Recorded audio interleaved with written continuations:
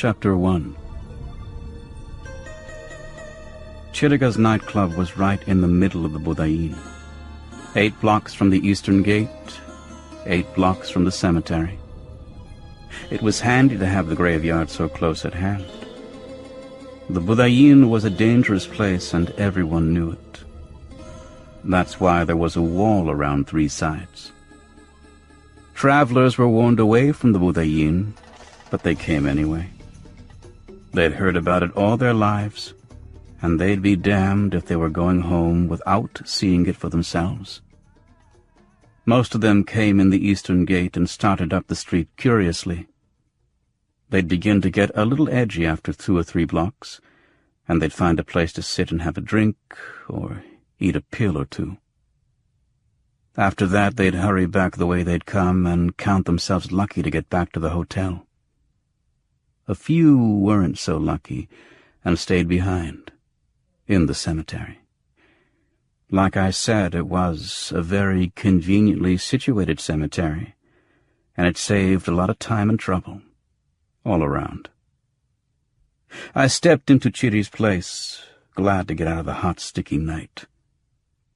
At the table nearest the door were 2 women, middle-aged tourists with shopping bags filled with souvenirs and presents for the folks back home. One had a camera and was taking hologram snapshots of the people in the nightclub.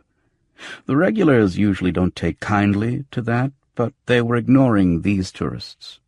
A man couldn't have taken those pictures without paying for it. Everyone was ignoring the 2 women, except a tall, very thin man wearing a dark European suit and tie. It was as outrageous a costume as I'd seen that night. I wondered what his routine was, so I waited at the bar a moment, eavesdropping. "My name is Bond," said the guy. "James Bond." As if there could be any doubt. The 2 women looked frightened. "Oh, my God," one of them whispered. My turn. I walked up behind the Mahdi and grabbed one of his wrists. I slipped my thumb over his thumbnail and forced it down and into his palm.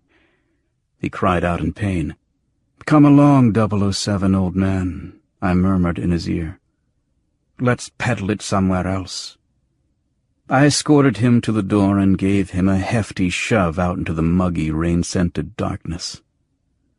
The 2 women looked at me as if I were the Messiah returning with their personal salvation sealed in separate envelopes.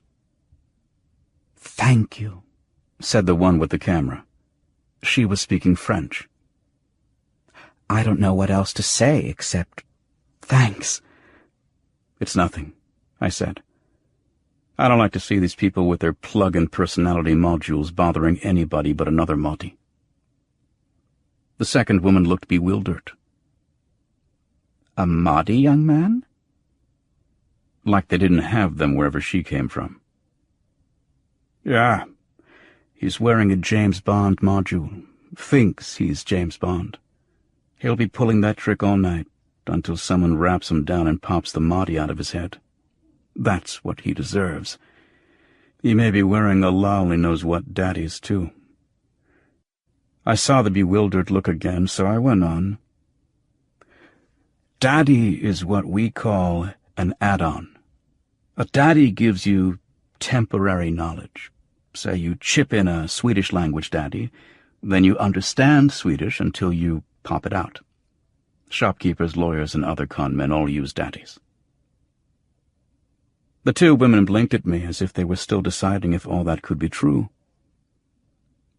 "Plugging right into the brain," said the second woman. "That's horrifying." "Where are you from?" I asked. They glanced at each other. "The People's Republic of Lorraine," said the first woman. That confirmed it. They probably had never seen a Mahdi-driven fool before. "If you ladies wouldn't mind a piece of advice," I said. "I really think you're in the wrong neighborhood. You're definitely in the wrong bar." "Thank you, sir," said the second woman.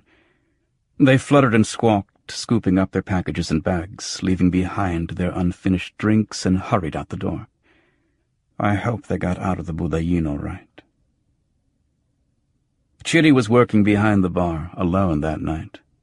I liked her. We'd been friends a long time. She was a tall, formidable woman, her black skin tattooed in the geometric designs of raised scars worn by her distant ancestors. When she smiled, which she didn't do very often, her teeth flashed disturbingly white. Disturbing because she'd had her canines filed to sharp points. Traditional among cannibals, you know. When a stranger came into the club, her eyes were shrewd and black, as empty of interest as 2 bullet holes in the wall. When she saw me, though, she shot me that wide, welcoming grin. "Jambo!" she cried. I leaned across the narrow bar and gave her a quick kiss on her patterned cheek. "What's going on, Chitty?" I said. "Njema," she said in Swahili, just being polite. She shook her head. Nothing, same goddamn boring job." I nodded. Not much changes on the street, only the faces. In the club were 12 customers and 6 girls. I knew 4 of the girls, the other 2 were new.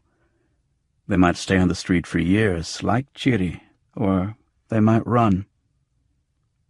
"Who's she?" I said, nodding at the new girl on stage. "She wants to be called Pualani. You like that?" "Means heavenly flower," she says. Don't know where she's from. She's a real girl. I raised my eyebrows. "So you'll have someone to talk to now," I said. Chitty gave me her most dubious expression. "Oh, yeah," she said. "You try talking to her for a while. You'll see." "That bad?" "You'll see. You won't be able to avoid it." "So did you come in here to waste my time, or are you buying anything?" I looked at the digital clock blinking on the cash register behind the bar. "I'm meeting somebody in about half an hour." It was Chiri's turn to raise her eyebrows. "Oh, business. We're working again, are we?" "Hell, Chiri. This is the 2nd job this month." "Then buy something." I try to stay away from drugs when I know I'm going to meet a client, so I got my usual. A shot of gin and a shot of bingara over ice with a little Rose's lime juice. I stayed at the bar even though the client was coming, because if I sat at a table, the 2 new girls would try to hustle. Even if Chiri warned them off, they'd still try. There was time enough to take a table when this Mr. Bogatyrev showed up. I sipped my drink and watched the girl on stage.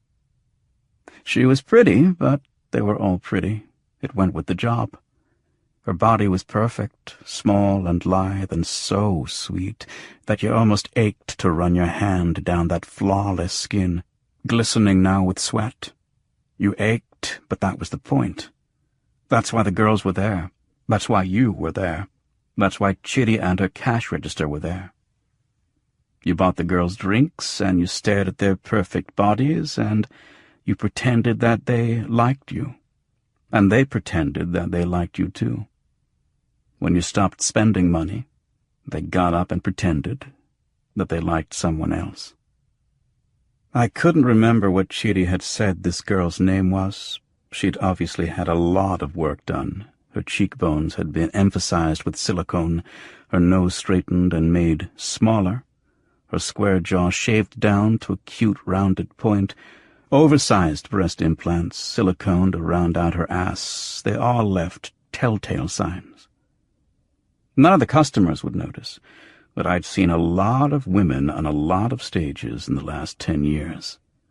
They all looked the same. Chitty came back from serving customers farther down the bar. We looked at each other. "She spill any money for brain work?" I asked. "She's just amped for daddies, I think," said Chitty. "That's all." She spent so much on that body you'd think she'd go the whole way. She's younger than she looks, honey. You come back in 6 months, she'll have her body plugged too. Give her time, and she'll show you the personality you like best. Hardcore slut or tragic soiled dove, or anything in between. Chitty was right. It was just a novelty to see someone working in that nightclub using her own brain. I wondered if this new girl would have the stamina to keep working, or if the job would send her back where she came from, content with her perfectly modified body and her partially modified mind. A Mahdi and Daddy bar was a tough place to make money. You could have the most dazzling body in the world, but if the customers were wired to and paying more attention to their own intracranial entertainment, you might as well be home yourself chipping in. A cool, imperturbable voice spoke in my ear. "You are married, Odran." I turned slowly and looked at the man. I supposed this was Bogatyrev. He was a small man, balding, wearing a hearing aid.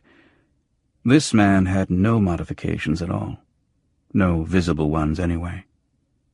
That didn't mean that he wasn't loaded with a module and add-ons I couldn't see. I've run into a few people like that over the years. They're the dangerous ones. "Yes," I said. "Mr. Bogatyrev. I am glad to make your acquaintance." "Likewise," I said. "You're going to have to buy a drink or this barmaid will start heating up her big ironed cooking pot." Chitty gave us that cannibal leer. "I'm sorry," said Bogatyrev, "but I do not consume alcohol." "It's all right," I said, turning to Chiri. "Give him one of these." I held up my drink. "But," objected Bogatyrev. "It's all right," I said. "It's on me. I'll pay for it. It's only fair. I'm going to drink it too." Bogatyrev nodded, no expression, inscrutable, you know. The Orientals are supposed to have a monopoly on that, but these guys from reconstructed Russia aren't bad either. They practice at it. Chitty made the drink and I paid her. Then I steered the little man to a table in the back. Bogatyrev never glanced left or right, never gave the almost naked women a moment of his attention. I've known men like that, too. Chitty liked to keep her club dark. The girls tended to look better in the dark, less voracious, less predatory. The soft shadows tended to clothe them in mystery. Anyway, that's what a tourist might think. Chitty was just keeping the lights off, whatever private transactions might be occurring in the booths and at the tables. The bright lights on the stage barely penetrated the gloom. You could see the faces of the customers of the bar staring, dreaming, or hallucinating. Everything else in the club was in darkness and indistinct. I liked it that way. I finished my first drink and slid the glass to the side. I wrapped my hand around the second one. "What can I do for you, Mr. Bogatyrev?" "Why did you ask me to meet you here?" I shrugged. "I don't have an office this month," I said. "These people are my friends.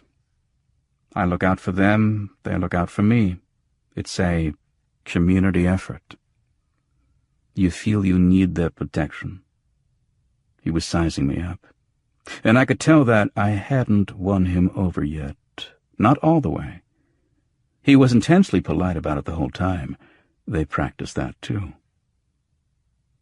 "No, it isn't that." "Do you not have a weapon?" I smiled. "I don't carry a weapon, Mr. Bogatyrev. Not usually. I've never been in a situation where I needed one. Either the other guy has one and I do what he says, or he doesn't and I make him do what I say. But surely if you had a weapon and showed it first, it would avoid unnecessary risk. And save valuable time, but I have plenty of time, Mr. Bogatyrev, and it's my hide I'm risking. We all have to get our adrenaline flowing somehow. Besides, here in the Budayin, we work on kind of an honor system. They know I don't have a weapon. I know they don't. Anybody who breaks the rules gets broken right back. We're like one big, happy family. I didn't know how much of this Bogatyrev was buying, and it wasn't really important. I was just pushing a little, trying to get a sense of the man's temper. His expression turned just a tiny bit sour. I could tell that he was thinking about forgetting the whole thing. There are lots of private strong-arms listed in the com codes, big, strong types with lots of weapons to reassure people like Bogatyrev. Agents with shiny, bright seizure guns under their jackets, with lush, comfortable suites in more attractive neighborhoods, with secretaries and computer terminals hooked into every database in the known world, and framed pictures of themselves shaking hands with people you feel you ought to recognize. That wasn't me. Sorry. I saved Bogatyrev the trouble of asking. You're wondering why Lieutenant Oking recommended me instead of one of the corporations in the city. Not a flicker out of Bogatyrev. Yes, he said. Lieutenant Oking's part of the family, I said. He tosses business my way, I toss business his way. Look, if you went to one of those chrome-plated agents, he'd do what you need done, but it would cost you 5 times more than my fee. It would take longer, I can guarantee you that. And the high-velocity guys have a tendency to thunder around with their expensive equipment and those attention-getting weapons. I do the job with less noise. Less likely that your interests, whatever they are, will end up decorated with laser burns themselves. I see.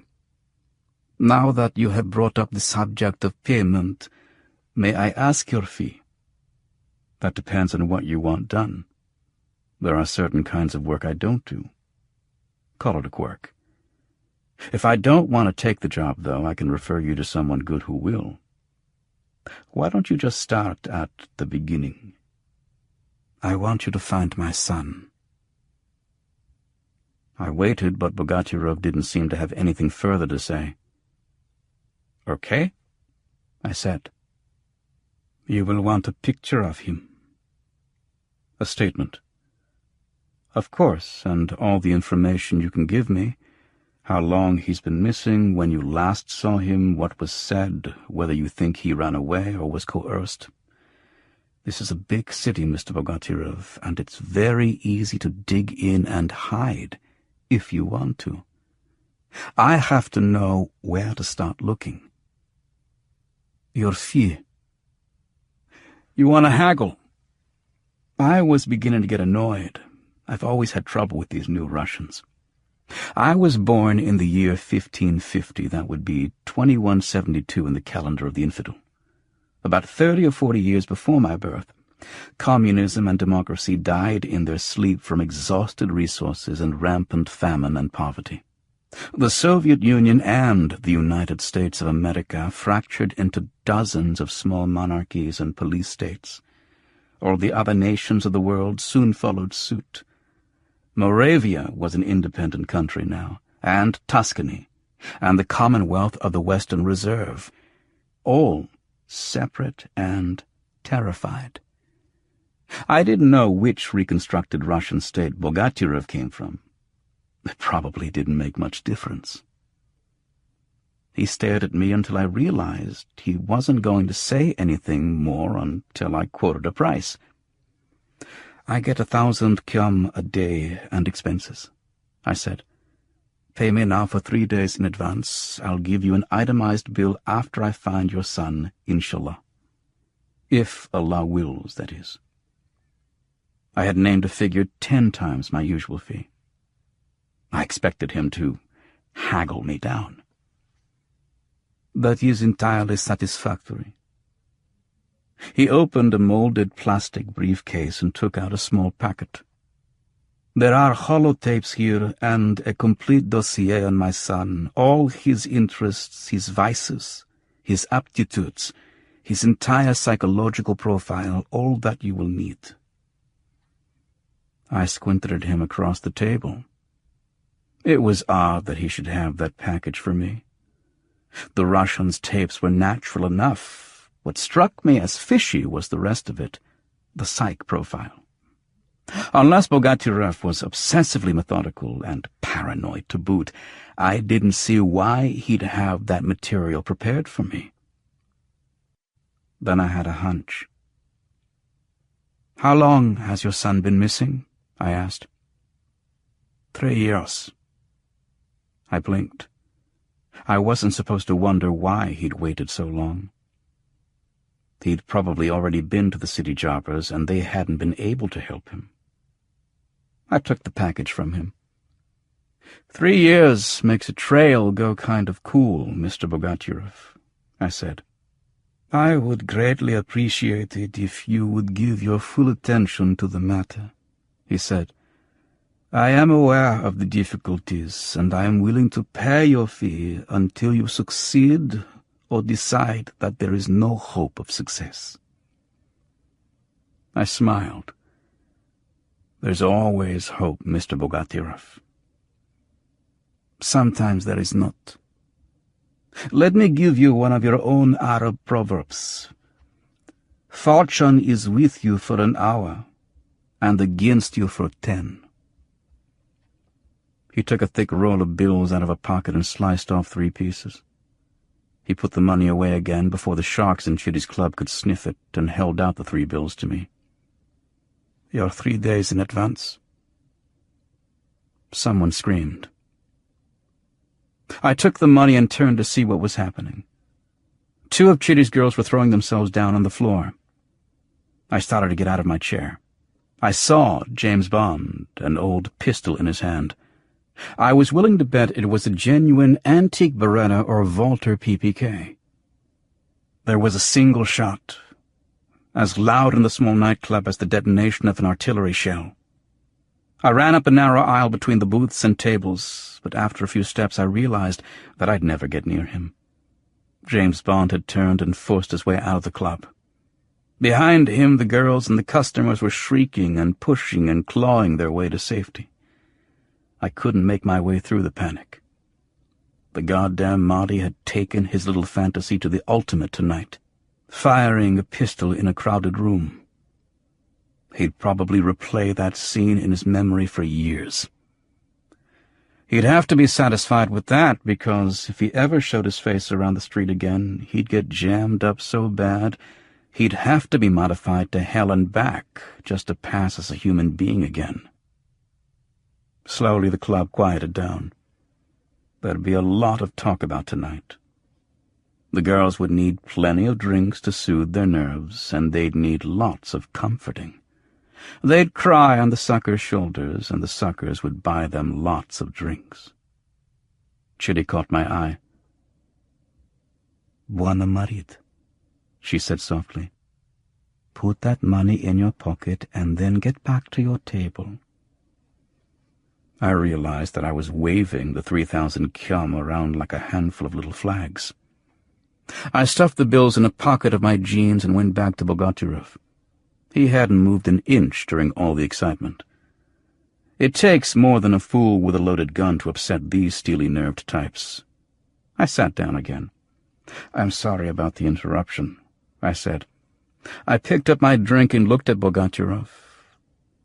He didn't answer me.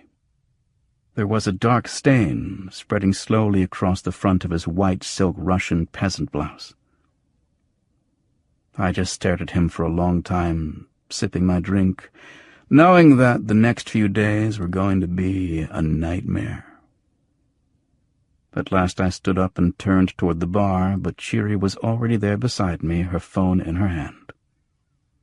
I took it from her without a word, and murmured Lieutenant Ocking's code into it. Chapter 2. The next morning, very early, the phone started to ring. I woke up, bleary and sick to my stomach. I listened to the ringing, waiting for it to stop. It wouldn't. I turned over and tried to ignore it. It just kept ringing and ringing. 10, 20, 30. I swore softly and reached across Yasmin's sleeping body and dug for the phone in the heap of clothing. "Yeah," I said when I found it at last. I didn't feel friendly at all. "I had to get up even earlier than you, Dron," said Lieutenant Ocking. "I'm already at my desk." "We all sleep easier, knowing you're on the job," I said. I was still burned about what he'd done to me the night before. After the regular questioning, I'd had to hand over the package the Russian had given me before he died. I never even had a chance to peek inside.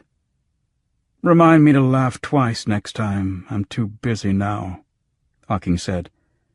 "Listen, I owe you a little something for being so cooperative." I held the phone to my ear with one hand and reached for my pill case with the other. I fumbled it open and took out a couple of little blue triangles. They'd wake me up fast. I swallowed them dry and waited to hear the fragment of information Ocking was dangling.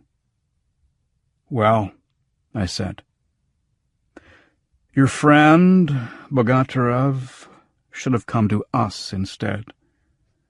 It didn't take us very long to match his tapes with our files. His missing son was killed, accidentally, almost 3 years ago. We never had an identification on the body."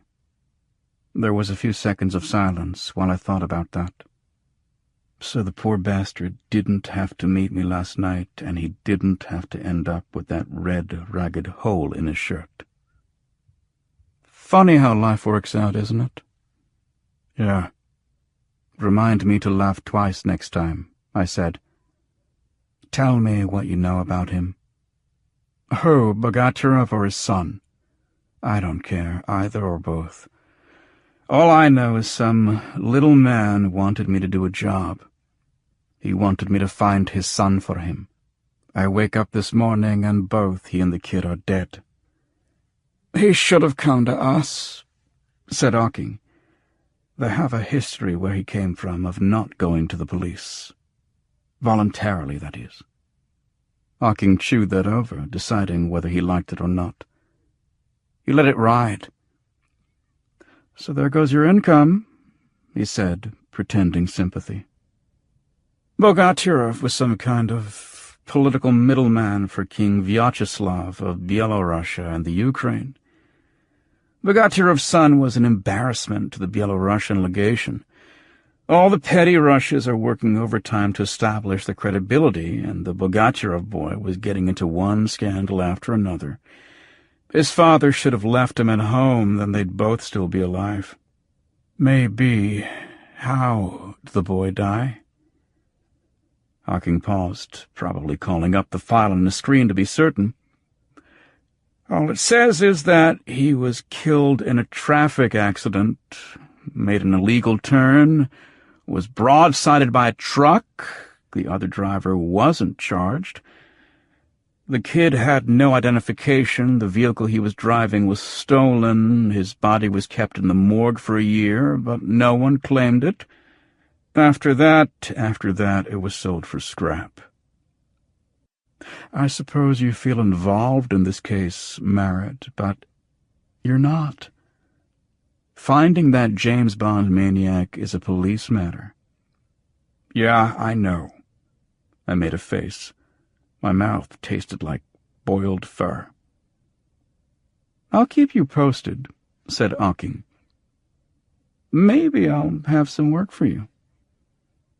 If I run into that Mahdi first, I'll wrap him up and drop him by your office. Sure, kid. Then there was a sharp click as Ocking banged his phone down. We're all one big happy family. Yeah, you're right. I muttered to myself. I laid my head down on the pillow, but I knew I wasn't going back to sleep. I just stared at the peeling paint on the ceiling, hoping that I'd get through another week without it falling on me. Who is that?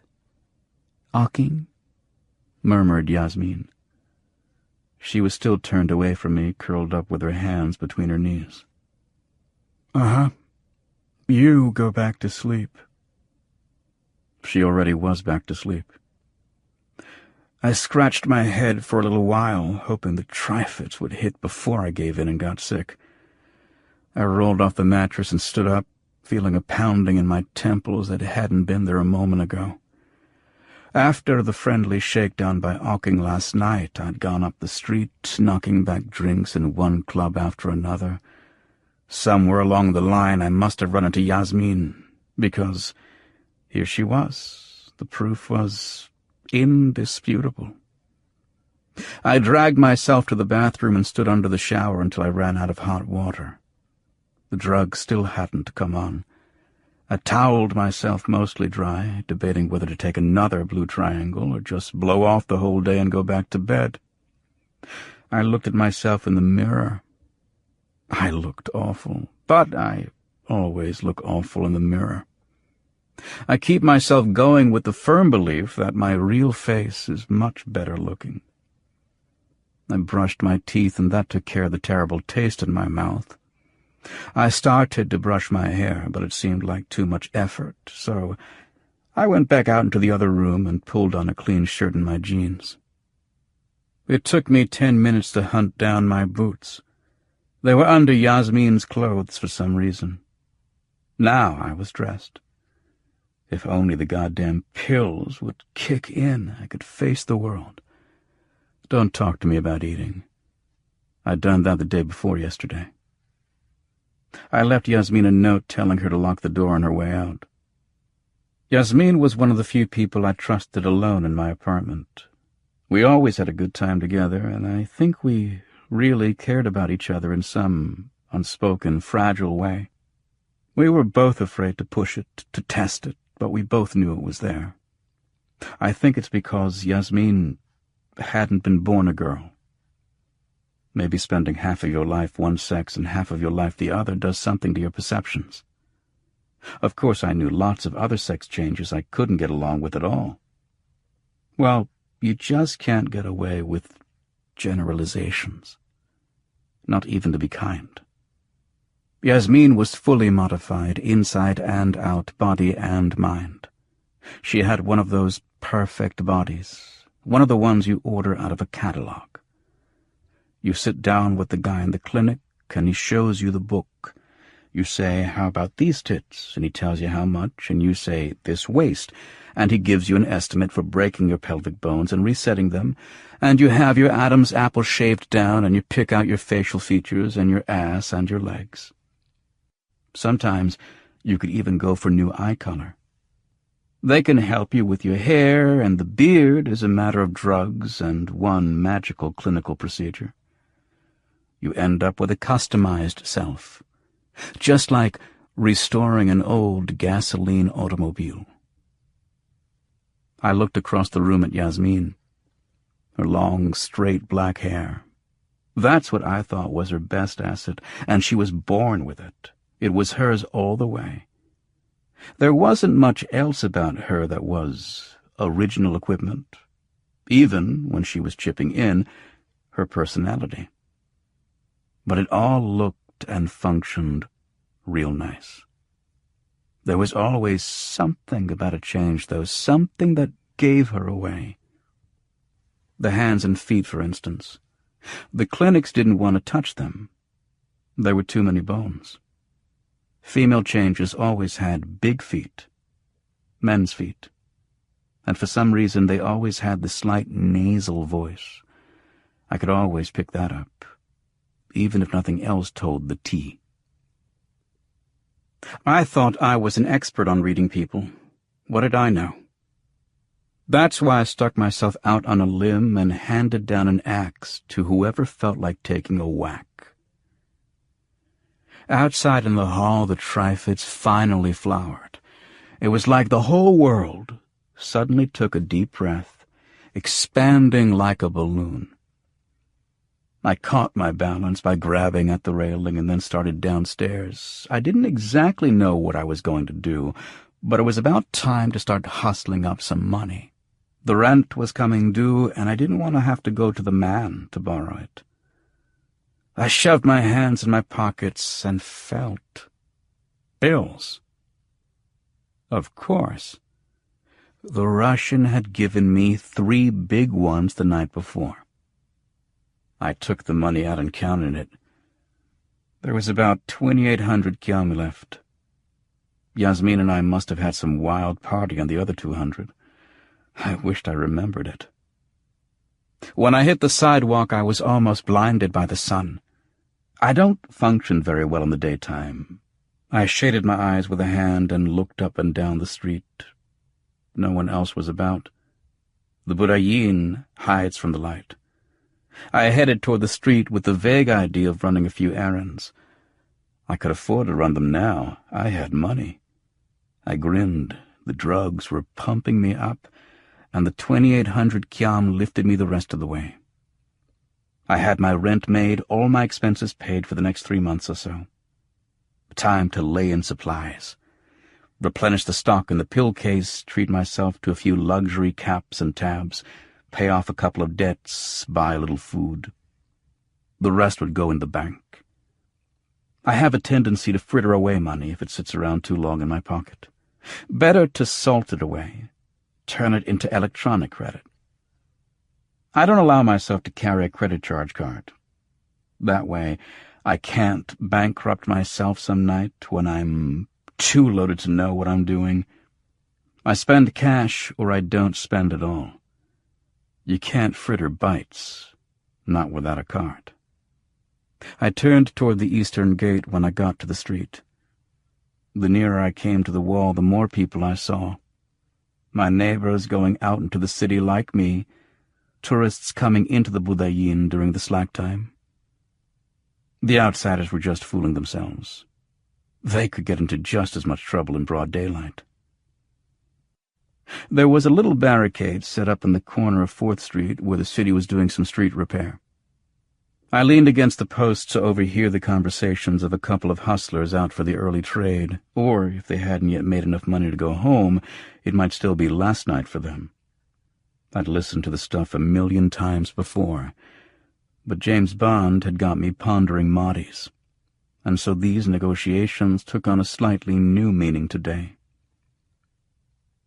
"Hello," said the short, thin Mark. He was wearing European clothing, and he spoke Arabic like someone who had studied the language for 3 months in a school where no one, neither teacher nor pupils, had ever come within 5,000 miles of a date palm. The bint was taller than him by about 1.5 feet, but give some of that to the black spike-heeled boots. She probably wasn't a real woman, but a change of a pre-op deb. But the guy didn't know or care. She was impressive. Hustlers in the Budayin have to be impressive just to be noticed. We don't have a lot of plain, mousy housewives living on the street. She was dressed in a kind of short-skirted black frilly thing, with no back or sleeves, lots of visibility down the front, cinched around the waist with a solid silver chain with a Roman Catholic rosary dangling from it.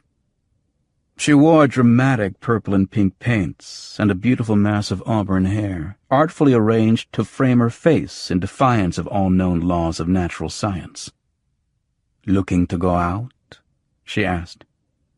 When she spoke, I read her for someone who still had a masculine set of chromosomes in every one of her refurbished body cells, whatever was beneath that skirt. "Maybe," said the trick. He was playing it cagey.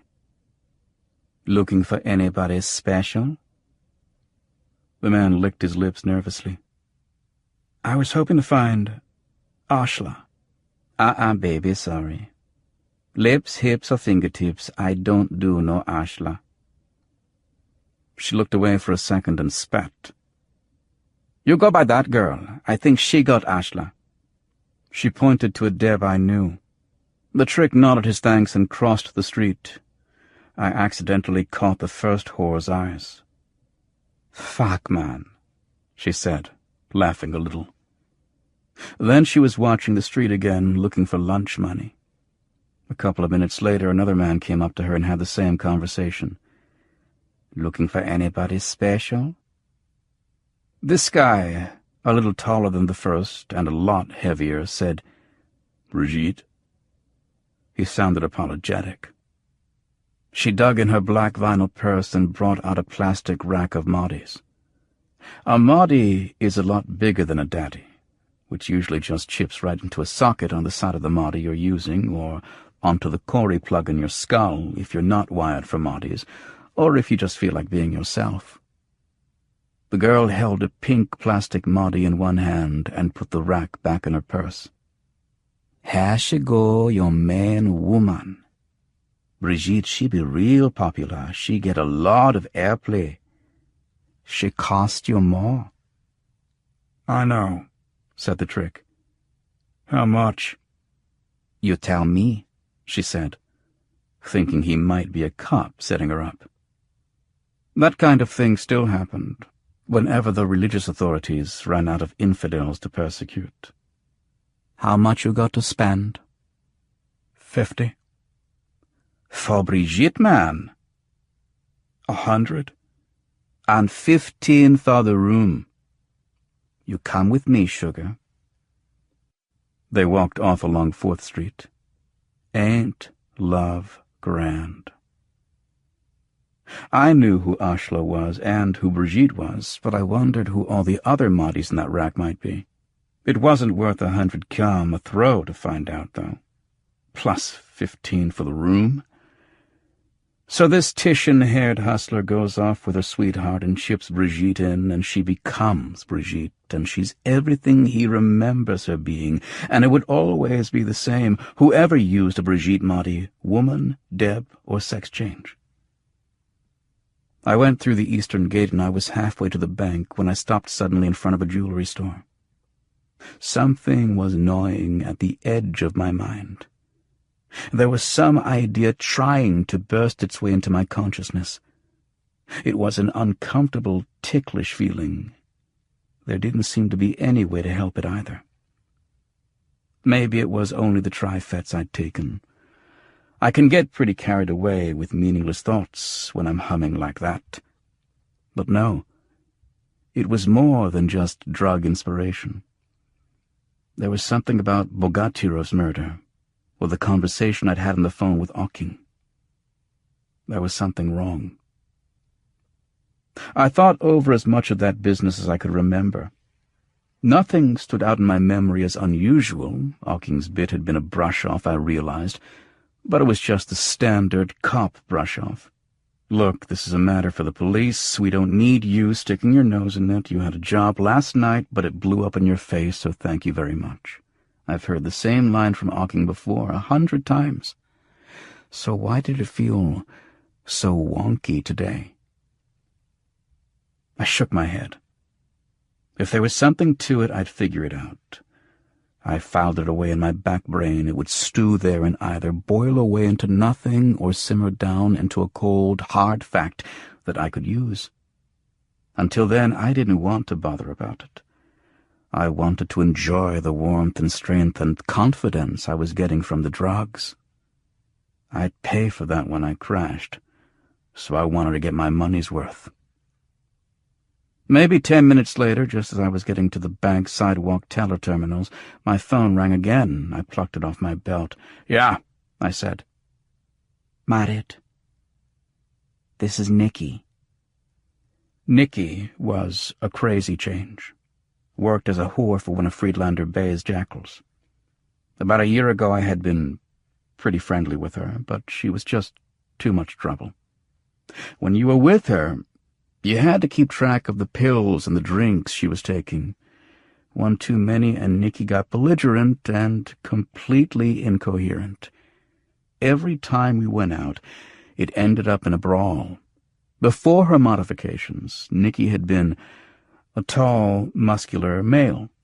I guess stronger than I am.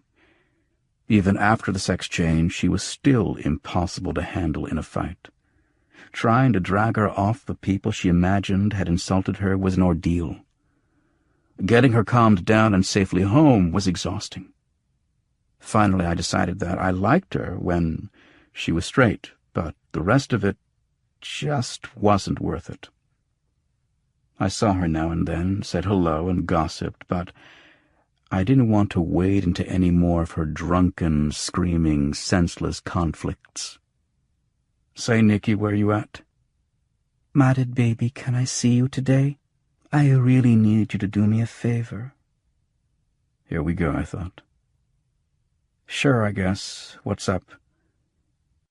There was a short pause while she thought about how she was going to phrase this. "I don't want to work for Abdullahi anymore." That was the name of Friedlander Bey's bottle holder. Abdullahi had about a dozen girls and boys on wires all around the Budayin. "Easy enough," I said. "I've done this kind of work a lot, picking up a few extra kyam now and then. I've got a good relationship with Friedlander Bey. Within the walls, we all called him Papa. He practically owned the Budayin, and had the rest of the city in his pocket as well. I always kept my word, which was a valuable recommendation to someone like Bey. Papa was an old-timer. The rumor was that he might be as much as 200 years old, and now and then I could believe it. He had an archaic sense of what was honor and what was business and what was loyalty. He dispensed favors and punishments like an ancient idea of God. He owned many of the clubs, whorehouses, and cookshops in the Budayin, but he didn't discourage competition. It was all right with him if some independent wanted to work the same side of the street. Papa operated on the understanding that he wouldn't bother you if you didn't bother him. However, Papa offered all kinds of attractive inducements. An awful lot of free agents ended up working for him after all because they couldn't get those particular benefits for themselves. He didn't just have connections. Papa was connections. The motto of the Budayin was business is business. Anything that hurt the free agents eventually hurt Friedlander Bey. There was enough to go around for everybody. It might have been different if Papa had been the greedy type. He once told me that he used to be that way. But after 150 or 60 years, you stop wanting. That was about the saddest thing anyone ever said to me. I heard Nicky take a deep breath. "Thanks, Marit. You know where I'm staying?" I didn't pay that much attention to her comings and goings anymore. "No, where?" "I'm staying by Tamiko for a little while." Great, I thought, just great. Tamiko was one of the Black Widow sisters. On 13th Street? "Yeah." I know. How about if I come by, say, 2 o'clock? Nicky hesitated. "Can you make it 1? I've got something else I need to do." It was an imposition, but I was feeling generous. It must have been the blue triangles. For old time's sake, I said, "All right. I'll be there about 1, inshallah." "You're sweet, Marit. I'll see you then. Salam." She cut the connection. I hung the phone on my belt. It didn't feel at that moment like I was getting into something over my head. It never does. Before you take the leap. Chapter 3. It was 12:45 when I found the apartment building on 13th Street. It was an old 2-story house, broken up into separate flats. I glanced up at Tamiko's balcony overlooking the street. There was a waist-high iron railing on 3 sides, and in the corners were lacy iron columns twined with ivy, reaching up toward the overhanging roof. From an open window I could hear her damn koto music. Electronic koto music from a synthesizer. The shrieking, high-pitched singing that accompanied it gave me chills. It might have been a synthetic voice. It might have been Tammy. Did I tell you that Nicky was a little crazy? Well, next to Tammy, Nicky was just a cuddly little white bunny. Tamiko had one of her salivary glands replaced with a plastic sac full of some high-velocity toxin. A plastic duct led the poison down through an artificial tooth. The toxin was harmless if swallowed, but loose in the bloodstream it was horribly, painfully lethal. Tamiko could uncap that tooth any time she needed to, or wanted to. That's why they called her and her friends the Black Widow Sisters. I punched the button on Tammy's name, but no one responded. I rapped on the small pane of plexiglass set into the door. Finally, I stepped into the street and shouted. I saw Nikki's head pop out of the window. "I'll be right down," she called. She couldn't hear anything over that Kodo music. I've never met anybody else who could even stand Kodo music. Tamiko was just bughouse nuts. The door opened a little, and Nikki looked out at me. "Listen," she said worriedly. "Tammy's in kind of a bad mood. She's a little loaded, too. Just don't do or say anything to set her off." I asked myself if I really wanted to go through with this, after all. I didn't really need Nikki's 100 cum that much. Still, I'd promised her, so I nodded and followed her up the stairs to the apartment. Tammy was sprawled on a heap of brightly patterned pillows, with her head propped against one of the speakers of her hollow system. If that music had sounded loud down in the street, I was now learning what loud meant. The music must have been throbbing in Tammy's skull like the world's worst migraine, but she didn't seem to mind. It must have been throbbing in time to whatever drug she had in her. Her eyes were half closed, and she was slowly nodding. Her face was painted white, as stark white as a geisha's, but her lips and eyelids were flat black. She looked like the avenging specter of a murdered kabuki character. "Nikki," I said. She didn't hear me. I had to walk right up next to her and shout into her ear, "Why don't we get out of here where we can talk?" Tamiko was burning some kind of incense, and the air was thick with its overwhelming sweet scent. I really wanted some fresh air. Nikki shook her head and pointed to Tammy. "She won't let me go." "Why not?" "She thinks she's protecting me." "From what?" Nikki shrugged. "Ask her." As I watched, Tammy canted over alarmingly and toppled in slow motion until her white-daubed cheek was pressed against the bare, dark-varnished wood of the floor. "It's a good thing you can take care of yourself, Nikki." She laughed weakly. "Yeah, I guess so. Look, Marid, thanks for coming over." "No problem," I said. I sat in an armchair and looked at her. Nikki was an exotic in a city of exotics. Her long, pale blonde hair fell to the small of her back. Her skin was the color of young ivory, almost as white as the paint on Tammy's face. Her eyes were unnaturally blue, however, and glittered with a flickering hint of madness.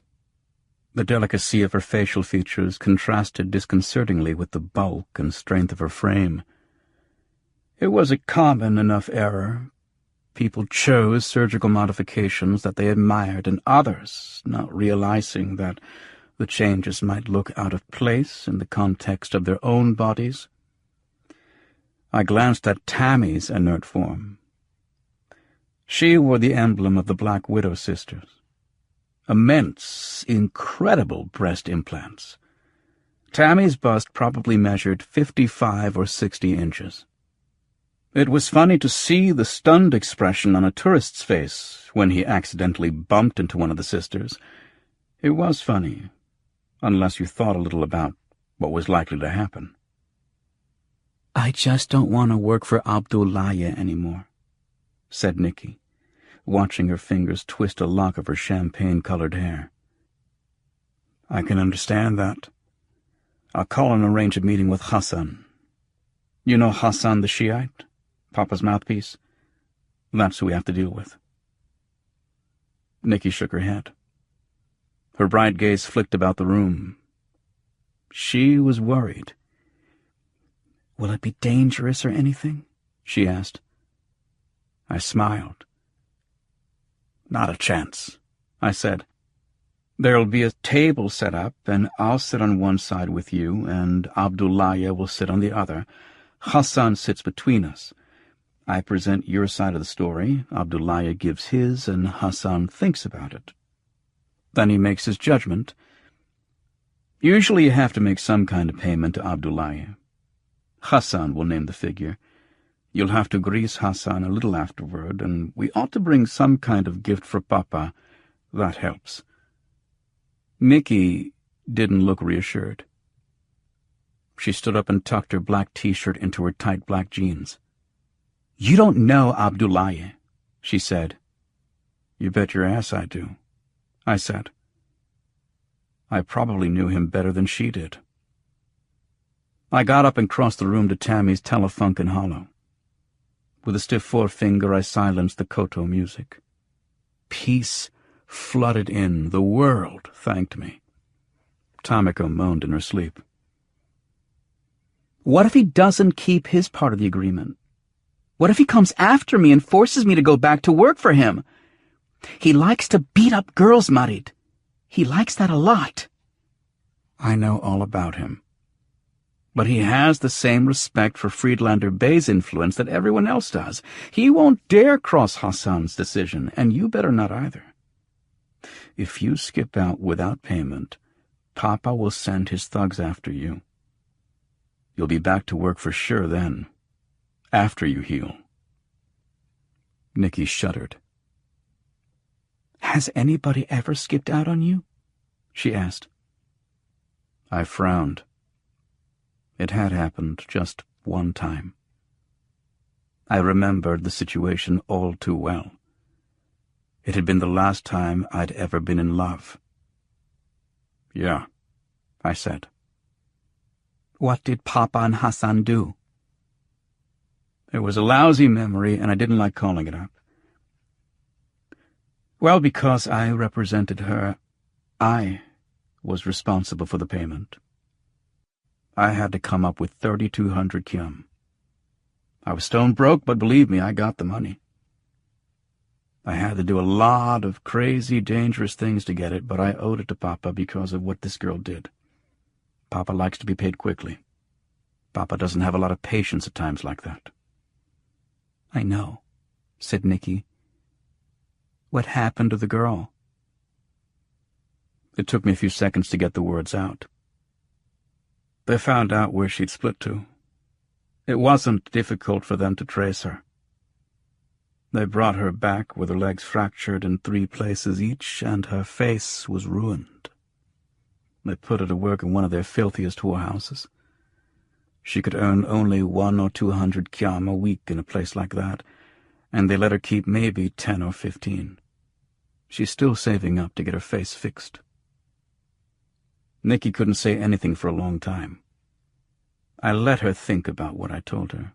Thinking about it would be good for her. "Can you call to make the appointment now?" she asked at last. "Sure," I said. "Is next Monday soon enough?" Her eyes widened. "Can't we do it tonight? I need to get it finished tonight." "What's your hurry, Nikki? Going somewhere?" She gave me a sharp look. Her mouth opened and closed. "No," she said, her voice shaky. "You can't just set up appointments with Hassan whenever you want. Try, Marit. Can't you just call him and try?" I made a little gesture of surrender. "I'll call, I'll ask, but Hassan will make the appointment at his convenience." Nikki nodded. "Sure," she said. I unclipped my phone and unfolded it. I didn't have to ask info for Hassan's comcode. The phone rang once and was answered by one of Hassan's stooges. I told him who I was and what I wanted, and I was told to wait. They always tell you to wait, and You wait. I sat there, watching Nikki twisting her hair, watching Tamiko breathing slowly, listening to her snoring softly on the floor. Tamiko was wearing a light cotton kimono, dyed matte black. She never wore any kind of jewelry or ornament. With the kimono, her ornately arranged black hair, her surgically altered eyelids, and the painted face, she looked like an assassin geisha, which is what she was, I guess. Tamiko looked very convincing, with the epicanthic folds and all, for someone who hadn't been born an Oriental. A quarter of an hour later, with Nikki fidgeting nervously around the apartment, the stooge spoke into my ear. We had an appointment for that evening just after sunset prayers.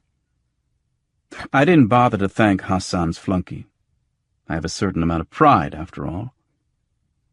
I clipped the phone back in my belt. "I'll come by and get you about 7:30, I said to Nikki.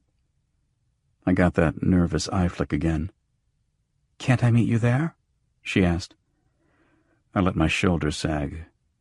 "Why not? You know where?" "Hassan's shop."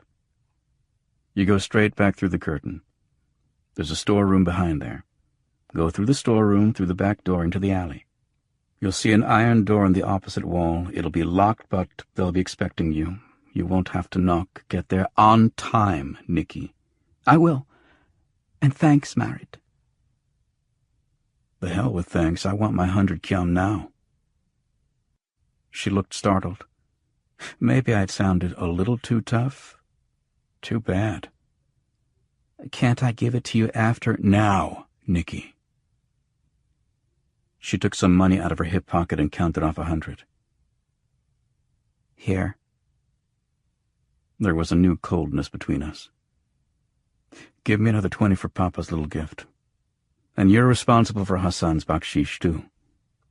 I'll see you tonight." And then I got out of that place before the rampant craziness began to seep into my skull. I went home.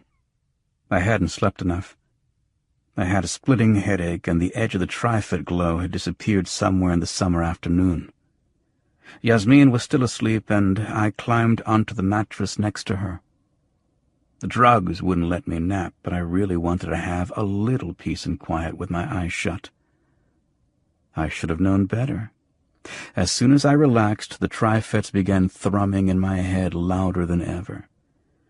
Behind my closed eyelids, the red darkness began to flash like a strobe light. I felt dizzy. Then I imagined patterns of blue and dark green swirling like microscopic creatures in a drop of water. I opened my eyes again to get rid of the strobing. I felt involuntary twitches in my calf muscles, in my hand, in my cheek. I was strung tighter than I thought. No rest for the wicked. I stood up again and crumpled the note I'd left for Yasmin. "I thought you wanted to go out today," she said sleepily. I turned around. "I did go out. Hours ago." "What time is it?" "About 3 o'clock. "Ya salam! I'm supposed to be at work at 3 today." I sighed. Yasmin was famous all over the Budayin for being late for just about everything. Frenchie Benoit, the owner of the club where Yasmin worked, fined her 50 kyum if she came in even a minute late. That didn't get Yasmin to move her pretty little ass. She took her sweet old time, paid Frenchie the 50 nearly every day, and made it back in drinks and tips the first hour. I've never seen anyone who could separate a sucker from his money so fast. Yasmin worked hard. She wasn't lazy. She just loved to sleep. She would have made a great lizard, basking on a hot rock in the sun. It took her 5 minutes to leap out of bed and get dressed. I got an abstract kiss that landed off-center, and she was going out the door, digging in her purse for the module she'd used at work. She called something over her shoulder in her barbaric Levantine accent.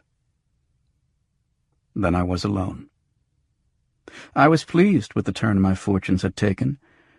I hadn't been this flush in many months.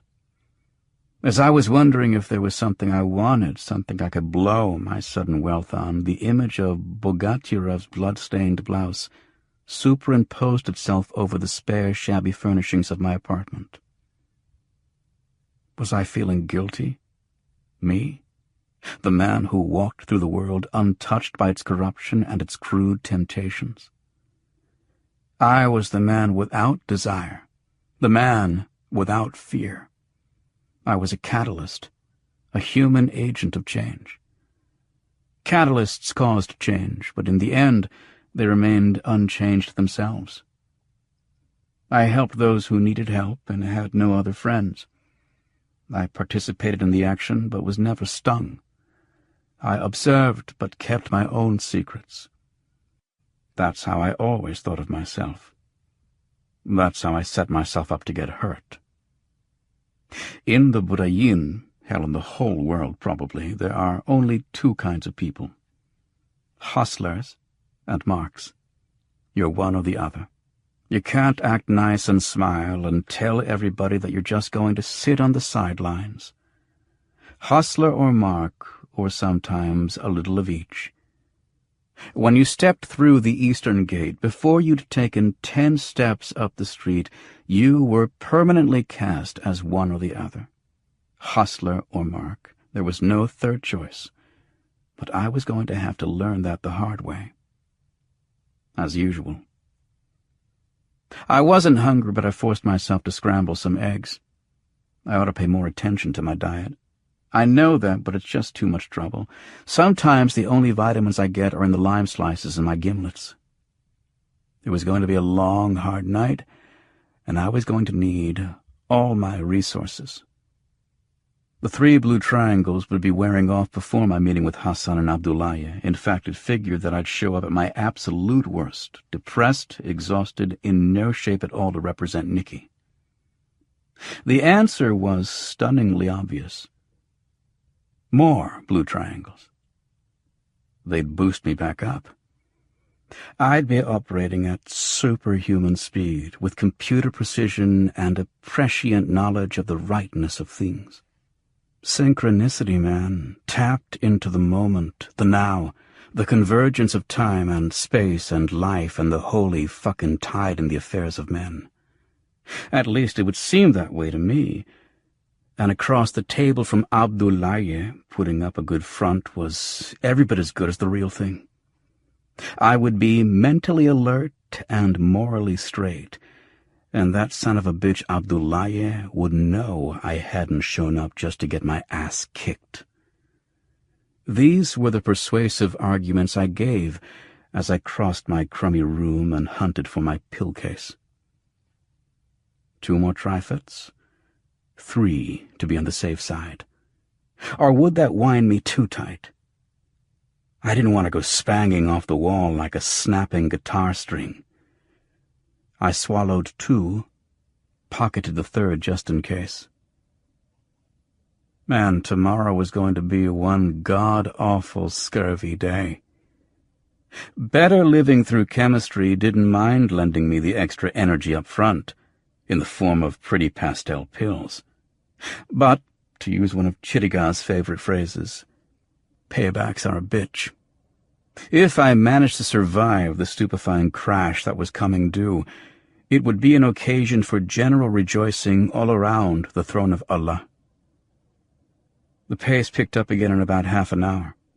I showered, washed my hair, trimmed my beard, shaved the little places on my cheeks and neck where I don't want the beard, brushed my teeth, washed out the sink and the tub, walked naked through my apartment searching for other things to clean or rearrange or straighten up, and then I caught myself. "Hold on, kid," I muttered.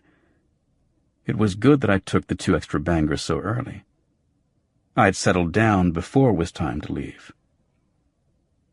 Time passed slowly. I thought of calling Nikki to remind her to get going, but that was pointless. I thought of calling Yasmin or Chidi, but they were at work now anyway. I sat back against the wall and shivered, almost in tears. Jesus, I really didn't have any friends. I wished I had a hollow system like Tameko's. It would have killed some time. I've seen some hollow porn that made the real thing seem fetid and diseased.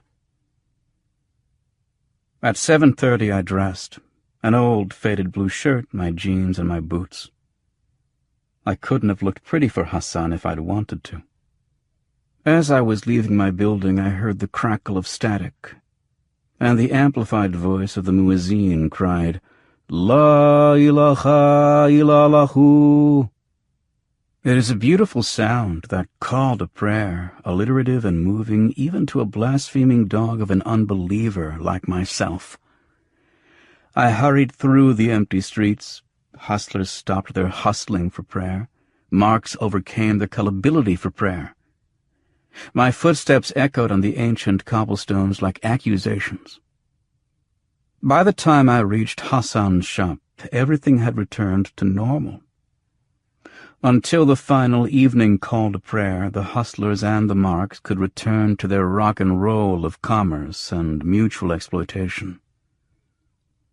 Minding Hassan's shop at that hour was a young, slender American boy everyone called Abdul Hassan.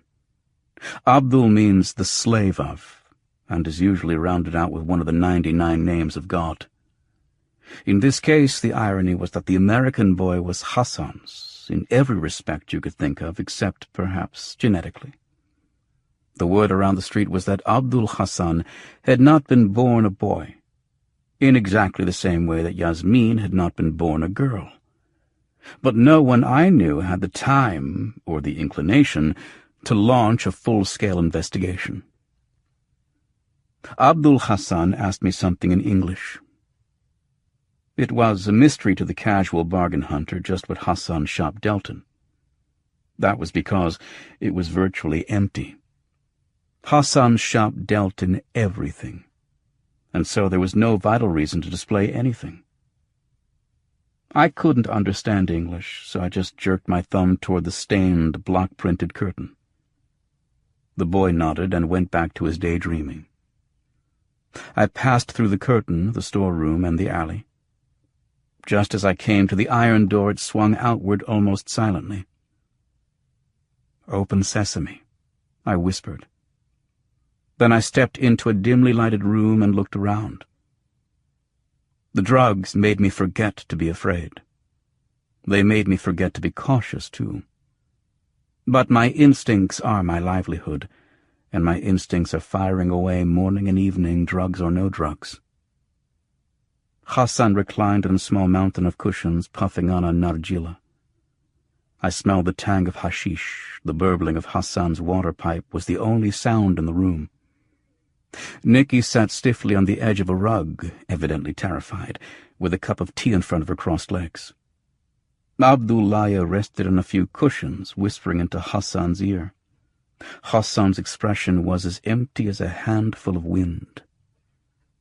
This was his tea party. I stood and waited for him to speak. "Ahlan wa sahlan," he said, smiling briefly. It was a formal greeting meaning something like, "You have come to your people and level ground." It was intended to set the tone for the rest of this parley. I gave the proper response and was invited to be seated.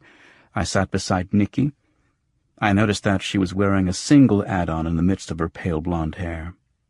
It must have been an Arabic language daddy, because I knew she couldn't understand a word of it without one. I accepted a small cup of coffee, heavily spiced with cardamom. I raised the cup to Hassan and said, "May your table last forever."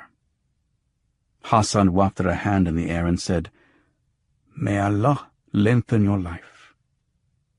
Then I was given another cup of coffee. I nudged Nikki, who had not drunk her tea.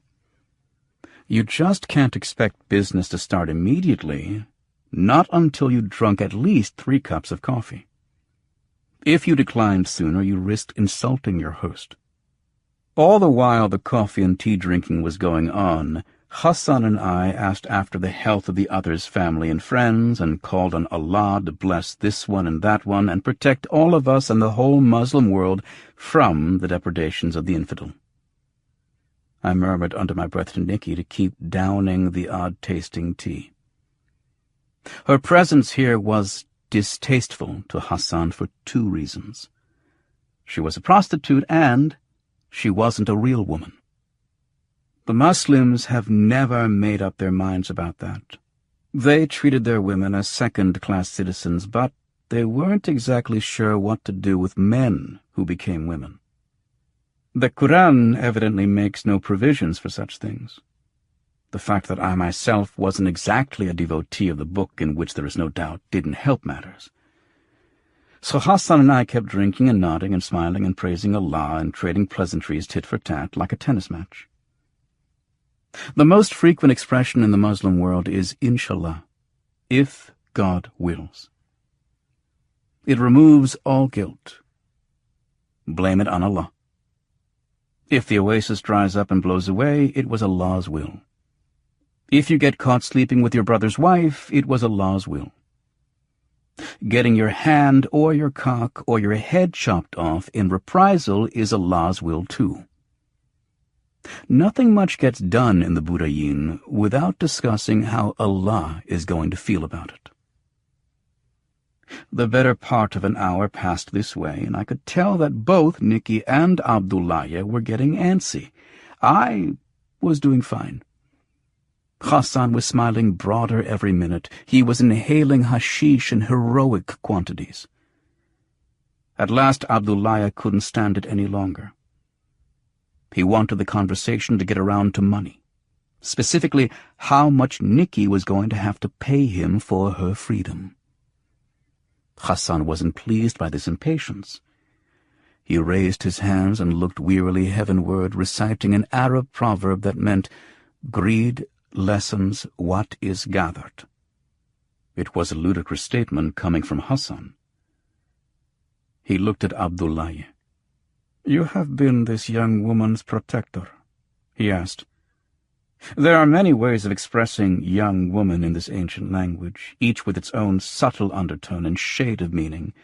Hassan's careful choice was Ilmarusa, your daughter. The literal meaning of Ilmarusa is the guarded one, and seemed to fit the situation nicely. That's how Hassan got to be Papa's a strong-arm, by threading his way unerringly between the demands of culture and the necessities of the moment. "Yes, O wise one," replied Abdullaya, "for more than 2 years." "And she displeases you?" Abdullaya's forehead wrinkled up. "No, O wise one." "And she has not harmed you in any way?" "No." Hassan turned to me. Nikki was beneath his notice. "The guarded one wishes to live in peace. She plots no malice against Abdullaya Abu Zaid." "I swear this is true," I said. Hassan's eyes narrowed. "Your oaths mean nothing here, unbeliever. We must leave aside the honor of men and make a contract of words and silver." "Those who hear your words live," I said. Hassan nodded, pleased by my manners, if by nothing else about me or Nikki. "In the name of Allah, the Beneficent, the Merciful," declared Hassan, his hands raised, palms upward, "I render now my judgment. Let all who are present hear and obey. The guarded one shall return all jewelry and ornaments given to her by Abdullaya. She shall return all gifts of value. She shall return all costly clothing, keeping for herself only that clothing seemly for daily attire. On his part, Abdullaya Abu Zaid must promise to let the guarded one pass about her business unhindered. If some dispute arises in this, I shall decide." He glared from one to the other, making it clear that there would be no dispute. Abdullaya nodded. Nikki looked unhappy. "Further, the guarded one shall pay unto Abdullaya Abu Zaid the sum of 3,000 kyam before noon prayer tomorrow. This is my word, Allah is most great." Abdullahi grinned. "May you be healthy and happy," he cried. Hassan sighed. "Inshallah," he murmured, fitting the mouthpiece of the nargila between his teeth again. I was forced by convention to thank Hassan too, although he'd stung Nicky pretty badly. "I am obliged to you," I said, standing and dragging Nicky to her feet. Hassan waved a hand as if shooing a buzzing fly out of his presence. As we passed through the iron door, Nicky turned and spat. She shouted the worst insults her add-on could supply. "Himar! Oh, even Himar! Even Wushka! Gilana Book!" I grabbed her more firmly and we ran. Behind us came the laughter of Abdullahi and Hassan. They'd hustled their share for the evening and were feeling generous, letting Nicky escape unpunished for her obscenities. When we got back to the street, I slowed down, out of breath. "I need a drink," I said, leading her into the Silver Palm. "Bastards!" Nicky growled. "Don't you have the 3,000? "I've got it. I just don't want to give it to them, that's all. I had other plans for it." I shrugged. "If you want to get out from under Abdullahi bad enough, yeah, I know." She still didn't look happy about it. "Everything will be all right," I told her, steering her through the dark, cool bar. Nicky's eyes opened wide. She threw up her hands. "Everything will be all right," she said, laughing. "Inshallah." Her mockery of Hassan sounded hollow. She tore off the Arabic daddy. That's about the last I remember of that night. Chapter 4. You know what a hangover is. You know about the pounding headache, the vague and persistent sick stomach, the feeling that you'd just rather lose consciousness entirely until the hangover went away. But do you know what a massive hypnotic drug hangover is like? You feel as if you're in somebody else's dream. You don't feel real. You tell yourself, I'm not actually going through all this now. This happened to me years and years ago, and I'm just remembering it. Every few seconds you realize that you are going through it, that you are here and now, and the dissonance starts a cycle of anxiety and an even greater feeling of unreality. Sometimes you're not sure where your arms and legs are. You feel like someone carved you out of a block of wood during the night, and if you behave, someday you'll be a real boy. Thought and motion are foreign concepts. They are attributes of living people. Add all that on top of a booze hangover and throw in the abysmal depression, bone-breaking fatigue, more nausea, more anxiety, tremors, and cramps that I owed from all the Trifits I'd taken the day before. That's how I felt when they woke me up at dawn. Death warmed over. I hadn't been warmed over at all. Dawn yet. The loud banging on my door started just as the muezzin was crying, "Come to prayer, come to prayer. Prayer is better than sleep. Allah is most great." I might have laughed at the prayer is better than sleep part, if I'd been able. I rolled over and faced the cracked green wall. I regretted that simple action immediately. It had felt like a slow-motion film with every other frame missing. The universe had begun to stutter around me. The banging on the door wouldn't go away. After a few moments, I realized that there were several fists trying to slam their way in. "Yeah, wait a minute," I called. I crawled slowly out of bed, trying not to jar any part of my body that might still be alive. I made it to the floor and rose up very slowly. I stood there and wobbled a bit, waiting to feel real. When I didn't, I decided to go to the door anyway. I was halfway there when I realized I was naked. I stopped. All this decision-making was getting on my nerves. Should I go back to the bed and throw on some clothes? Angry shouts joined the pounding fists. The hell with the clothes, I thought. I opened the door and saw the most frightening sight since some hero or other had to face Medusa and the other two Gorgons. The three monsters that confronted me were the Black Widow sisters, Tamiko, Devi, and Selima. They all had their preposterous breasts crammed into thin black pullovers. They were wearing tight black leather skirts and black spike-heeled shoes, their working outfits. My sluggish mind wondered why they were dressed for work so early. Dawn. I don't ever see dawn, unless I'm coming at it from the other side, going to bed after the sun rises. I supposed the sisters hadn't been to Devi, the refugee from Calcutta, shoved me backward into my room. The other two followed, slamming the door. Selima, Arabic for peace, turned, drew her right arm up, and, snarling, jabbed the hard point of her elbow up into my gut just below my breastbone. All the air was forced out of my lungs, and I collapsed to my knees, gasping. Someone's foot kicked my jaw viciously, and I went over backward. Then one of them picked me up, and the other two worked me over, slowly and carefully, not missing a single tender and unprotected spot. I had been dazed to begin with.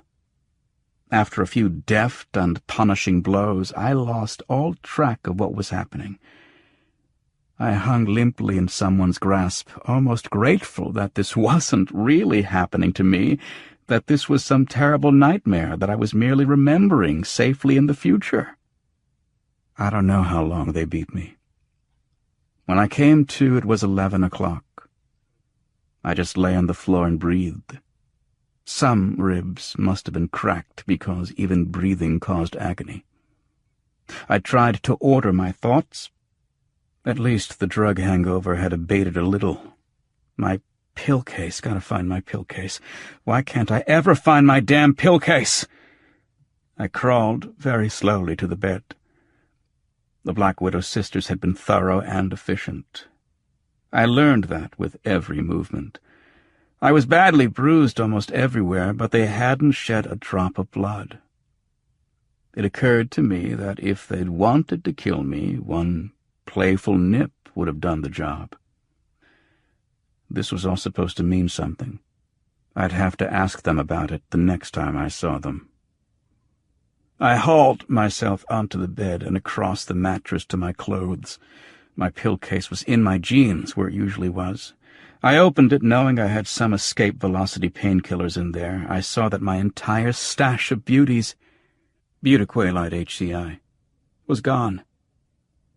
They were illegal as hell all over and just as plentiful.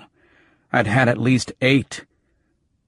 I must have taken a handful to get me to sleep over the screaming triffids. Nikki must have taken the rest. I didn't care about them now. I wanted opiates. Any and all opiates, fast. I had 7 tabs of Sunine. When I got them down, it would be like the sun breaking through the gloomy clouds. I would bask in a buzzy, warm respite, an illusion of well-being rushing to every hurt and damaged part of my body. The notion of crawling to the bathroom for a glass of water was too ridiculous to consider. I summoned both spit and courage and downed the chalky sunnies one by one.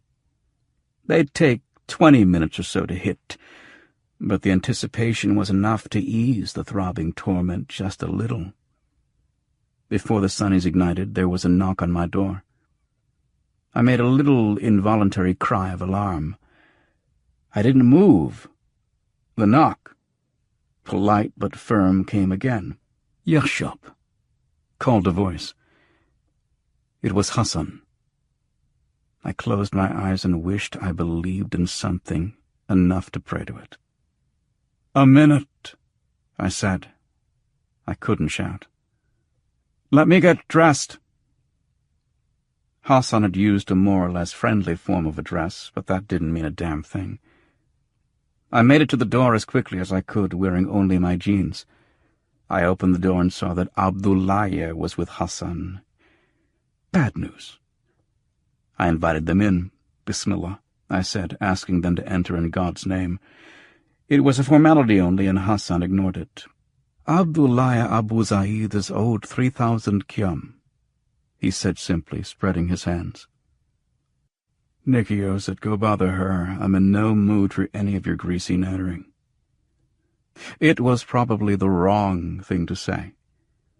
Hassan's face clouded like the western sky in a simoom. The guarded one has fled, he said flatly. You are her representative. You are responsible for the fee. Nikki! I couldn't believe that Nikki'd do this to me. It isn't noon yet, I said. It was a lame maneuver, but it was all I could think of. Hassan nodded. We will make ourselves comfortable. They sat on my mattress and stared at me with fierce eyes and voracious expressions I didn't like at all. What was I going to do? I thought of calling Nikki, but that was pointless. Hassan and Abdullaye had certainly already visited the building on 13th Street. Then I realized that Nikki's disappearance and the working over I'd gotten from the sisters were very likely related in some way. Nikki was their pet. It made some sort of sense, but not to me, not yet. All right, I thought. It looked as if I was going to have to come across with Abdullaye's money and wring it out of Nikki when I caught up with her. Listen, Hassan, I said, wetting my swollen split lips. I can give you maybe 2,500. That's all I have in the bank right now. I'll pay the other 500 tomorrow. That's the best I can do. Hassan and Abdullaye exchanged glances. You will pay me the 2,500 today, said Abdullaye. And another 1,000 tomorrow. Another exchange of glances. I correct myself. Another 1,500 tomorrow. I got it.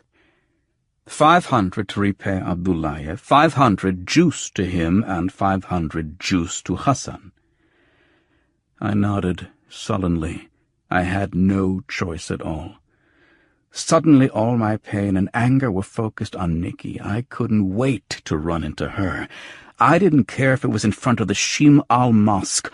I was going to put her through every copper fix worth of hell she'd caused me, with the Black Widow sisters and these two fat bastards. You seem to be in some discomfort, said Hassan pleasantly. We will accompany you to your bank machine. We will use my car. I looked at him a long time, wishing there was some way I could excise that condescending smile from his face. Finally, I just said, I am quite unable to express my thanks. Hassan gave me his negligent wave of the hand. No thanks are needed when one performs a duty. Allah is most great. Praise be to Allah, said Abdullaye. Yeah, you're right, I said. We left my apartment. Hassan pressed close against my left shoulder, Abdullaye close against my right. Abdullaye sat in the front beside Hassan's driver. I sat in the back with Hassan, my eyes closed, my head pressed back against the genuine leather upholstery. I'd never in my life before been in such a car, and at that moment I couldn't care less. The pain was grinding and growing. I felt droplets of sweat run slowly down my forehead. I must have groaned. When we have concluded our transaction, Hassan murmured, we must see to your health. I rode the rest of the way to the bank, wordlessly, without a thought. Halfway there the sunnies came on, and suddenly I was able to breathe comfortably and shift my weight a little. The rush kept coming until I thought I was going to faint, and then it settled into a wonderful lambent aura of promise. I barely heard Hassan when we arrived at the teller machine. I used my card, checked my balance, and withdrew 2,550 kyum. That left me with a grand total of 6 kyum in my account. I handed the 25 big ones to Abdullahi. 1,500 more tomorrow, he said. Inshallah, I said mockingly. Abdullahi raised a hand to strike me, but Hassan caught it and restrained him. Hassan muttered a few words to Abdullahi, but I couldn't make them out. I shoved the remaining 50 in my pocket and realized that I had no other money with me. I should have had some. The money I'd had the day before, plus Nicky's 100, less whatever I'd spent last night. Maybe Nicky had clipped it, or one of the Black Widow sisters. It didn't make any difference. Hassan and Abdullahi were having some sort of whispered consultation. Finally, Abdullahi touched his forehead, his lips, and his chest, and walked away. Hassan grasped my elbow and led me back into his luxurious, glossy black automobile. I tried to speak. It took a moment. "Where?" I asked. My voice sounded strange, hoarse, as if I hadn't used it in decades. "I will take you to the hospital," said Hassan. "If you will forgive me, I must leave you there. I have pressing obligations. Business is business." "Action is action," I said. Hassan smiled. I don't think he bore me any personal animosity. "Salamtak," he said. He was wishing me peace. "Allah yisalmak," I replied. I climbed out of the car at the charity hospital and went to the emergency clinic. I had to show my identification and wait until they called up my records from their computer memory. I took a seat on a gray steel folding chair with a printed copy of my records on my lap and waited for my name to be called. I waited 11 hours. The sunnies faded after 90 minutes. The rest of the time was a delirious hell. I sat in a huge room filled with sick and wounded people, all poor, all suffering. The wail of pain and the shrieks of babies never ended. The air reeked of tobacco smoke, the stink of bodies, of blood and vomit and urine. A harried doctor saw me at last, muttered to himself as he examined me, asked me no questions at all, taped my ribs, wrote out a prescription, and ordered me away. It was too late to get the script filled at a pharmacy, but I knew I could score more expensive drugs on the street. It was now about 2 a.m. The action would be strong. I had to limp all the way back to the Budayin, but my rage at Nicky fueled me. I had a score to settle with Tammy and her friends, too. When I got to Chiriga's club, it was half empty and oddly quiet. The girls and Deb sat listlessly. The customers stared into their beers. The music was blaring as loud as usual, of course, and Chiri's own voice cut through that noise with her shrill Swahili accent. But laughter was missing. The undercurrent of double-edged conversations. There was no action. The bar smelled of stale sweat, spilled beer, whiskey, and hashish. "Muddied," said Chiri when she saw me. She looked tired. It had evidently been a long, slow night with little money in it for anybody. "Let me buy you a drink," I said. "You look like you could use one." She managed a tired smile. "When have I ever said no to that?"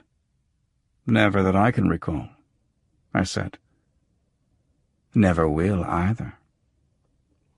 She turned and poured herself a drink out of a special bottle she kept under the bar.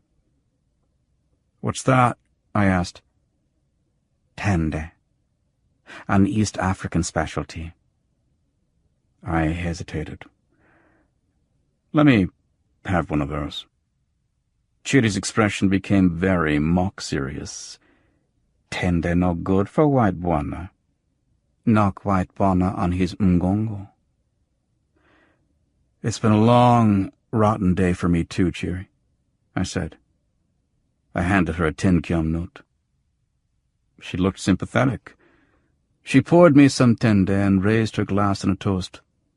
"Kwa siha yako," she said in Swahili. I picked up my drink. "Satain," I said in Arabic. I tasted the tende. My eyebrows went up. It tasted fiery and unpleasant. Still, I knew that if I worked at it, I could develop a taste for it. I drained the glass.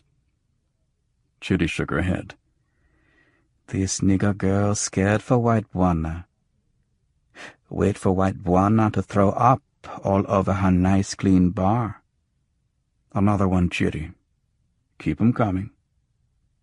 "Your day's been that bad? Honey, step over here by the light." I went around the edge of the bar where she could see me better. My face must have looked ghastly. She reached up gently to touch the bruises on my forehead, around my eyes, my purple, swollen lips and nostrils. "I just want to get drunk fast, Chitty," I said. "And I'm broke, too." "You cooped 3,000 off that Russian. Didn't you tell me about that? Or did I hear that from somebody else? Yasmin, maybe. After the Russian ate that bullet, you know, both of my new girls quit, and so did Jamila." She poured me some more tende. "Jamila is no great loss. She was a Deb, a pre-op transsexual who never intended to get the operation." I started on my second drink. It seemed to be on the house. "Easy for you to say. Let's see you lure tourists in here without naked boobies shaking on stage." "You want to tell me what happened to you?" I shook the glass of liquor back and forth, gently. "Another time." "You looking for anybody in particular?" "Nicky." Chitty gave a little laugh. "That explains some of it. But Nicky couldn't bust you up that bad." "The sisters." "All 3? I grimaced. "Individually and in concert." Chitty glanced upward. "Why? What did you do to them?" I snorted. "I haven't figured that out yet." Chitty cocked her head and looked at me sideways for a moment. "You know," she said softly, "I did see Nicky today. She came by my place about 10 this morning. She said to tell you thank you. She didn't say why, but I suppose you know. Then she went off looking for Yasmin." I felt my anger starting to bubble up again. "Did she say where she was going?" "No." I relaxed again. If anyone in the Budayin knew where Nicky was, it would be Tamiko. I didn't like the thought of facing that crazy bitch again, but I was sure as hell going to. You know where I can see some stuff? "What you need, baby?" "Oh, say, 6 Sunnies, 6 Trifets, 6 Beauties." "And you say you're broke, too?" She reached down under the bar again and found her bag. She rummaged through it and came up with a black plastic cylinder. "Take this into the men's room and pocket what you need. You can owe me. We'll work something out. Maybe I'll take you home with me tonight." That was an exciting, though daunting thought. I haven't been intimidated by many women changes, Debs, or boys in my time. I mean, I'm no superhuman sex machine, but I get along. Chitty, though, was a scary proposition. Those evil patterned scars and filed teeth.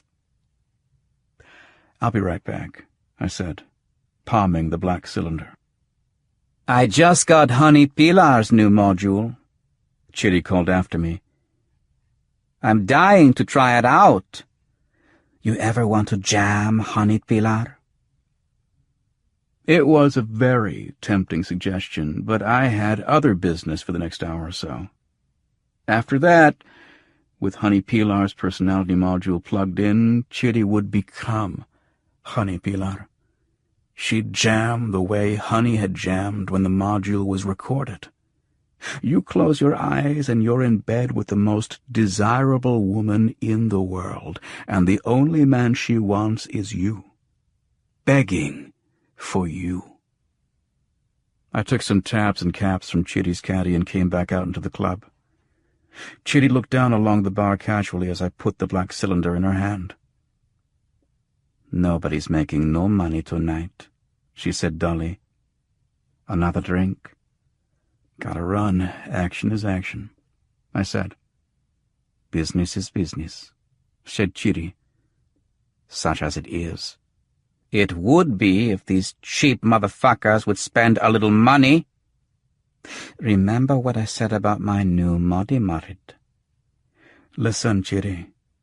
If I get finished and you're still here, we'll break it in together. Inshallah." She gave me that grin of hers that I liked so much. "Kwaheri Marid," she said. "Assalamu alaikum," I said. Then I hurried out in the warm, drizzling night, taking a deep breath of the sweet scent of some flowering tree. The tende had lifted my spirits, and I had swallowed a trifet and a sunny.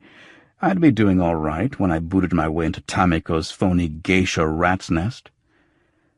I practically ran the whole way up the street to 13th, except I discovered I couldn't. I used to be able to run a lot farther than that. I decided it wasn't age that had slowed me down. It was the abuse my body had taken that morning. Yeah, that was it. Sure. 2:33 in the morning, and koto music is coming out of Tammy's window. I pounded on her door until my hand started to hurt. She couldn't hear me. It was either the loud music or her drugged state. I tried to force the door and found that it was unlocked. I went slowly and quietly up the stairs.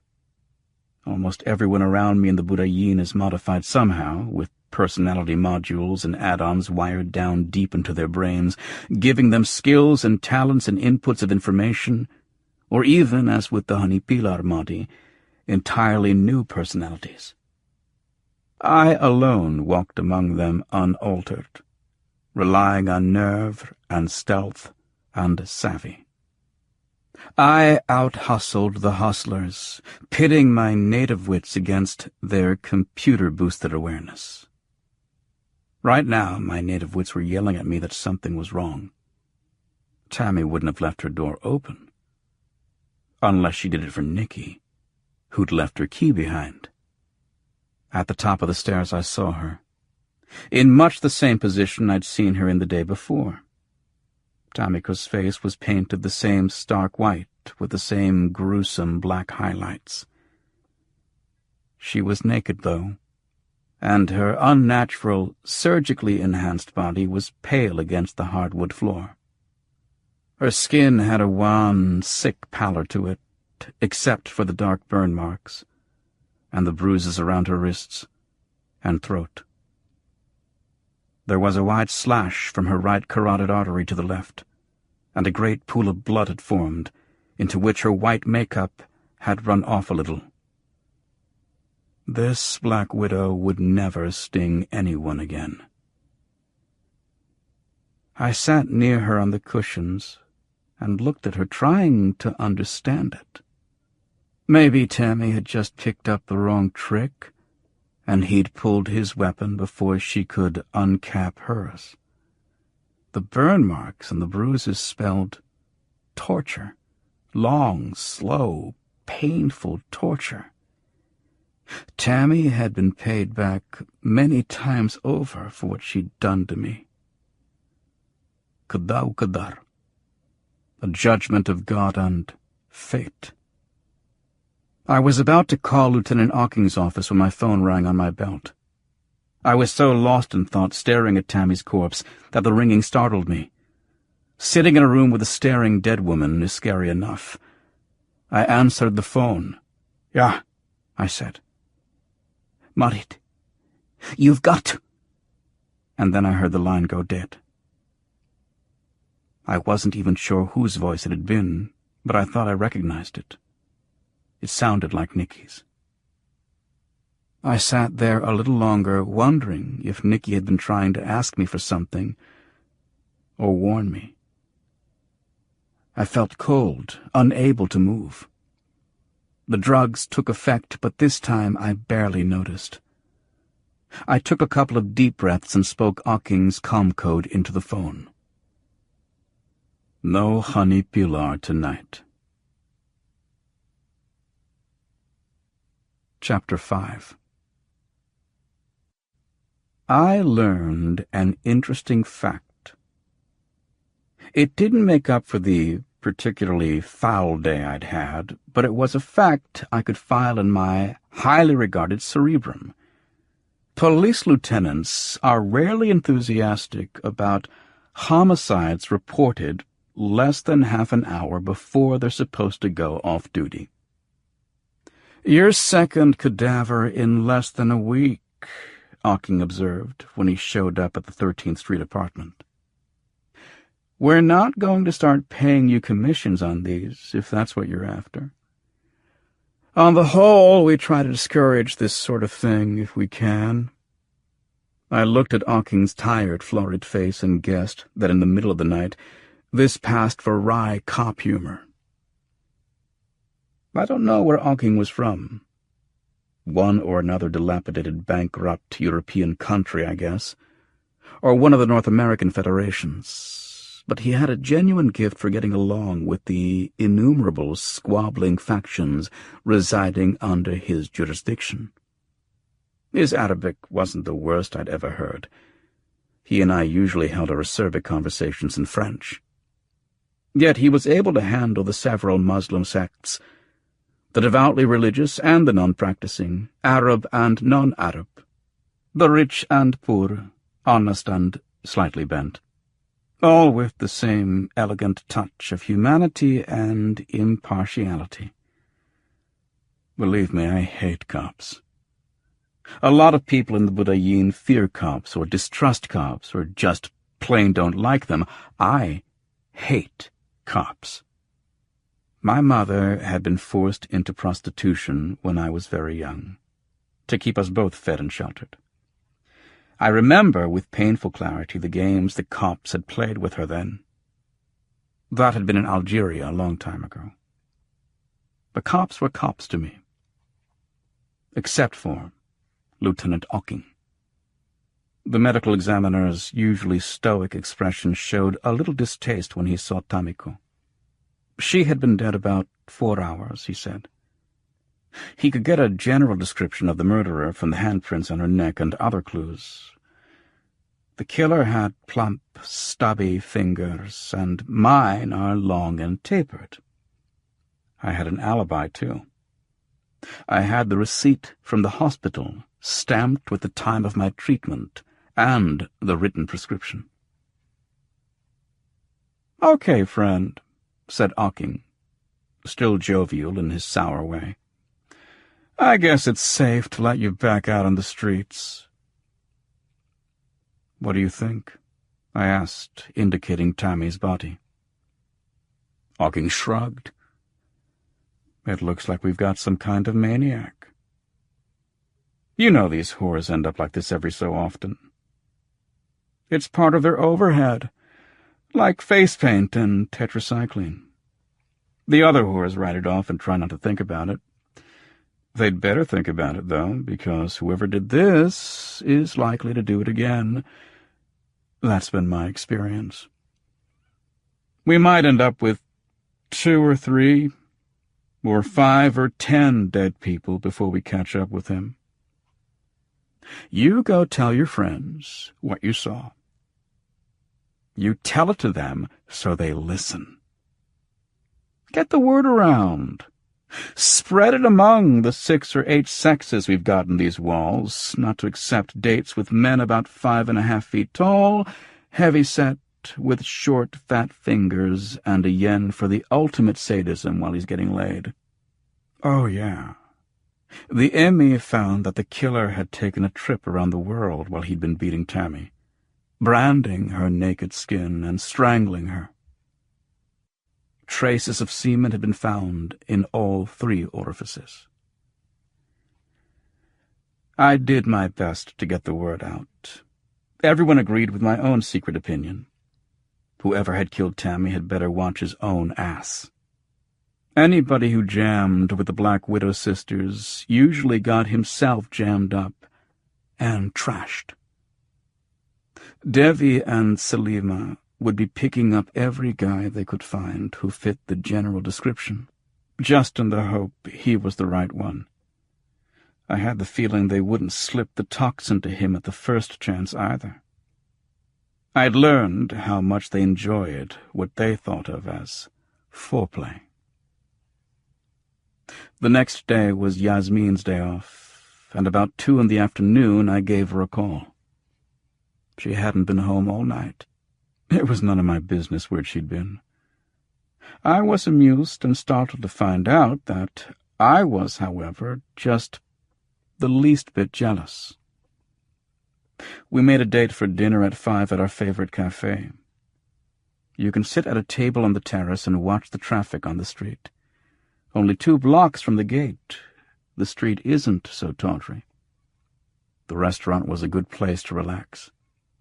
I didn't tell Yasmin about any of the previous day's trouble over the phone.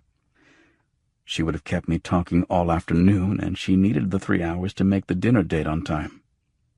As it was, I had 2 drinks while I waited for her at the table. She arrived about 5:45. 3/4 of an hour late is about average for Yasmin. In fact, I hadn't really expected her until after 6 o'clock. I wanted to get a couple of drinks ahead. I'd had only about 4 hours of sleep, and I struggled with terrible nightmares the whole time. I wanted to get some liquor into me, and a good meal, and have Yasmin hold my hand while I told her of my ordeal. "Marhaba," she called gaily as she wove her way between the iron tables and chairs. I signaled to Ahmad, our waiter, and he took Yasmin's drink order and left menus.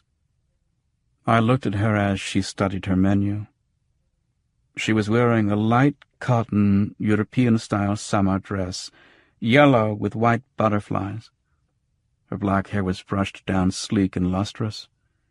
She wore a silver crescent on a silver chain around her darkly tanned neck. She looked lovely. I hated to bother her now with my news. I decided to put it off as long as I could. "So," she said, looking up at me and grinning, "how was your day?" "Tomiko's dead," I said. I felt like a fool. There must have been a way to begin the story with less of an awful thought. She sort of goggled at me. She murmured an Arabic superstitious phrase to ward off evil. I took a deep breath and let it out. Then I started with Dawn yesterday morning and my enthusiastic wake-up call from the sisters. I went through the whole day, ending with my dismissal by awking and my weary and lonely walk home. I saw a tear slide slowly down one of her carefully blushed cheeks. She wasn't able to speak for several seconds. I didn't know she'd be so upset. I berated myself for my clumsiness. "I wish I'd been with you last night," she said at last. She didn't realize how hard she was squeezing my hand. "I had a date mudded, some guy from the club. He's been coming in to see me for weeks, and finally, last night, he offered me 200 kyam to go out with him. He's a nice guy, I suppose, but—" I raised a hand. I didn't need to hear this. I didn't care how she paid her rent. I would have liked to have had her with me last night, too. I would have liked to have held her between the nightmares. It's all over now, I guess, I said.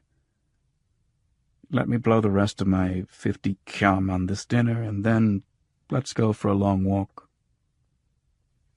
Do you really think it's all over? I chewed my lip. Except for Nikki. I wish I knew what that phone call meant. I just can't understand her running out on me like that. Sticking me for Abdullah's 3,000. I mean, in the Budayin, you can never be sure how loyal friends are, but I'd gotten Nikki out of 1 or 2 scrapes before. I thought that might have counted for something with her. Yasmin's eyes opened wider. Then she laughed. I couldn't see what she thought was so humorous. My face still looked swollen and bruised, and my ribs still hurt like the devil. The day before had been anything but clownish. I saw Nikki yesterday morning, said Yasmin. You did? Then I remembered that Chiriga had seen Nikki about 10 o'clock, and that Nikki had left Chiri's to find Yasmin. I hadn't connected that visit to Chiri with Nikki's later skip-out. Nikki looked very nervous, said Yasmin, and she told me she'd quit her job and had to move out of Tammy's apartment. She wouldn't tell me why. She said she'd tried to call you again and again, but there wasn't any answer. Of course not. When Nikki was trying to call me, I was lying unconscious on my floor.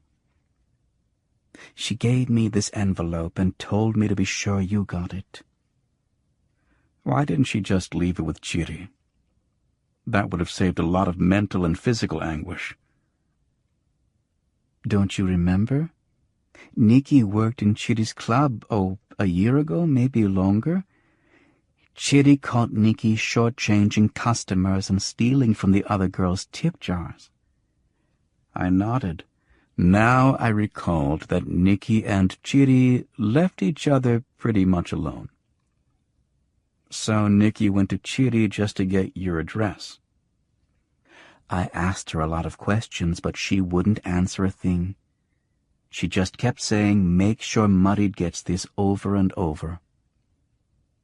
I hoped it was a letter. An apology, maybe, with an address where I could reach her. I wanted my money back. I took the envelope from Yasmin and tore it open. Inside was my 3,000 kyam, and a note written in French. Nikki wrote, My dearest Marit, I so much wanted to give you the money in person. I called many times, but you did not answer. I am leaving this with Yasmin, but if you never get it, how will you know? You will hate me forever then. When we meet again, I will not understand. My feelings are so confused. I am going to live with an old friend of my family. He is a wealthy businessman from Germany who always brought me presents whenever he visited. That was when I was a shy, introverted little boy. Now that I am, well, what I am, the German businessman has discovered that he is even more inclined to give me presents. I was always fond of him, Muddied, although I can't love him. But being with him will be so much more pleasant than staying with Tamiko. The gentleman's name is Herr Lutz Seipold.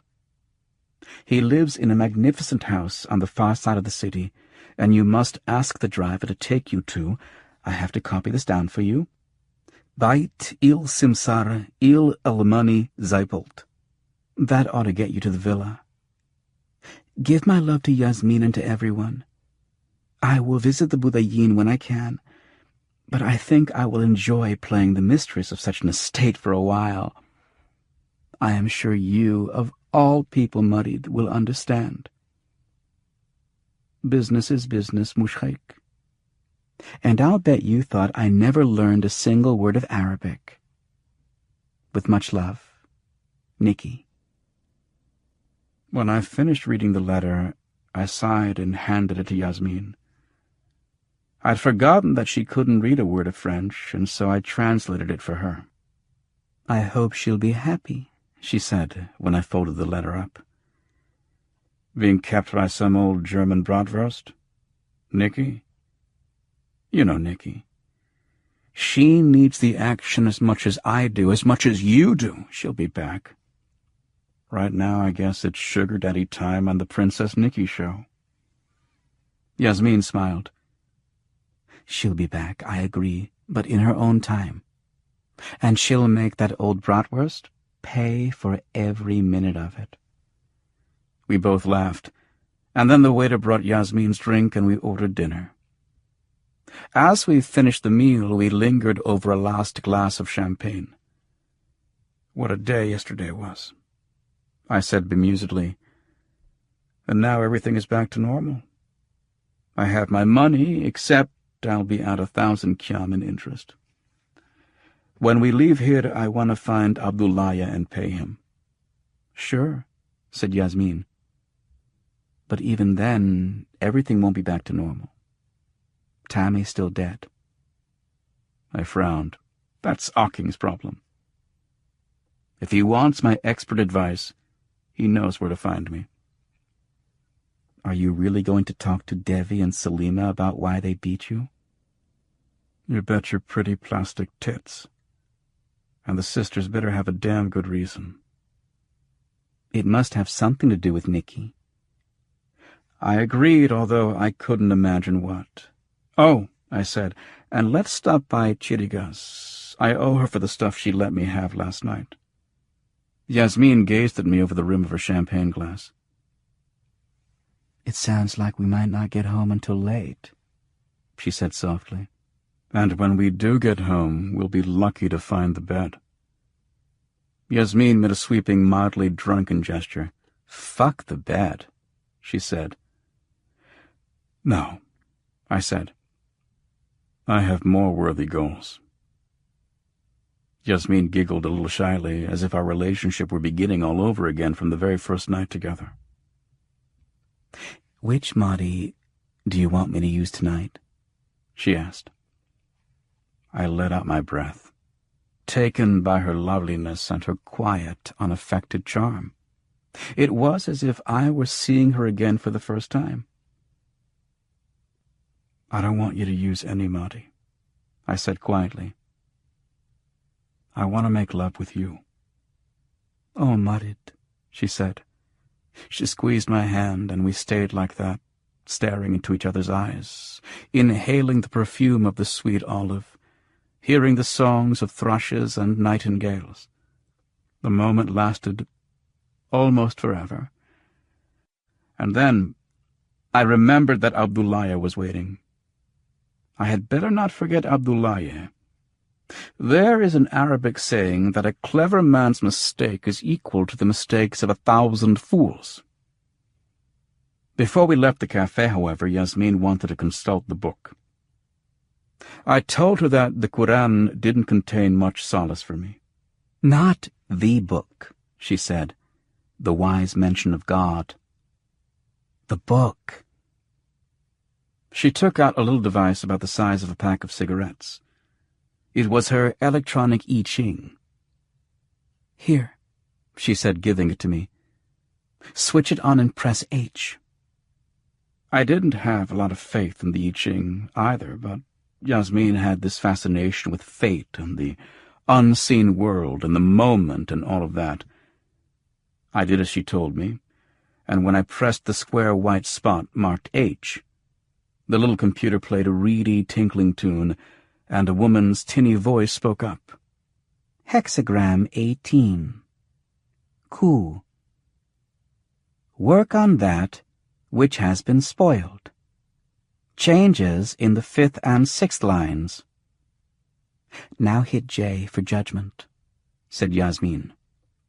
I did, and the calculator peeped out its goddamn little song again and said, Judgment. Putting effort into what has been ruined brings great success.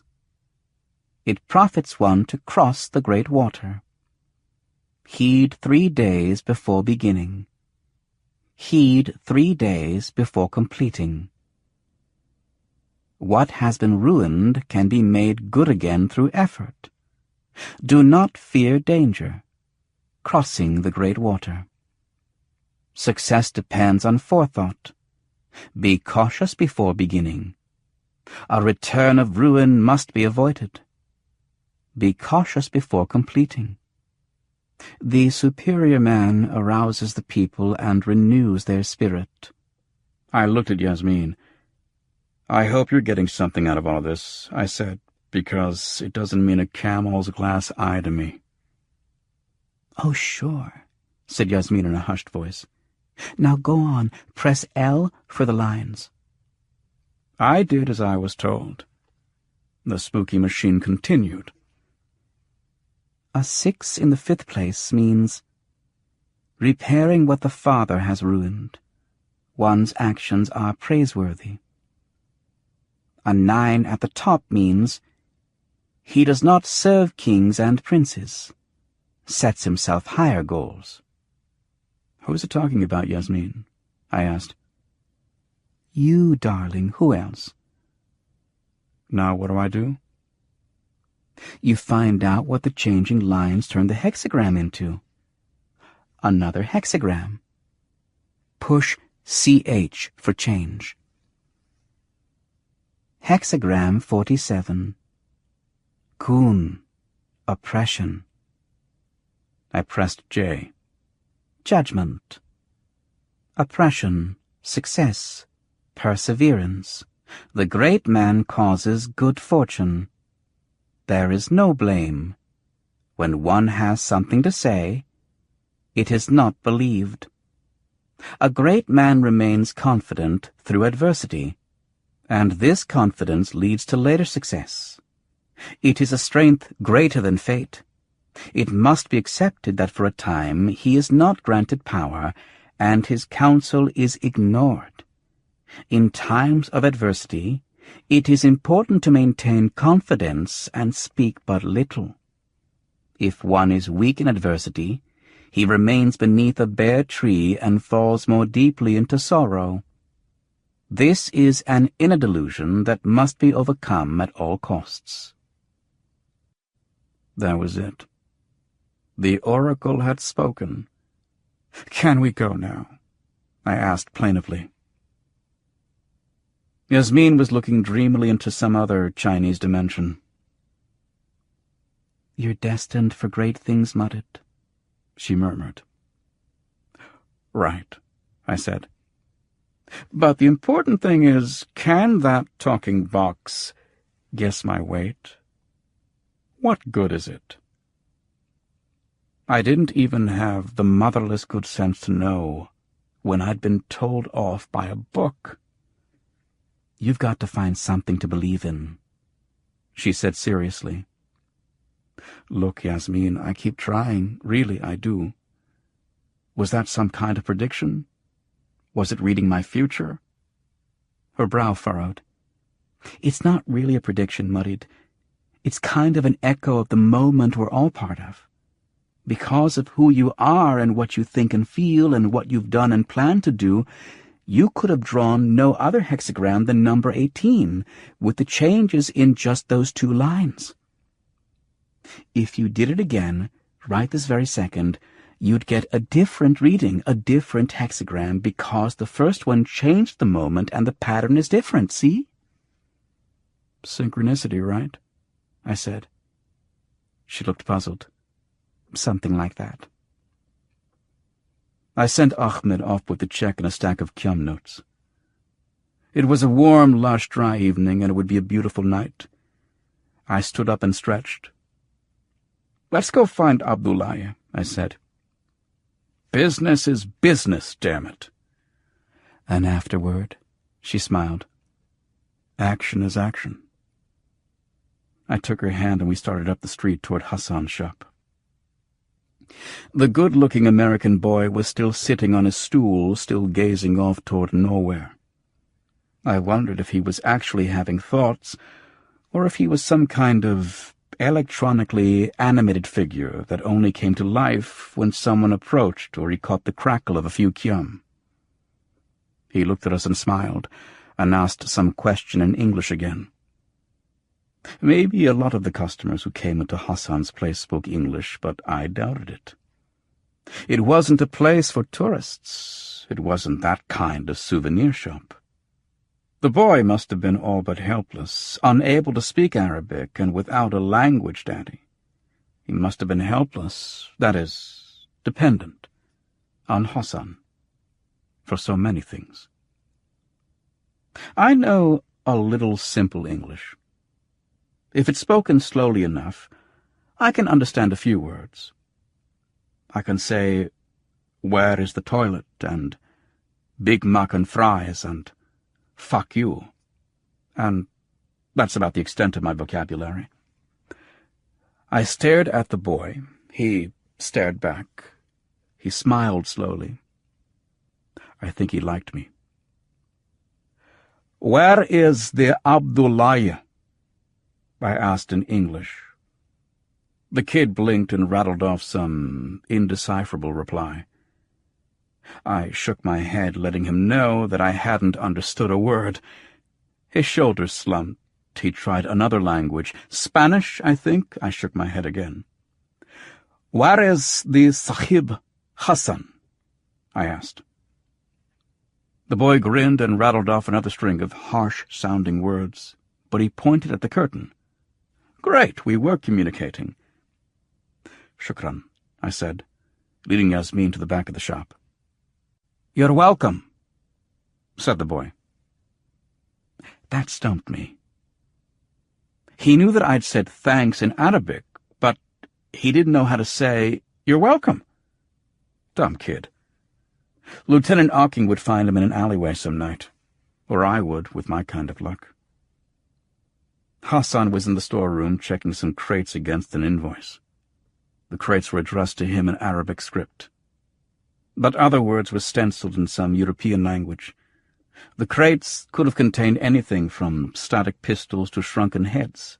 Hassan didn't care what he bought and sold, as long as he turned a profit. He was the platonic ideal of the crafty merchant. He heard us come through the curtain and greeted me like a long-lost son. He embraced me and asked, "You are feeling better today?" "Praise be to Allah," I replied. His eyes flicked from me to Yasmin and back. I think he may have recognized her from the street, but I don't think he knew her personally. I saw no need to introduce her. It was a breach of etiquette, but tolerated in certain situations.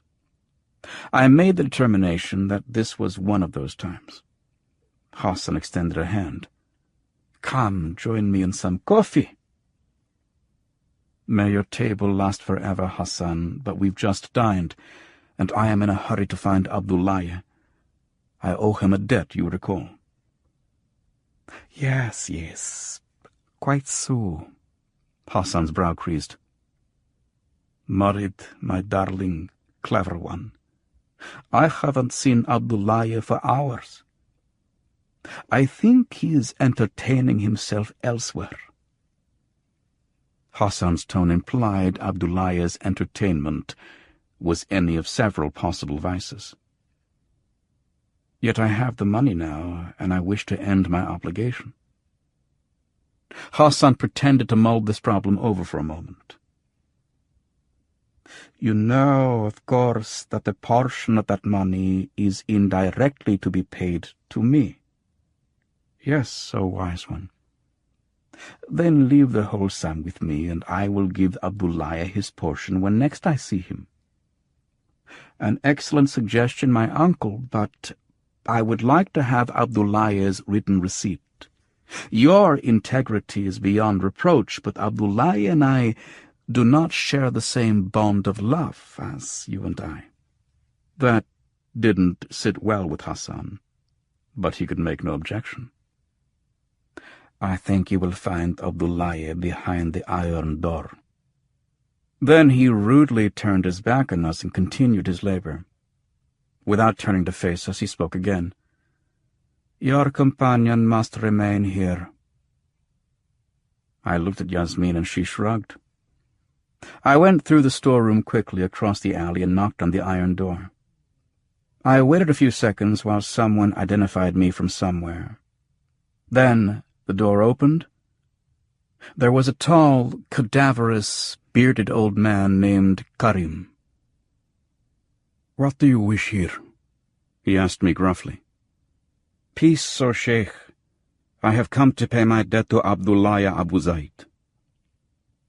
The door closed. A moment later, Abdullahi opened it. "Let me have it. I need it now." Over his shoulder I could see several men engaged in some high-spirited gambling. "I have the whole sum, Abdullahi," I said, "but you're going to write me out a receipt. I don't want you claiming that I never paid you." He looked angry. "You dare imagine I'd do such a thing?" I glared back at him. "The receipt. Then you get your money." He called me a couple of foul names, then ducked back into the room. He scrawled out the receipt and showed it to me. "Give me the 1,500 kyam," he said, growling. "Give me the receipt first." "Give me the accursed money, you pimp!" For a second I thought about hitting him hard with the edge of my hand across the flat of his nose, breaking his face for him. It was a delicious image. "Christ, Abdullahi, get Karim back here. Karim!" I called. When the gray-bearded old man returned, I said to him, "I'm going to give you some money, Karim, and Abdullahi is going to give you that piece of paper in his hand. You give him the money and give me the paper."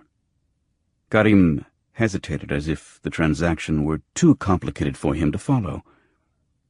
Then he nodded. The trade was made in silence. I turned and went back across the alley.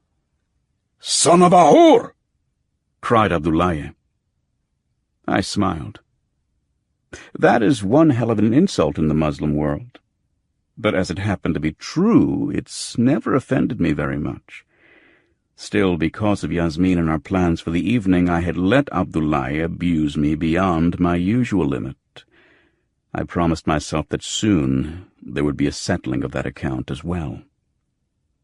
In the Budayin, it is not well to be thought of as one who meekly submits to insolence and intimidation. As I passed through the storeroom and went to Yasmin, I said, "You can collect your cut from Abdullahi, Hassan. You'd better do it fast. I think he's losing." "Big." Hassan nodded but said nothing. "I'm glad that's taken care of," said Yasmin. "Not any more than I am." I folded the receipt and pushed it down into a hip pocket. We went to Chiri's, and I waited until she'd finished serving 3 young men in Calabrian naval uniforms. "Chiri," I said, "we can't stay long, but I wanted to give you this." I counted out 75 kyam and put the money on the bar. Chiri didn't make a move toward it. "Yasmin, you look beautiful, honey. Marid, what's this for? The stuff last night?" I nodded. "I know you make a thing about keeping your word and paying your debts and all that honorable chew. I wouldn't charge you street prices, though. Take some of this back." I grinned at her. "Chiri, you risk causing offense to a Muslim." She laughed. "Muslim, my black ass. Then you two have a drink on me. There's a lot of action tonight, a lot of loose money. The girls are in a good mood, and so am I." "We're celebrating, Chiri," said Yasmin. They exchanged some kind of secret signal, maybe that kind of occult, gender-specific transfer of knowledge goes along with the sex-change operation. Anyway, Chiri understood. We took the free drink she'd offered and got up to go. "You two have a good night," she said. The 75 kyam had long since disappeared. I don't remember seeing it happen, though. "Kwaheri," I said as we left. "Kwaheri na yakwanana," she said. Then, "All right, which one of you lazy, fat-assed whores is supposed to be up on stage dancing? Candy? Well, get your fucking clothes off and get to work." Chiri sounded happy. All was well with the world.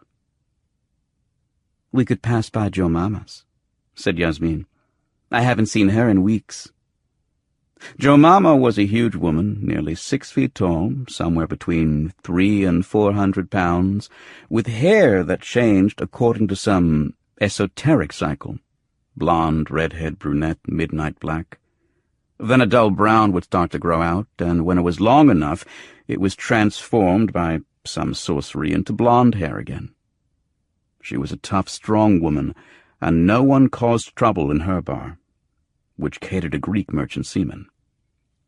Jo Mama had no scruples against pulling her needle gun or her zoing perforator and creating general peace in gory heaps all around her.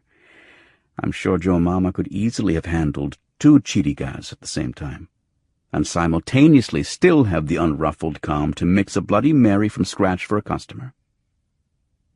Jo Mama either liked you a lot or she hated your guts. You really wanted her to like you. We stopped in, she greeted both of us in her usual loud, fast-talking, distracted way. "Married, Yasmin!" She said something to us in Greek, forgetting that neither of us understood that language. I can say even less in Greek than I can in English. All that I know I've picked up from hanging out in Jo Mama's. I can order ouzo and retsina, I can say kalimera, hello, and I can call somebody malaka, which seems to be their favorite insult. As far as I can make it out, it means jerk-off. I gave Jo Mama the best hug I could manage. She's so plentiful that Yasmin and I together probably couldn't circumscribe her. She included us in a story she was telling to another customer. "So Fuad comes running back to me and says, 'That black bitch clipped me.' Now you and I both know that nothing gives Fuad a thrill like being clipped by some black whore." Jo Mama looked questioningly at me, so I nodded. Fuad was this incredibly skinny guy who had this fascination with black hookers. The sleazier and the more dangerous, the better. Nobody liked Fuad, but they used him to run and fetch, and he was so desperate to be liked that he'd run and fetch all night, unless he ran into the girl he happened to be in love with that week. So I asked him how he managed to get clipped this time, because I was figuring he knew all the angles by now. I mean, God, even Fuad isn't as stupid as Fuad, if you know what I mean. He says, "She's a waitress over by Big Al's Old Chicago. I bought a drink, and when she'd brought my change back, she'd wet the tray with a sponge and held the tray up above where I could see it, see? I had to reach up and slide my change off the tray, and the bottom bill stuck on the wet part. So I grabbed him by the ears and shook his head back and forth. 'Fuad! Fuad!' I said. That's the oldest scam in the book. You must have seen that one worked 1,000,000 times. I remember when Zainab pulled that one on you last year." And the stupid skeleton nods his head, and his big lump of an Adam's apple is going up and down and up and down, and he says to me, "Yeah, but all those other times there was 1 Kyam bills. Nobody ever done it with a 10 before. As if that made it all different." Jo Mama started to laugh, the way a volcano starts to rumble before it goes blam, and when she really got into the laugh, the bar shook, and the glasses and bottles on it rattled, and we could feel the vibrations clear across the bar on our stools. Jo Mama laughing could cause more damage than a smaller person throwing chairs around. "So what you want, Muddied? Ouzo and retsina for the young lady, or just a beer? Make up your mind. I don't have all night. I got a crowd of Greeks just in from Scorpios. Their ships carrying boxes full of high explosives for the revolution in Holland, and they got a long way to sail with it, and they're all nervous as a goldfish at a cat convention, and they're drinking me dry. What the hell do you want to drink, goddammit? Getting an answer out of you is like prying a tip out of a chink." She paused just long enough for me to cram a few words in. I got myself a gin and bingara with roses, and Yasmin had a Jack Daniels with a Coke back. Then Jo Mama started in on another story, and I watched her like a hawk, because sometimes she starts the stories so you'll get all caught up in them and forget you've got change coming. I never forget. "Let me have the change all in singles, Mama," I said, interrupting her story and reminding her in case my change had slipped her mind. She gave me an amused look and made the change, and I kicked her a whole kyam for a tip. She stuffed it into her bra. There was plenty of room in there for all the money I'd ever see in my lifetime. We finished our drinks after 2 or 3 more stories, kissed her goodbye, and wandered further up the street. We stopped in Frenchie's and a few other places, and we were satisfactorily loaded by the time we got home. We didn't say a word to each other. We didn't even pause to turn on a light or go to the bathroom. We had our clothes off and were lying close together on the mattress. I ran my fingernails up the back of Yasmin's thighs. She loves that. She was scratching my back and chest. That's what I like. I used the tips of my thumb and fingers to touch her skin very lightly, just barely tickling her from her armpit up her arm to her hand, and then I tickled her palm and her fingers. I ran my fingertips back down her arm, down her side, and across her sexy little ass. Then I began touching the sensitive creases of her groin the same way. I heard her start to make soft sounds, and she didn't realize her own hands had fallen beside her. Then she began touching her breasts. I reached over and grabbed her wrists, pinning her arms to the bed. She opened her eyes in surprise. I grunted softly and kicked her right leg aside, a little roughly. Then I spread her left leg with mine. She gave a little shudder and moan. She tried to reach down to touch me, but I wouldn't let go of her wrists. I held her immobile, and I felt a strong, almost cruel sense of control, yet it was expressed in the most caring and tender way. It sounds like a contradiction if you don't feel the same thing sometimes. I can't explain it to you. Yasmin was giving herself to me wordlessly, completely. At the same time, I was taking her, and she wanted me to take her.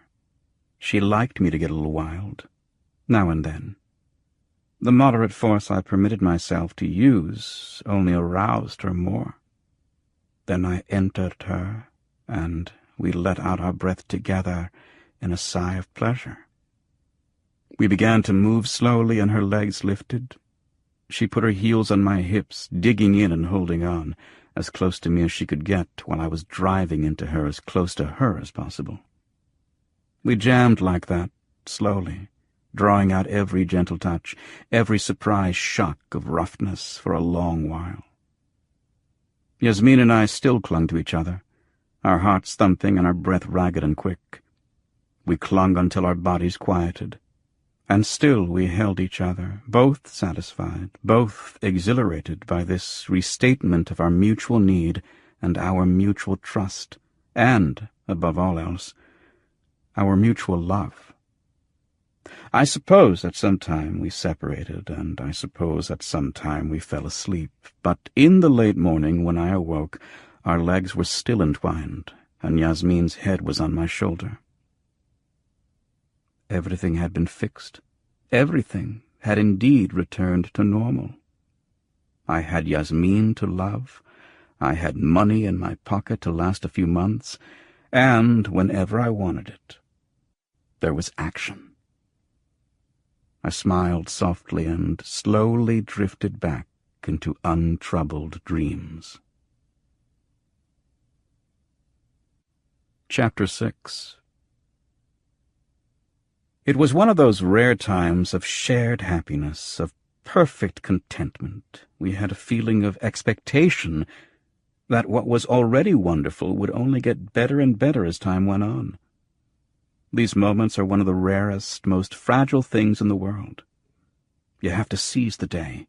You have to recall all the rotten, dirty things you endured to earn this peace.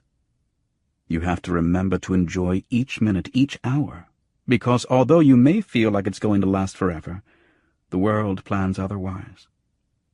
You want to be grateful for every precious second, but you simply can't do it. It's not in human nature to live life to the fullest. Haven't you ever noticed that equal amounts of pain and joy are not, in fact, equal in duration? Pain drags on until you wonder if life will ever be bearable again.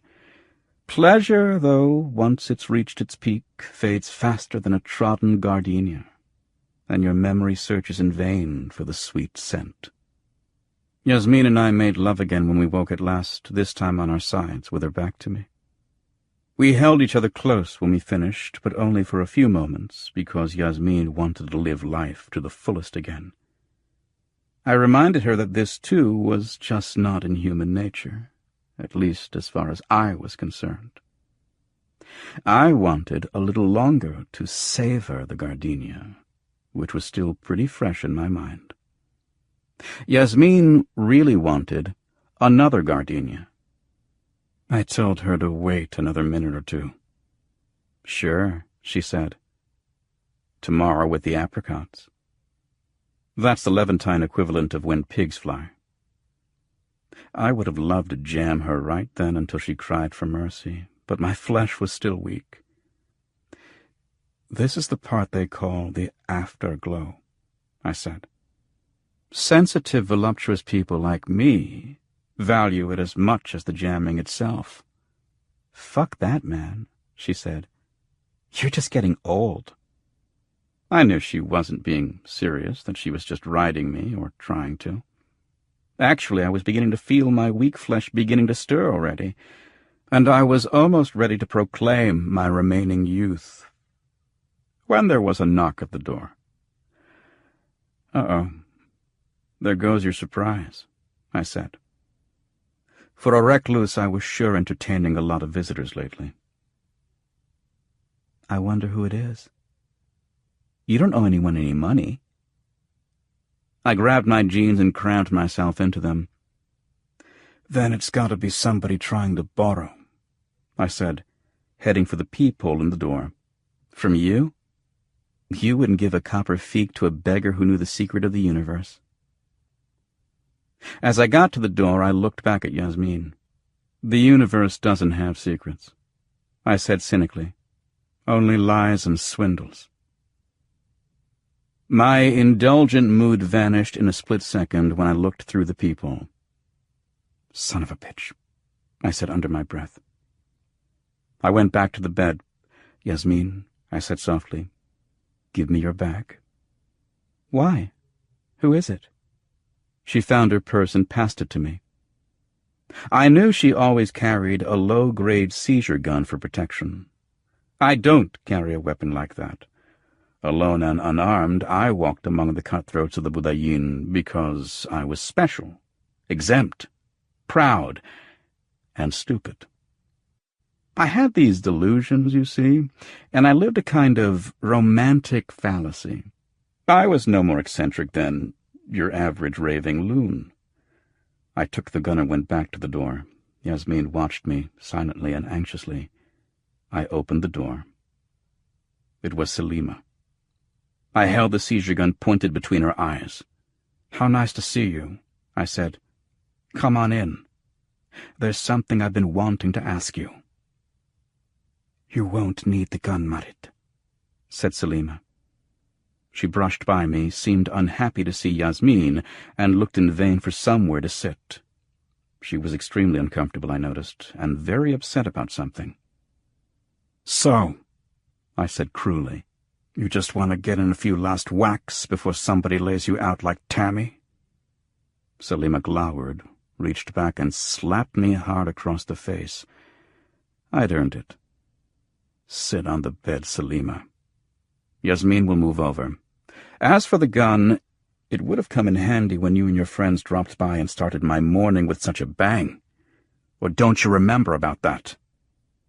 "Marit," she said, licking her glossy red lips. "I'm sorry about that. It was a mistake." "Oh, well, that makes it all better then." I watched Yasmin cover herself with the sheet and crawl as far away from Selima as she could, with her knees drawn up and her back in the corner. Selima had the immense breasts that was the trademark of the Black Widow sisters, but otherwise she was almost unmodified. She was naturally prettier than most sex changes. Tamiko had turned herself into a caricature of the modest and demure geisha.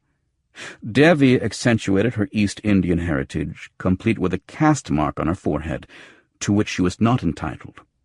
And when she was not working, she wore a brightly colored silk sari, embroidered in gold. Selima, on the contrary, wore the veil and the hooded cloak, a subtle fragrance, and the demeanor of a middle-class Muslim woman of the city. I think, but I'm not sure, that she was religious. I can't imagine how she squared her thievery and frequent violence with the teachings of the Prophet, may prayers and peace be upon him. I'm not the only self-deluded fool in the Budayin. Please, Marit, let me explain. I'd never seen Selima, or either of her sisters for that matter, in such a state of near panic. You know that Nikki left Tammy's? I nodded. I don't think she wanted to go. I think someone forced her. That isn't the message I got. She wrote me a letter about some German guy and what a wonderful life she was going to have, and that she had a real fish on the line here, and she was going to play him for everything he had. We all got the same letter, Marit. Didn't you notice anything suspicious about it, though? Maybe you don't know Nikki's handwriting as well as I do. Maybe you didn't pay attention to her choice of words. There were clues in the note that made us think she was trying to get something across between the lines. I think someone was standing over her, making her write the letters so no one would think twice when she disappeared. Nikki was right-handed, and the letters were written with her left hand. The script was awful, nothing like her usual writing. She wrote our notes in French, although she knows perfectly well that none of us understands that language. She spoke English, and both Davy and Tammy could have read that. That's the language she used with them. She never mentioned an old German friend of her family. There may well have been such a man when she was younger, but the way she called herself a shy, introverted little boy, well, that just underlined the bad feeling we had about the whole letter. Nikki told lots of stories about her life before she had her change. She was vague about most of the details, where she was really from, things like that, but she always laughed about what a terror he had been. She wanted to be just like us. And so she went into these biographical accounts of her hell-raising. She was anything but shy and introverted. Marit, that letter smelled from beginning to end. I let my hand with the gun drop. Everything Selima had said made sense now that I thought about it. That's why you're so shaken up, I said thoughtfully. You think Nikki's in some kind of trouble. I think Nikki's in trouble, said Selima, but that's not why I'm so rabbity. Marit, Devi's dead. She's been murdered too. I closed my eyes and groaned. Yasmin gave a loud gasp. She uttered another superstitious formula, far from you, to protect us from the evil that had just been mentioned. I felt weariness, as if I'd overdosed on shocking news and just couldn't work up the proper reaction. Don't tell me, I said. Let me guess. Just like Tammy. Burn marks, bruises around her wrists, jammed, coming and going, strangled, and her throat cut. And you think someone's out to get all three of you, and you're next? I was astonished by her reply. No, you're wrong. I found her, lying in her bed, almost like she was peacefully asleep. She'd been shot, Marit, with an old-fashioned gun, the kind that used metal bullets. There was a bullet hole exactly centered on her cast mark. No signs of a fight or anything. Nothing disturbed in her apartment. Just Devi, part of her face blown away. A lot of blood splattered on the bedclothes and the walls. I threw up. I've never seen anything like it. Those old weapons were so bloody and, well, brutal. This from a woman who'd slashed enough faces in her time. I'll bet no one's been shot with a bullet in 50 years. Selima evidently didn't know about my Russian, whatever his name had been. Dead bodies didn't cause much scandal and gossip in the Budayin. They weren't all that rare. Corpses were more of an inconvenience than anything else. Getting large quantities of bloodstains out of nice silk or cashmere is a tedious job. Have you called Auking yet? I asked. Selima nodded. It wasn't his shift. Sergeant Hajar came and asked all the questions. I wish it had been Oking instead. I knew what she meant. Hajar was the kind of cop I think of when I think of cop. He walked around as if he had a cork up his ass, looking for petty rowdies to blast into grand mal seizures. He had a particular hard-on for Arabs who were inattentive to their spiritual duties, people like me, and almost everyone else in the Budayin. I put the gun back in Yasmin's bag. My mood had changed entirely. Now, suddenly and for the first time, I felt sympathy for Salima. Yasmin put her hand on Salima's shoulder in a comforting gesture.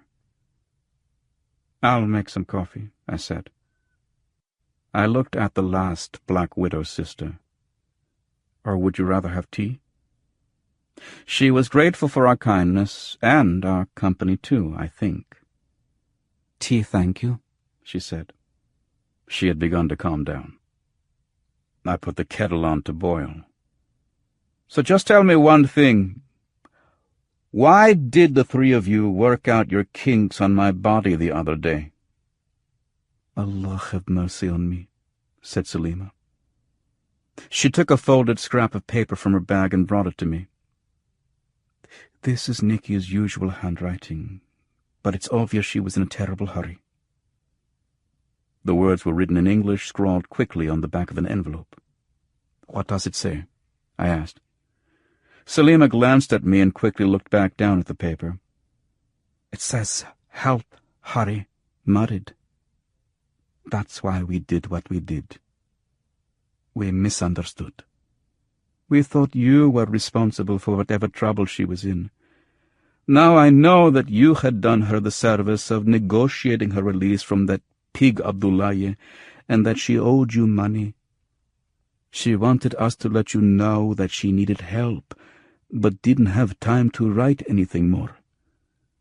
She was probably lucky just to scribble this down."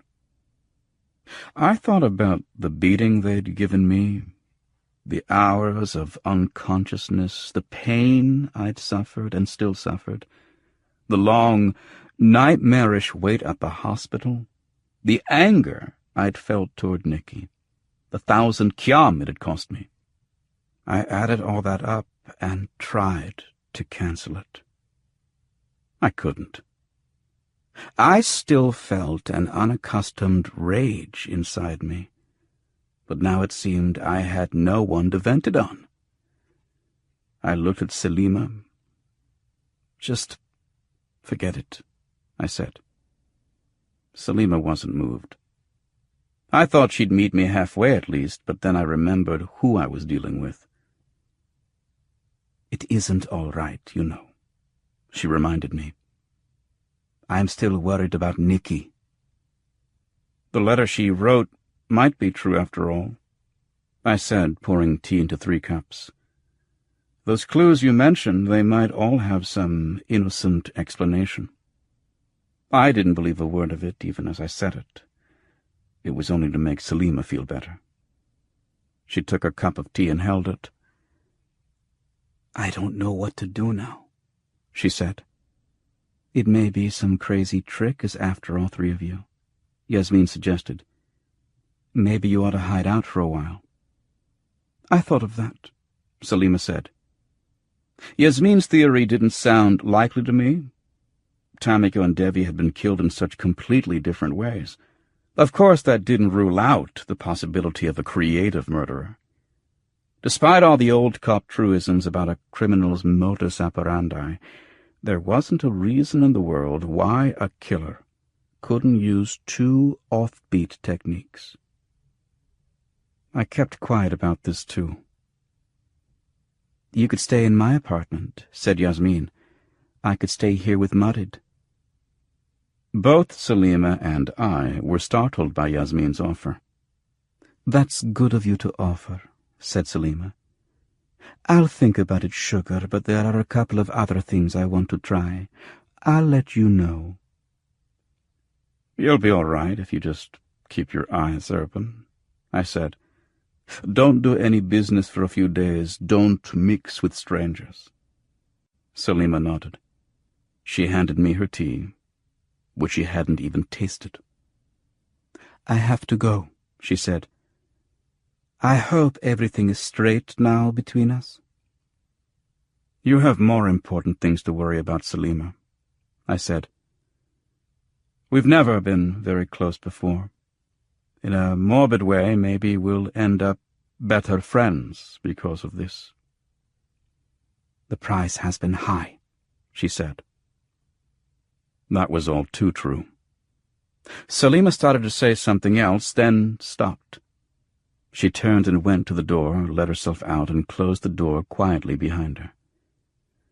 I stood by the stove with 3 cups of tea. "You want one of these?" I asked. "No," said Yasmin. "Neither do I." I dumped the tea into the sink.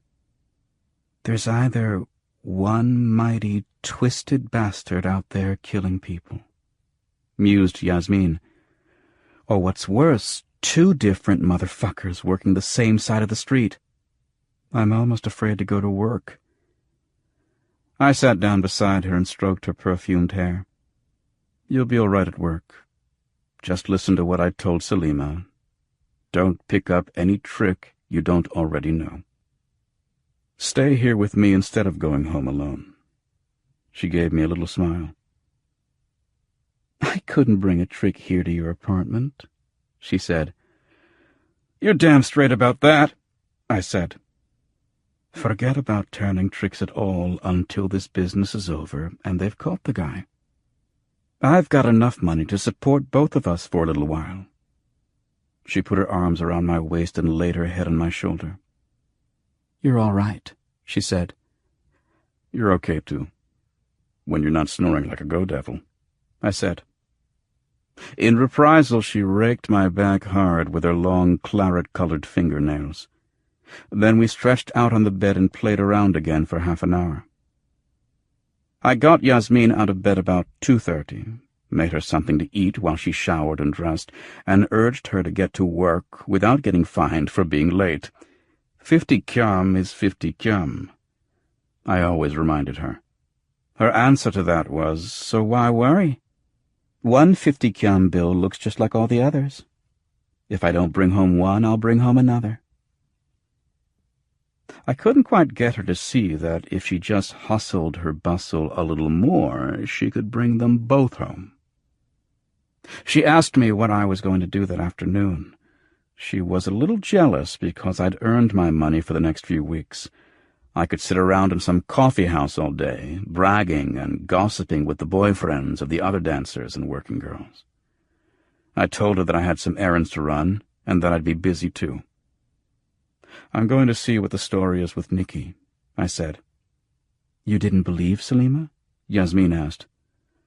"I've known Salima a long time. I know she likes to go overboard in these situations.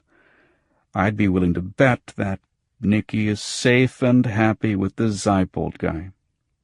Salima just had to invent some story to make her life sound exotic and risky." Yasmin gave me a dubious look. "Salima doesn't have to make up stories. Her life is exotic and risky.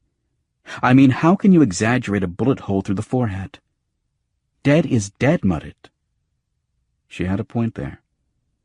But I didn't feel like awarding it to her out loud. "Go to work," I said, kissing her and fondling her and booting her out of the apartment. Then I was all alone. Alone was much quieter now than ever before. I think I almost preferred having a lot of noise and people and provocation around. That's a bad sign for a recluse. It's even worse for a solitary agent, for a tough character who lives for action and menace, the kind of bold, competent guy I liked to think I was. When the silence starts to give you the nervous jim-jams, that's when you find out you're not a hero after all. Oh, sure, I knew a lot of truly dangerous people, and I'd done a lot of dangerous things. I was on the inside, one of the sharks rather than one of the minnows, and I had the respect of the other sharks as well. The trouble was that having Yasmin around all the time was getting to be enjoyable. and that didn't fit the lone wolf's profile. I said all this to myself while I shaved my throat, looking in the bathroom mirror. I was trying to persuade myself of something, but it took me a while to do it. When I did, I wasn't happy about my conclusion. I hadn't accomplished very much during the last several days. But 3 times now, people had dropped dead near me. People I knew, people I didn't know. If this trend went on, it could endanger Yasmin. Hell, it could endanger me. I had said that I thought Salima was getting excited over nothing. That was a lie. While Salima was telling me her story, I was recalling the brief frantic phone call I'd gotten. "Majid, you've got to—" I hadn't been sure before that it had been from Nikki, but I was certain now, and I was feeling guilty because I hadn't acted on it. If Nikki had been hurt in any way, I was going to have to live with that guilt for the rest of my life. I put on a white cotton galabiya, covered my head with the familiar Arab headdress, the white kufiya, and held it in place with a rope akal. I put some sandals on my feet. Now I looked like every other poor, scruffy Arab in the city, one of the fellachin, or peasants. I doubt if I'd dressed like this more than 10 times in all the years I'd lived in the Budayin. I've always affected European clothing, in my youth in Algeria, and later when I'd wandered eastward. I did not now look like an Algerian. I wanted to be taken for a local fella. Maybe only my reddish beard whispered a discordant note, but the German would not know that. As I left my apartment and walked along the street toward the gate, I didn't hear my name called once or catch a glance of recognition. As I walked among my friends, they did not know me. So unusual was it for me to dress this way. I felt invisible, and with invisibility goes a certain power. My uncertainty of a few minutes before evaporated, replaced by my old confidence. I was dangerous again. Just beyond the eastern gate was the broad boulevard Il Jamil, lined with palm trees on both sides. The spacious neutral ground separated the north and southbound traffic, and was planted with several varieties of flowering shrub.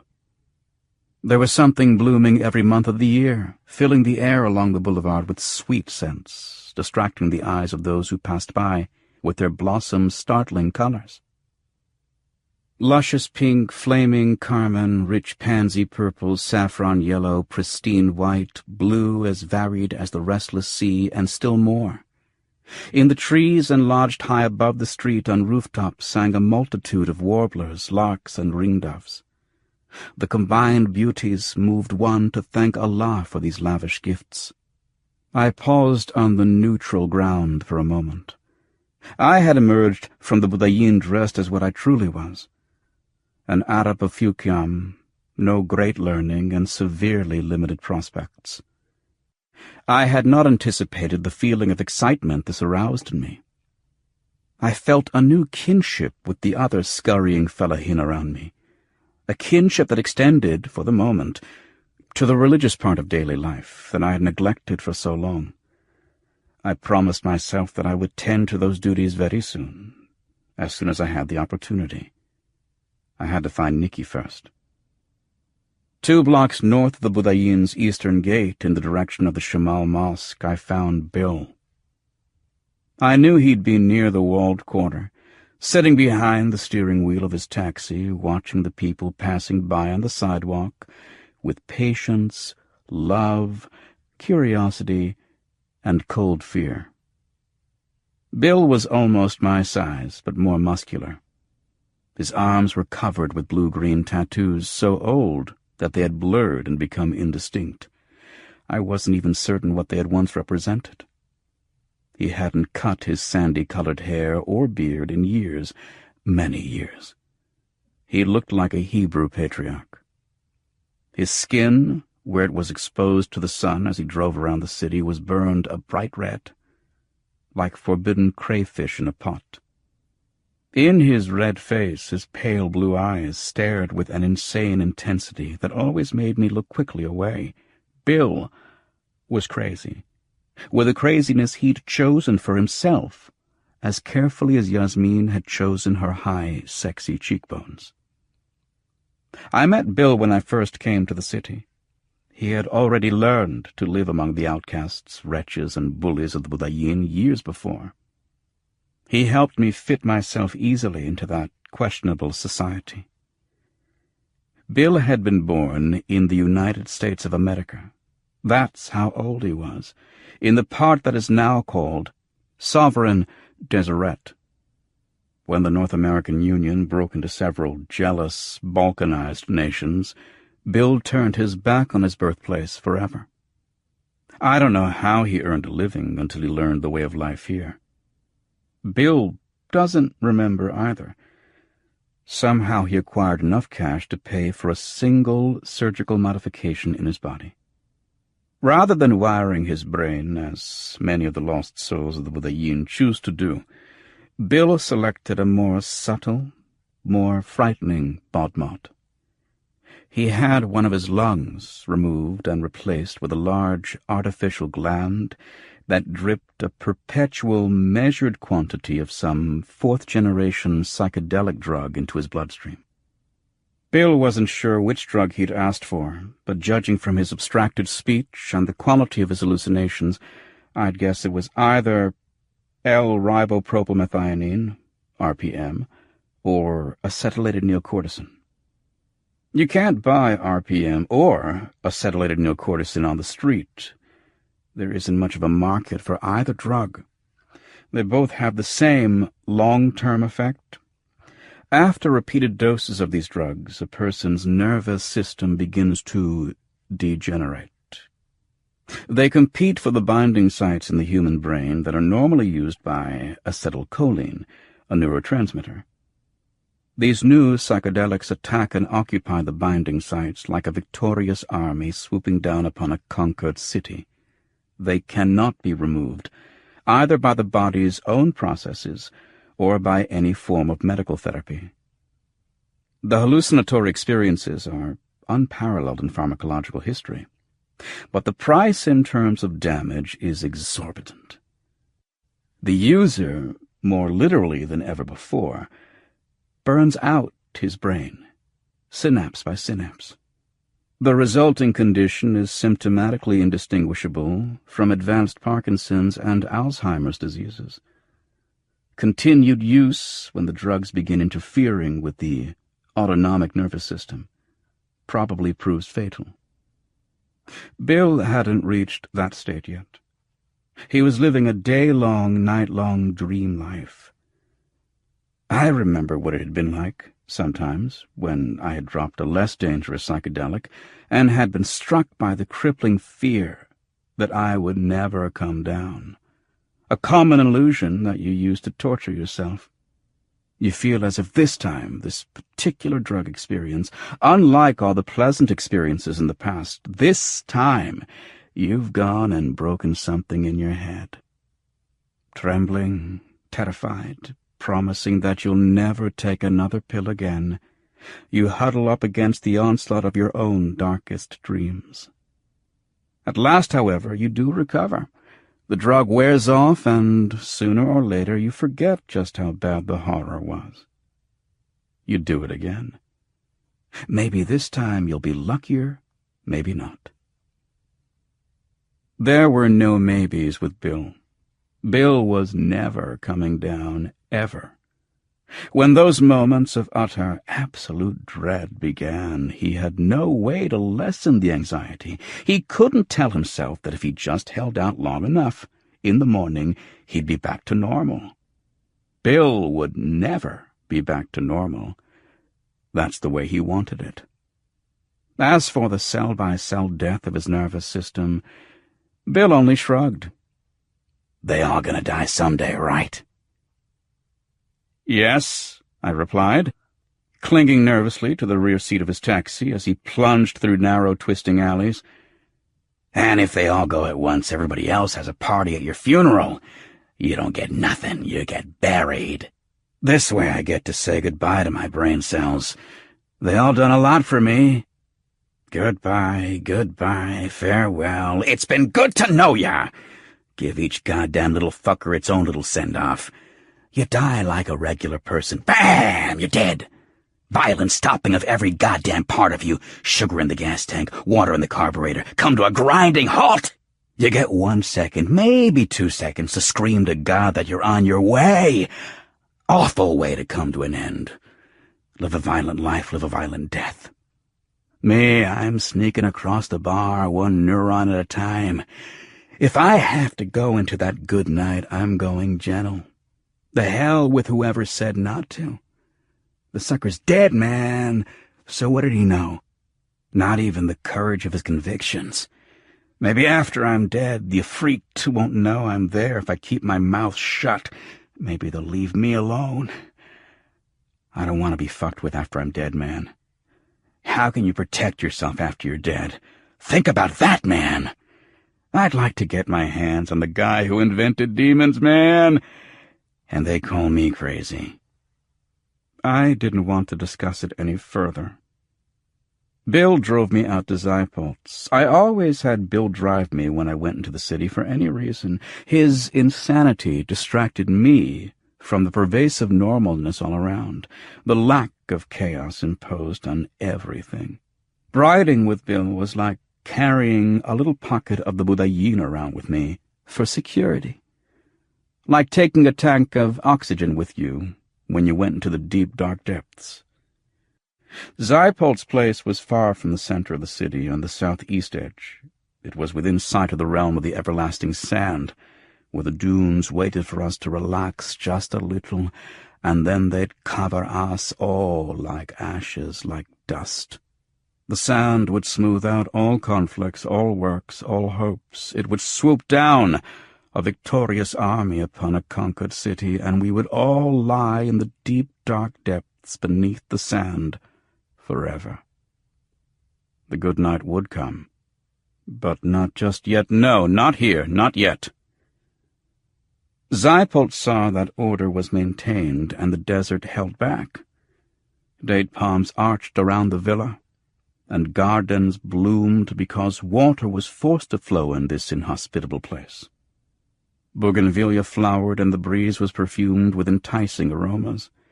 Iron gates were kept in repair, painted and oiled. Long curving drives were kept clean and raked. Walls were whitewashed. It was a magnificent residence, a rich man's home. It was a refuge against the creeping sand, against the creeping night that waits so patiently. I sat in the back of Bill's taxi. His engine idled roughly, and he muttered and laughed to himself.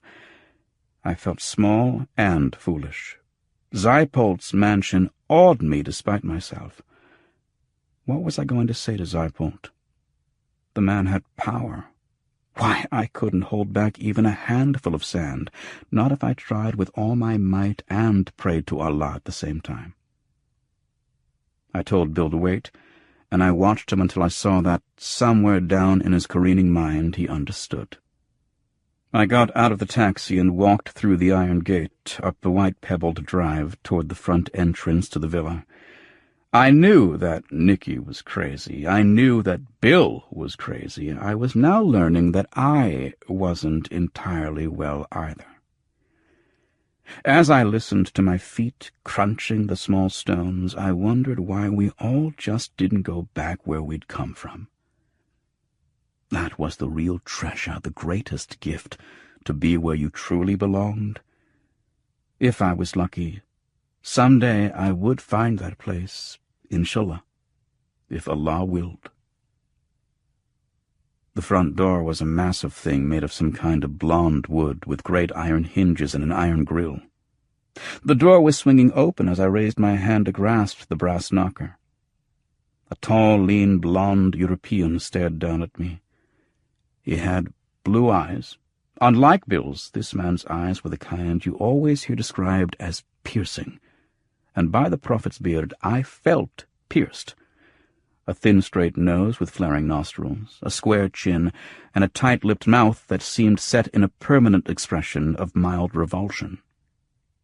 He spoke to me in German. I shook my head.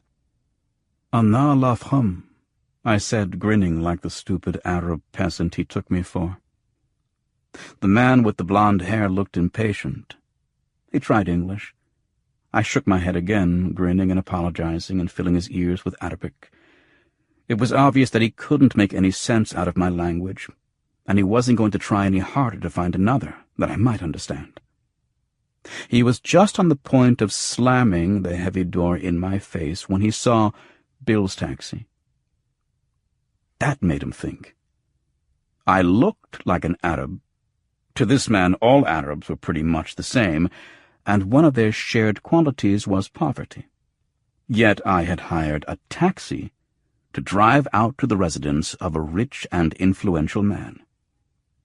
He was having trouble making sense of that, so now he wasn't so ready to dismiss me out of hand. He pointed at me and muttered something. I supposed it was, "Wait here." I grinned, touched my heart and my forehead, and praised Allah 3 or 4 times. A minute later, Blondie returned with an old man, an Arab in the employ of the household. The 2 men spoke together briefly. The old fella turned to me and smiled. "Peace be upon you," he said. "And upon you," I said. "O neighbor, is this man the honored and excellent one, Lutz Seipold Pasha?" The old man laughed a little. "You are mistaken, my nephew," he said. "He is but the doorman, a menial even as I am." I really doubted that they were all that equal. Evidently the blond man was part of Seipold's retinue, brought from Germany. "On my honor, I am a fool," I said. "I have come to ask an important question of His Excellency." Arabic terms of address frequently make such use of elaborate flattery. Seipold was a businessman of some sort. I had already called him Pasha, an obsolete title used in the city for ingratiation, and His Excellency as if he were some sort of ambassador. The old leather-skinned Arab understood what I was doing well enough. He turned to the German and translated the conversation. The German seemed even less pleased. He replied with a single, curt sentence. The Arab spoke to me. "Reinhard, the doorman, wishes to hear this question." I grinned into Reinhardt's hard eyes. "I'm only looking for my sister, Nikki." The Arab shrugged and relayed the information. I saw Reinhardt blink and make the beginning of some gesture, then catch himself. He said something to the old fellow. "There is no one by that name here," the Arab told me. "There are no women at all in this household." "I am certain that my sister is here," I said. "It is a matter of my family's honor." I sounded threatening. The Arab's eyes opened wide. Reinhardt hesitated. He was undecided whether to slam the door in my face after all or kick this problem upstairs. I figured him for a coward. I was right.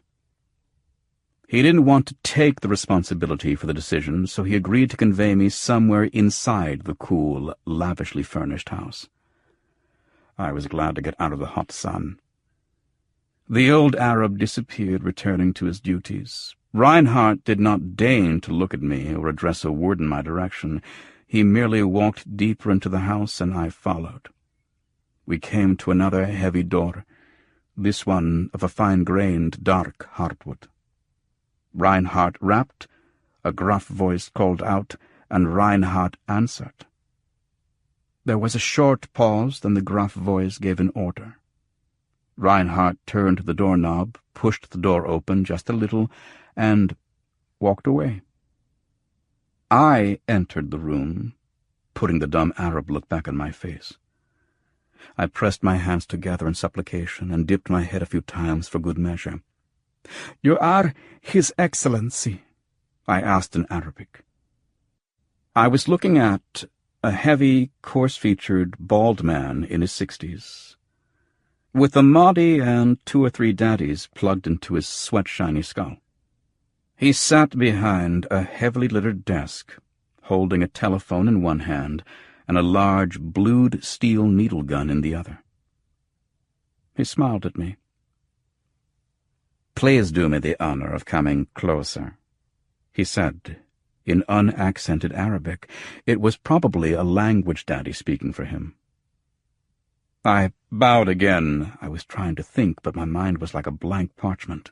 Needle guns do that to me sometimes. "Oh, excellent one," I said. "I beg your pardon for intruding." "To hell with all that excellent one, bull. Tell me why you're here. You know who I am. You know I don't have a lot of time to waste." I pulled Nicky's letter from my shoulder bag and gave it to him. I guessed he'd figure it out quickly enough. He read it through and then put down the telephone, but not the needle gun. "You're married then," he said. He'd stopped smiling. "I have that privilege," I said. "Don't get smart with me," said Zypold. "Sit down in that chair." He waved me aside with the pistol. "I've heard 1 or 2 things about you." "From Nicky?" Zypold shook his head. "Here and there in the city. You know how Arabs like to gossip." I smiled. I didn't realize I had such a reputation. "It's nothing to get excited about, kid. Now, what makes you think this Nicky, whoever she is here? This letter?" "Your house seemed like a good place to start looking. If she's not here, why is your name so prominent in her plans?" Zypold looked genuinely bewildered. "I don't have any idea, and that's the truth. I've never heard of your Nicky, and I don't have the least interest in her. As my staff will attest, I haven't had an interest in any woman in many years."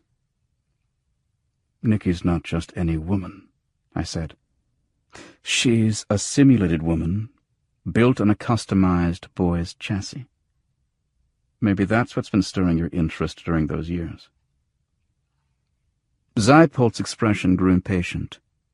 "Let me be blunt, Odran. I no longer have the apparatus to get sexually interested in anyone or anything. I no longer have the desire to have that condition repaired. I have found that I prefer business. Versteh?" I nodded. "I don't suppose you'd allow me to search your lovely home?" I said. "I needn't disturb you while you work. Don't mind me. I'll be as quiet as a jerboa." "No," he said. "Arabs steal things." His smile grew slowly until it was an evil thing. I don't tone easily, so I just shook that one off. "May I have the letter back?" I asked. Zypold shrugged. I went to his desk and picked up Nicky's note, tucked it back in my shoulder bag. "Import-export?" I asked. Zypold was surprised. "Yes," he said. He looked down at a stack of bills of lading. "Anything in particular, or the usual odds and ends? What the hell difference does it make to you what I waited for him to reach the middle of his outraged reply, then swiftly hit the inside of his right forearm with my left hand, swinging the muzzle of the needle gun away, and slapped him across his plump white face with my right hand. Then I tightened my grip on his left wrist. We struggled silently for a moment. He was sitting and I was standing over him, balanced, with momentum and surprise on my side. I twisted his wrist outward, abusing the small bones in his forearm. He grunted and dropped the needle gun to the desk, and with my right hand I swept it all the way across the room with one motion.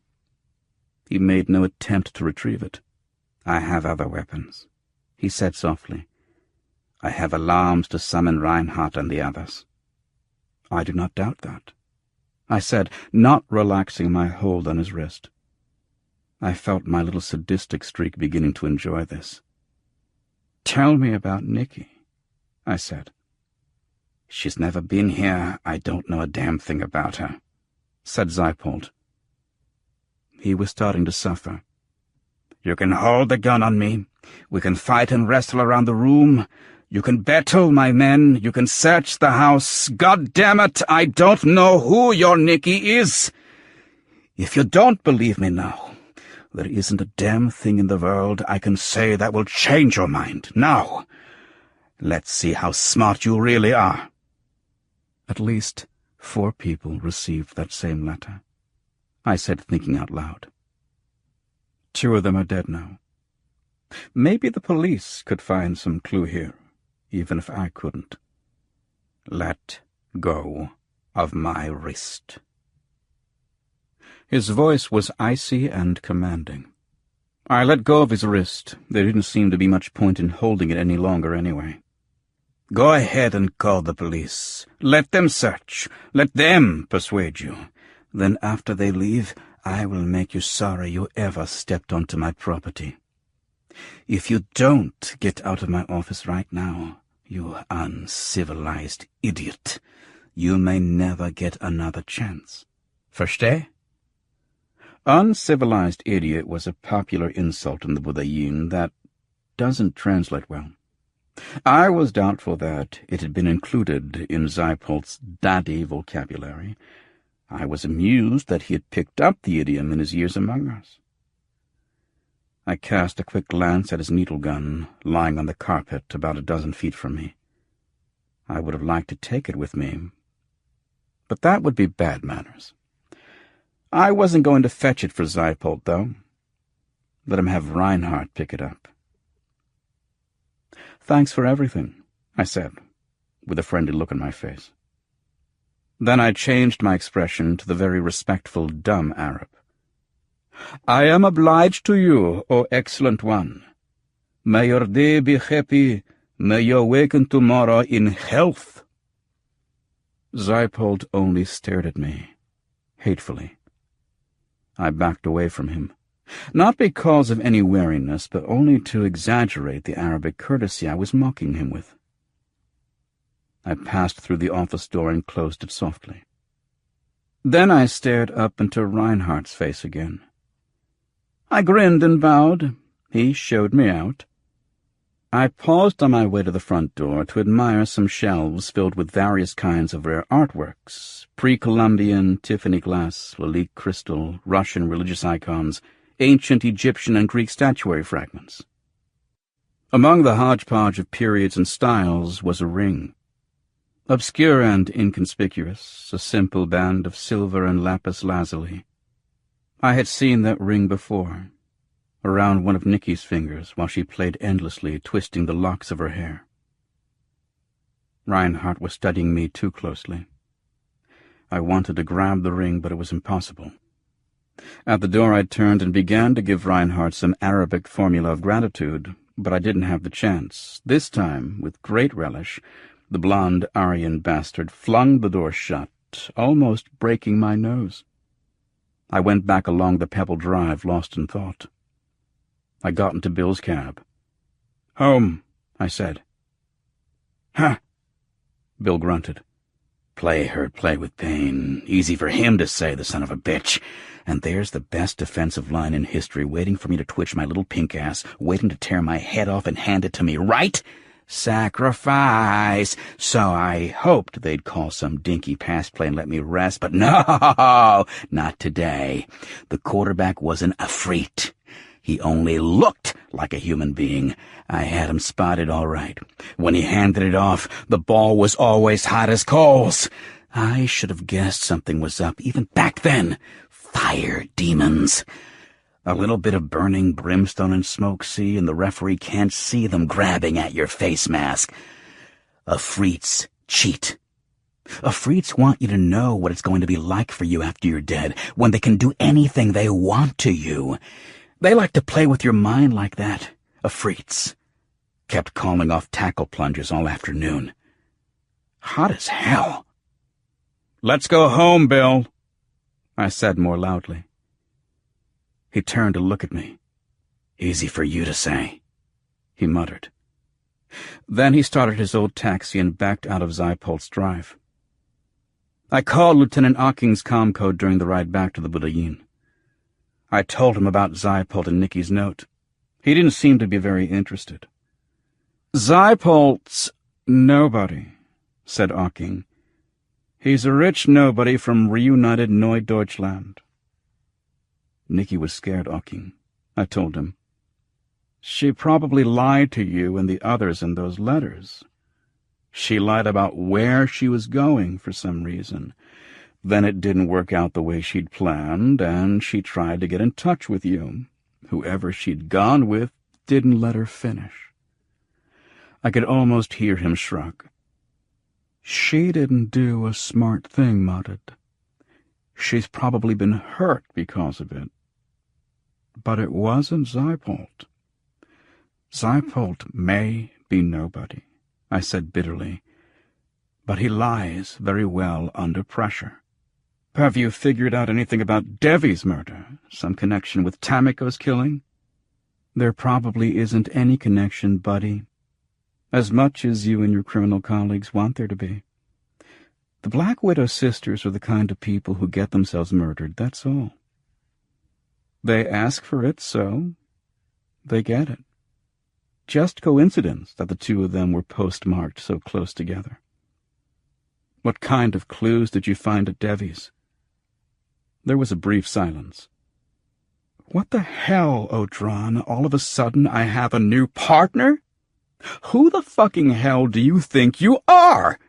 Where do you get off questioning me, as if you didn't know I couldn't talk police business with you like that, even if I wanted to, which is not in the most minute sense true? Go away, Mudded. You're bad luck." Then he snapped the connection. I put my phone in my bag and closed my eyes. It was a long, dusty, hot ride back to the Budayin. It would have been quiet except for Bill's constant monologue, and it would have been comfortable except for Bill's dying taxi. I thought about Zypolt and Reinhardt, Nicky and the sisters, Devi's killer, whoever he was, Tamiko's mad torturer, whoever he was. None of it made any sense to me at all. Ocking had just been telling me that very thing. It didn't make sense because there was no sense. You can't find a point in a pointless killing. I had just become aware of the random violence in which I had lived for years, part of it ignoring it, believing myself immune to it. My mind was trying to take the unrelated events of the last several days and make them fit a pattern, like making warriors and mythical beasts out of scattered stars in the night sky. Senseless, pointless. Yet the human mind seeks explanations. It demands order, and only something like RPM or Sunin can quiet that clamoring, or at least distract the mind with something else. Sounded like a great idea to me. I took out my pill case and swallowed 4 Sunnies. I didn't bother offering anything to Bill. He'd paid in advance, and anyway, he had a private screening. I had Bill let me out at the eastern gate of the Budayin. The fare was 30 kyum. I gave him 40. He stared at the money for a long time while I took it back and pushed it into the pocket of his shirt. He looked up at me as if he'd never met me before. "Easy for you to say," he murmured. I needed to learn a few things, so I went directly to a mod shop on 4th Street. The mod shop was run by a twitchy old woman who'd had one of the first brain jobs. I think the surgeons must have missed what they'd been aiming for, just slightly, or else Lila had always made you feel like getting out of her presence as quickly as possible. She couldn't talk to you without whining. She crooked her head and stared up at you as if she were some kind of garden mollusk and you were about to step on her. You sometimes considered stepping on her, but she was too quick. She had long, straggly gray hair, bushy gray eyebrows, yellow eyes, bloodless lips, and depopulated jaws, black skin, scaled and scabrous, and the same crooked clawed fingers that a witch ought to have. She had one Maudie or another plugged in all day, but her own personality, and it wasn't a likable personality at all, bled through as if the Maudie weren't exciting the right cells, or enough of them, or strongly enough. You'd get Janis Joplin with static-like flashes of Lila. You'd get the Marquise Josephine Rose Kennedy with Lila's nasal whine. But it was her shop and her merchandise, and if you didn't want to put up with her, you went elsewhere. I went to Lila because, even though I wasn't wired, she let me borrow any Maudie or Daddy she had in stock by plugging it into herself. If I needed to do a little research, I went to Lila and hoped that she didn't distort what I had to learn in any lethal way. This afternoon she was being herself, with only a bookkeeping add-on and an inventory management add-on plugged in. It was that time of the year again, how the months fly when you take a lot of drugs. "Lila," I said. She was so much like the old hag in Snow White that she couldn't think of more to say to her. Lila was one person with whom you didn't make small talk, whatever you wanted from her. She looked up, her lips mumbling stock numbers, quantities, markups, and markdowns. She nodded. "What do you know about James Bond?" I asked. She put her micro-recorder down and tapped it off. She stared at me for a few seconds, her eyes getting very round, then very narrow. "Married," she said. She managed to whine my name. "What do you know about James Bond?" "Videos, books, 20th century power fantasies, spies, that kind of action. He was irresistible to women. You want to be irresistible?" She whined at me suggestively. "I'm working on that on my own, thanks. I just want to know if anybody's bought a James Bond Maudie from you lately." "No, I'm sure of it. Haven't even had one in stock for a long time. James Bond is kind of ancient history, Married. People are looking for new arms. Cloak and dagger is too quaint for words." When she stopped talking, numbers formed on her lips as her daddies went on speaking to her brain. I knew about James Bond because I'd read the books. Actual, physical books made out of paper. At least I'd read some of them, 4 or 5. Bond was a Ur-Am myth like Tarzan or Johnny Carson. I wished Lila had had a Bond Maudie. It might have helped me understand what Devi's killer was thinking. I shook my head. Something was tickling my mind again. I turned my back on Lila and left her shop. I glanced at a holographic advertisement playing on the sidewalk outside her display window. It was Honey Pilar. She looked about 8 feet tall and absolutely naked. When you're Honey Pilar, naked is the only way to go. She was running her lascivious hands over her superluminally sexy body. She shook her pale hair out of her green eyes and stared at me. She slid the pink tip of her tongue across her unnaturally full, luscious lips. I stood watching the hollow porn mesmerized. That was what it was for, and it was working just fine.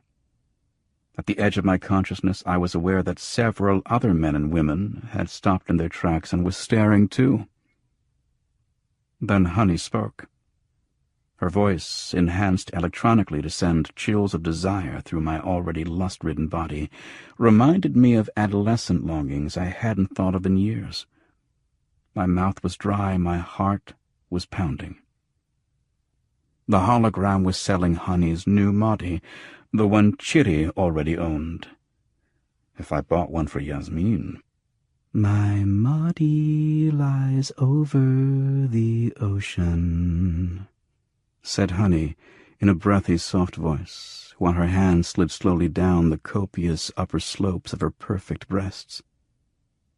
My Modi lies over the sea.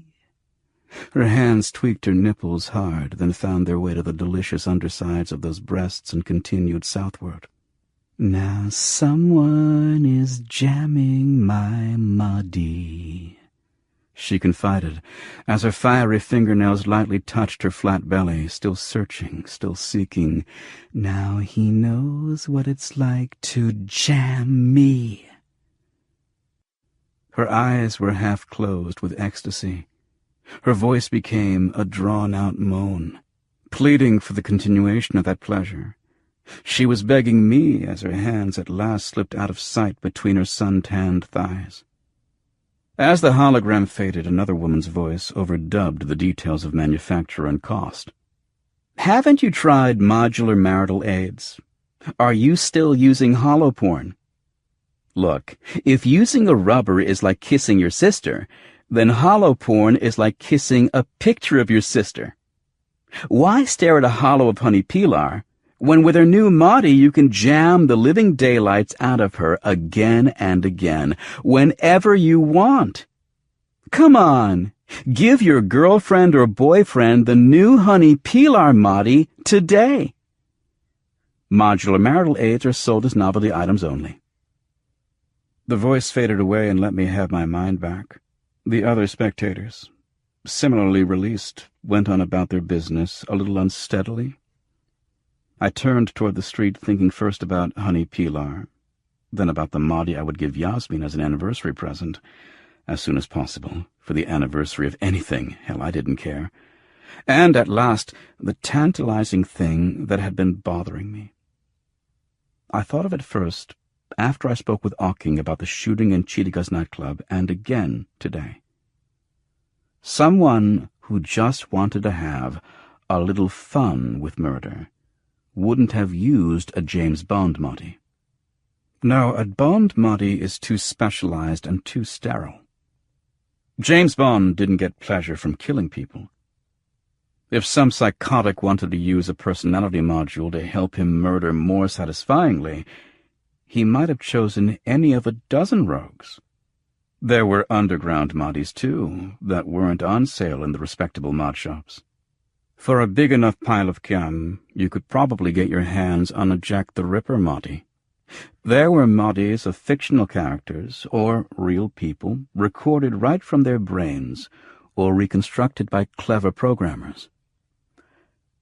I felt ill as I thought about the perverse people who wanted the illicit Modis, and the black market industry that catered to them, with Charles Manson modules, or Nosferatu modules, or Heinrich Himmler modules. I was sure that whoever had used the Bond module had done so for a different purpose, knowing in advance that it wouldn't give him much pleasure. It wasn't pleasure the false James Bond had been after. His goal had not been excitement, but execution. Devi's death, and of course the Russians, had not been the work of a mad slasher among the dregs of society. Both murders had been, in fact, assassinations. Political assassinations. Aking would not listen to any of this without proof. I had none. I wasn't even certain in my own mind what this all meant. What connection could there be between Bogatirov, a minor functionary in the legation of a weak and indigent Eastern European kingdom, and Devi, one of the Black Widow's sisters? Their worlds didn't intersect at all. I needed more information, but I didn't know where it was going to come from. I found myself walking determinedly somewhere. Where was I going? I asked myself. Devi's apartment, of course. Ocking's men would still be combing the premises for clues. There'd be barriers up and a cordon with signs warning crime scene. There'd be nothing. No barriers, no cordon, no police. A light was on in the window. I went up to the green shutters that were used to cover the doorway. They were thrown open so that Devi's front room was clearly visible from the sidewalk. A middle-aged Arab was down on his hands and knees painting a wall. We greeted each other, and he wanted to know if I wanted to rent the place. It would be fixed up in another 2 days. That's all the memorial Devi got. That's all the effort Ocking would put into finding her killer. Devi, like Tommy, didn't deserve much of the authorities' time. They hadn't been good citizens. They hadn't earned the right to justice. I looked up and down the block. All the buildings on Devi's side of the street were the same. Low, whitewashed, flat-roofed houses with green-shuttered doors and windows. There would have been no place for James Bond to hide, to waylay Devi. He could only have concealed himself inside her apartment in some way, waiting for her to come home after work, or else he'd waited someplace nearby. I crossed the old cobbled street. On the opposite side, some of the houses had low stoops with iron handrails. Directly across from Devi's house, I sat on the topmost step and looked around. On the ground below me, to the right of the stairs, were a few cigarette butts. Someone had sat on this stoop, smoking. Maybe it was the person who lived in the house, maybe not. I squatted down and looked at the butts. There were 3 gold bands on each around the filters. In the James Bond books, he smoked cigarettes made up specially for him of some particular mixture of tobaccos, and his blend was marked with the 3 gold bands. The assassin took his job seriously. He used a small-caliber pistol, probably a Walter PPK, like Bond's. Bond kept his cigarettes in a gunmetal cigarette case that held 50. I wonder if the assassin had one of those, too. I put the cigarette butts in my shoulder bag. Ocking wanted proof. I had proof. That didn't mean Ocking would agree. I looked up into the sky. It was getting late, and there would be no moon tonight. The slender sliver of the new moon would appear tomorrow night, bringing with it the beginning of the holy month of Ramadan. The already frantic Budayin would get more hysterical after nightfall tomorrow. Things would be deathly quiet during the day, though. Deathly quiet. I laughed softly as I walked in the direction of Frenchy Benoit's bar.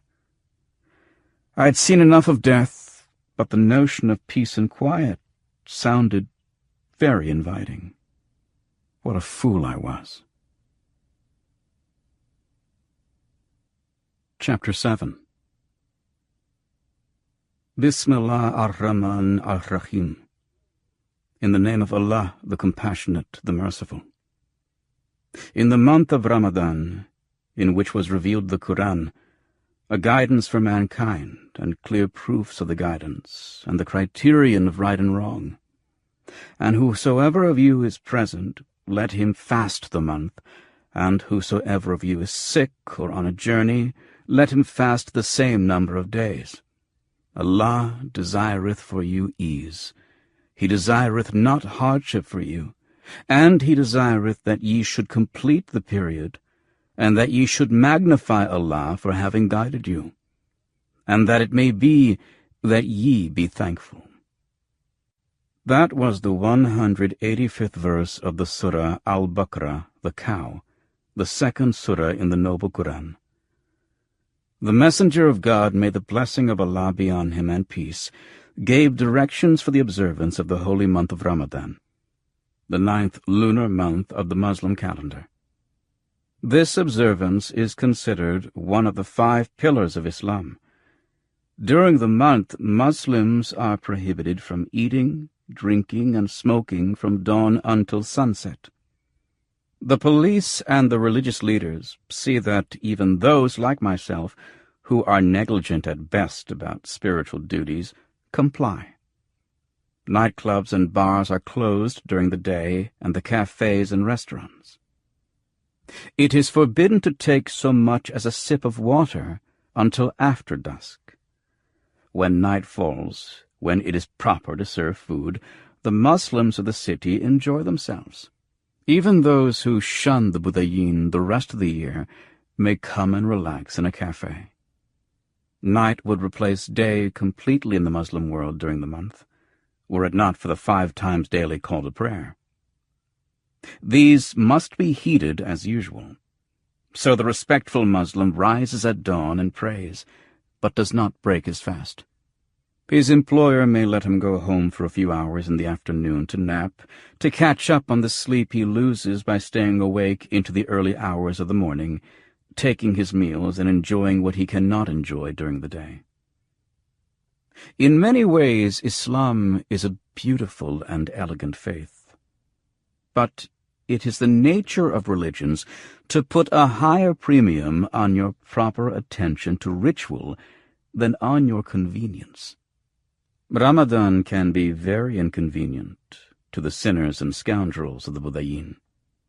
Yet, at the same time, it made some things simpler. I merely shifted my schedule several hours later on the clock, and I wasn't put out at all. The nightclubs made the same alteration in their hours. It might have been worse if I had other things to attend to during the day, say, for instance, facing Mecca and praying every now and then. The first Wednesday of Ramadan, after I'd settled myself into the changed daily scheme, I sat in a small coffee house called the Café Solace on 12th Street. It was almost midnight, and I was playing cards with 3 other young men, drinking small cups of thick coffee without sugar, and eating small bites of baklawa. This was just what Yasmin had been envious of. She was over at Frenchie's, shaking her fine little behind and charming strangers into buying her champagne cocktails. I was eating sweet pastries and gambling.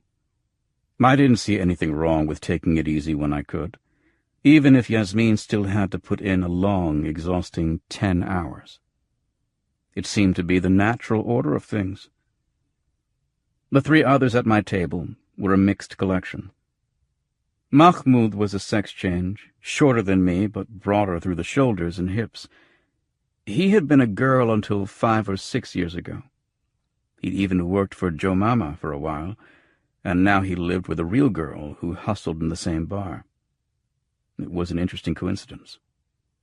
Jacques was a Moroccan Christian, strictly heterosexual, who felt and acted as if he had special privileges because he was 3/4 European, therefore beating me out by a full grandparent. Nobody listened to Jacques very much, and whenever celebrations and parties were planned, Jacques learned about them just a little too late. Jacques was included in card games, however, because somebody has to be there to lose, and it might as well be a miffy Christian. Saeed, the half-Hajj, was tall and well-built, rich and strictly homosexual. He wouldn't be seen in the company of a woman, real, renovated, or reconverted. He was called the half-Hajj because he was so scatterbrained that he could never start one project without getting distracted in the middle by 2 or 3 others. Hajj is the title one gets after completing the holy pilgrimage to Mecca, which is one of the other pillars of Islam. Saeed had actually begun the journey several years ago, made about 500 miles, and then turned back because he'd had a magnificent money-making idea that he forgot before he reached home again. Saeed was somewhat older than I was, with a carefully trimmed mustache that he was very proud of. I don't know why. I've never thought of a mustache as an achievement, unless you started out life like Mahmoud. Female, that is. All three of my companions had had their brains wired. Said was wearing a Mahdi and 2 daddies. The Mahdi was just a general personality module, not a particular person, but a particular type.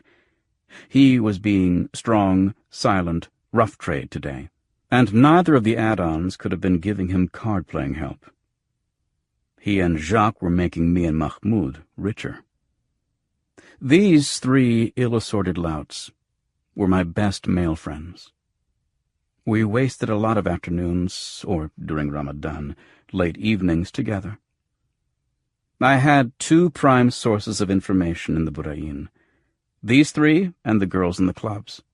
The information I got from one person often contradicted the version I heard from another, so I'd long ago gotten into the habit of trying to hear as many different stories as I could and averaging them all out. The truth was in there somewhere. I knew it. The problem was coaxing it into the open. I had won most of the money on the table, and Mahmoud the rest. Jacques was about to throw in his cards and quit the game. I wanted something more to eat, and the half-Hajj agreed. The 4 of us were just about to leave the solace and find somewhere else to have lunch when Fuad ran up to us. This was the scrawny, spindle-legged son of a camel who was called, among other things, Fuad il-Manhus, or Fuad, the chronically unlucky. I knew right off that I wasn't going to get anything to eat for a while. The look on il-Manhus's face told me that a little adventure was about to begin. "Praise Allah that I found you all here," he said, snapping quick glances at each of us. "Go with Allah, my brother," said Jacques tartly. "I think I see him heading that way toward the north wall." Fuad ignored him. "I need some help," he said. He sounded more frantic than usual.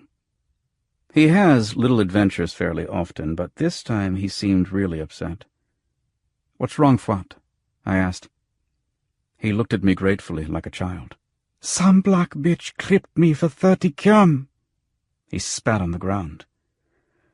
I looked at the half-Hajj, who only looked heavenward for strength. I looked at Mahmoud, who was grinning. Jacques looked exasperated. "Them bitches get you pretty regularly, don't they, Fuad?" asked Mahmoud. "You just think so," he replied defensively. "What happened this time?" asked Jacques. "Where? Anybody we know?" "New girl," he said. "It's always a new girl," I said. "She works over at the red light," said the cursed one. "I thought you were banned out of there," said Mahmoud. "I was," Fuad tried to explain. "And I still can't spend any money in there. Fatima won't let me, but I'm working for her as a porter, so I'm in there all the time. I don't live by Hassan's shop anymore. He used to let me sleep in a storeroom, but Fatima lets me sleep under the bar." "She won't give you a drink in her place," said Jacques. "But she lets you carry out her garbage?" "Uh-huh, and sweep up and clean off the mirrors." Mahmoud nodded wisely. "I've always said that Fatima has a soft heart," he said. "You've all heard me." "So what happened?" I asked. I hate having to listen to Fuad circumambulate the point for half an hour every time. "I was in the red light, see," he said, "and Fatima had just told me to bring in another couple bottles of Johnny Walker, and I'd gone back and told Nasir, and he gave me the bottles, and I brought them up to Fatima, and she put them under the bar. Then I asked her, I said, 'What do you want me to do now?' And she said, 'Why don't you go drink lye?' And I said, 'I'm going to sit down for a while.' And she said, 'All right.' So I sat down by the bar and watched for a while, and this girl came over and sat down next to me." "A black girl," said Saeed the half-Hajj. "Uh-huh." The half-Hajj gave me a look and said, "I have a special sensitivity in these matters." I laughed. Fuad went on. "Uh-huh, So this black girl was real pretty. Never saw her before. She said she started working for Fatima that night, and I told her it was a pretty rowdy bar and that sometimes you have to watch yourself because of the crowd they get in there. And she said she was real grateful because I gave her the advice, and she said people in the city were real cold and didn't care about anybody but themselves, and it was nice to meet a nice guy like me. She gave me a little kiss on my cheek, and she let me put my arm around her, and then she started— "To fill you up?" said Jacques. Fuad blushed furiously. She wanted to know if she could have a drink, and I said I only had enough money to live on for the next 2 weeks, and she asked me how much I had, and I said I wasn't sure. She said she bet I probably had enough to get her one drink, and I said, look, if I've got more than 30, I will. But if I've got less than 30, I can't. And she said that sounded fair. So I took out my money, and guess what? I had exactly 30. And we hadn't said what we were going to do if I had exactly 30. So she said it was okay. I didn't have to buy her a drink. I thought that was real nice of her, and she kept kissing on me and hugging me and touching me, and I thought she really liked me a lot. And then guess what? "She took your money," said Mahmoud. She wanted you to count it just to see where you kept it. I didn't know she'd done it until later, when I wanted to get something to eat. It was all gone. Like she reached into my pocket and took it. "You've been clipped before," I said. "You knew she was going to do it. I think you like being clipped. I think you get off on it." "That's not true," said Fuad stubbornly. "I really thought she liked me a lot, and I liked her, and I thought maybe I could ask her out or something later, after she got off work. Then I saw my money was gone, and I knew she'd done it. I can put 2 and 2 together. I'm no dummy." We all nodded without saying anything. I told Fatima, but she wouldn't do anything. So I went back to Joie, that's what she calls herself, but she told me it wasn't her real name, and she got real mad, saying she never stole nothing in her life. I said I knew she'd done it, and she got madder and madder, and then she pulled a razor out of her purse, and Fatima told her to put it away. I wasn't worth it. But Joie was still real mad and come at me with the razor, and I got out of there and looked all over the place for you guys. Jacques closed his eyes wearily and rubbed them. "You want us to go get your 30 kyam back? Why the hell should we, Fuad? You're an imbecile. You want us to walk up to some screaming, crazy flatbacker who's waving a razor around just because you can't hang on to your own role?" "Don't argue with him, Jacques," said Mahmoud. "It's like talking to a brick wall. The actual Arabic phrase is, you talk in the east, he answers in the west, which is a very perceptive description of what was happening with Fuad il-Manhus. The half-Hajj, though, was wearing this modi that made him into a man of action, so he just twirled his mustache and gave Fuad a small, rugged smile. "Come on," he said. "You show me the joie." "Thanks," said the skinny Fuad, falling all over Said. "Thanks a whole lot. I mean, I don't have another goddamn fic. She has all the money I had saved for the next—" "Just shut up about it," said Jacques. We got up and followed Said and Fuad to the red light. I shook my head. I didn't want to be involved in this at all, but I had to go along. I hate eating by myself, so I told myself to be patient. We'd all go by the Café de la Fée Blanche afterward and have lunch. All of us except the cursed one, I mean. In the meantime, I swallowed 2 trifets, just for luck. The red light lounge was a rough place, and you went into it knowing it was a rough place. So if you got rolled or clipped in there, it was hard to find someone to give you a little sympathy. The police figured you were a fool to be there in the first place, so they would just laugh in your face if you made a complaint to them. Both Fatima and Nasir are interested only in how much profit they make on each bottle of liquor they sell, and how many champagne cocktails their girls push. They couldn't be bothered keeping track of what the girls were doing on their own. It was free enterprise in its purest, most unhindered form. I was reluctant to set foot in the red light because I didn't get along with either Fatima or Nasir. So I was last in our little group to sit down. We took a table away from the bar. They kept it as dark in there as Chidi kept her place. There was a heavy, sour smell of spilled beer. A hatchet-faced, red-haired girl was dancing on stage. She had a nice little body, unless your gaze strayed up past her neck.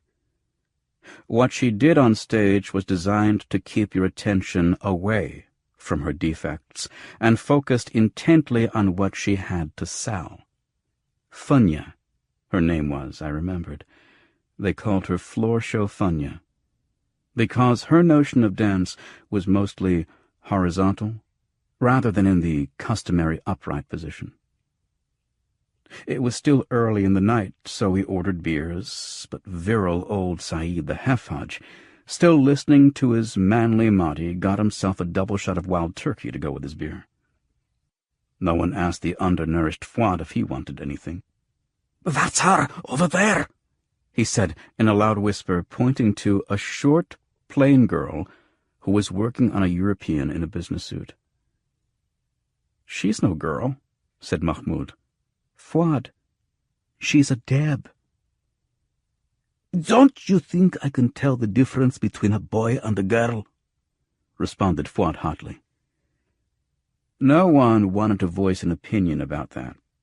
As far as I was concerned, it was too dark for me to read her yet. I'd know later when I saw her better. Saeed didn't even wait for his drink. He stood up and sort of strolled over to Joie.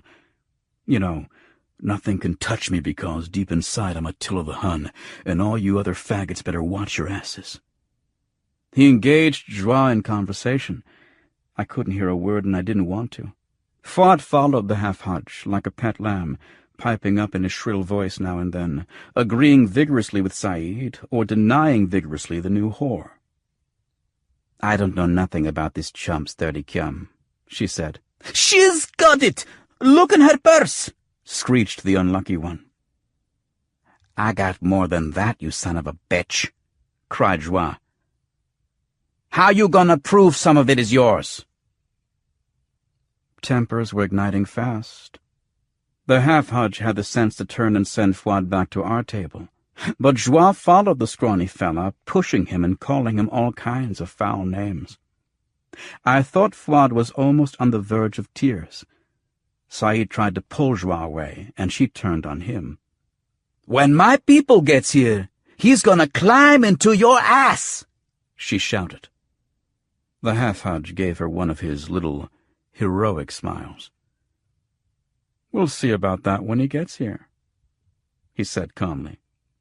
"In the meantime, we're giving my friend here his money back, and I don't want to hear about you shaving him or any of my other friends again, or you'll have so many cuts on your face you'll have to turn tricks with a bag over your head." It was just at this moment, with Saeed holding Joie's wrists together, with Fuad standing on her other side, blithering loudly into her ear, that Joie's pimp came into the bar. "Here we go," I murmured. Joie called to him and quickly told him what was happening. "These cocksuckers are trying to take my money!" she cried. The pimp, a big one-eyed Arab named Tufik, whom everybody called Courvoisier Sonny, didn't need to hear a word from anyone. He slapped Fuad aside without so much as a glance. He put one hand around Saeed's right wrist and made him release Joie's hands. Then he shoved the half-hudge's shoulder and sent him backward, staggering. "Messing with my girl like that can get you cut, my brother," he said, in a deceptively soft voice. Saeed strolled back to our table. "She is a Deb," he said. "Just a man in a dress." He and Sunny were standing right above me, and I wished they'd take their negotiations outside. The disturbance hadn't seemed to draw the attention of either Fatima or Nasir. Meanwhile, Funya had ended her turn on stage, and a tall, lanky, black sex change, American, began to dance. "Your ugly, thieving, syphilitic whore took 30 kyam of my friend's money," said Saeed in the same soft voice as Sunny. "You gonna let him call me names, Sonny?" demanded Joie. "In front of all these other bitches?" "Praise Allah," said Mahmoud sadly. "It has turned into an affair of honor. It was a lot simpler when it was just larceny." "I won't let nobody call you nothing, girl," said Sunny. He had put a little growl into his soft voice. He turned to Saeed. "I'm telling you now to shut the fuck up." "Make me," said Saeed, smiling. Mahmoud, Jacques, and I grabbed our beers and got halfway out of our seats. We were too late. Sunny had a knife in the rope belt around his galabia. He reached for it. Saeed got his knife out quicker. I heard Joie cry a warning to Sunny. I saw Sunny's eyes get narrow as he backed away a step. Saeed swung his left fist hard at Sunny's jaw, and Sunny ducked away. Saeed took a step forward, blocked Sunny's right arm, bent a little, and drove his knife into Sunny's side. I heard Sunny make a little sound, a quiet, gurgling, surprised groan. Saeed had slashed Sunny's chest and cut some big vessels. Blood spurted in all directions, more blood than you would think possible for one person to carry around. Sunny stumbled one step to his left, then 2 steps forward, and fell onto the table. He grunted, jerked and thrashed a few times, and slipped off the table to the floor. We were all staring at him. Joie hadn't made another sound. Saeed hadn't moved. He was still in the same position he'd been in when his knife had cut open Sunny's heart. He slowly rose up straight, his knife hand falling to his side. He was breathing heavily, loudly. He turned around and grabbed his beer. His eyes were glassy and expressionless. He was soaked with blood. His hair, his face, his clothing, his hands and arms, all were covered with Sunny's blood. There was blood all over the table. There was blood all over us. I was almost drenched in blood. It had taken me a moment, but now I realized how much blood I had on me, and I was horrified. I stood up, trying to pull my blood-soaked shirt away from my body. Joie began to scream, again and again. Someone finally slapped her a few times, and she shut up. At last Fatima called Nasir out of the back room, and he called the police. The rest of us just sat down at another table. The music stopped, the girls went to the dressing room, the customers slipped out of the bar before the police could arrive. Mahmoud went to Fatima and got a pitcher of beer for us. Sergeant Hajar took his time coming around to see the aftermath. When he arrived at last, I was surprised to see that he'd come alone. "What's that?" he asked, indicating Sunny's corpse with the toe of a boot. "Dead pimp," said Jacques. "They all look the same. Dead," said Hajar. He noticed the blood splashed all over everything. "Big guy, huh?" "Sunny," said Mahmoud. "Oh, that motherfucker."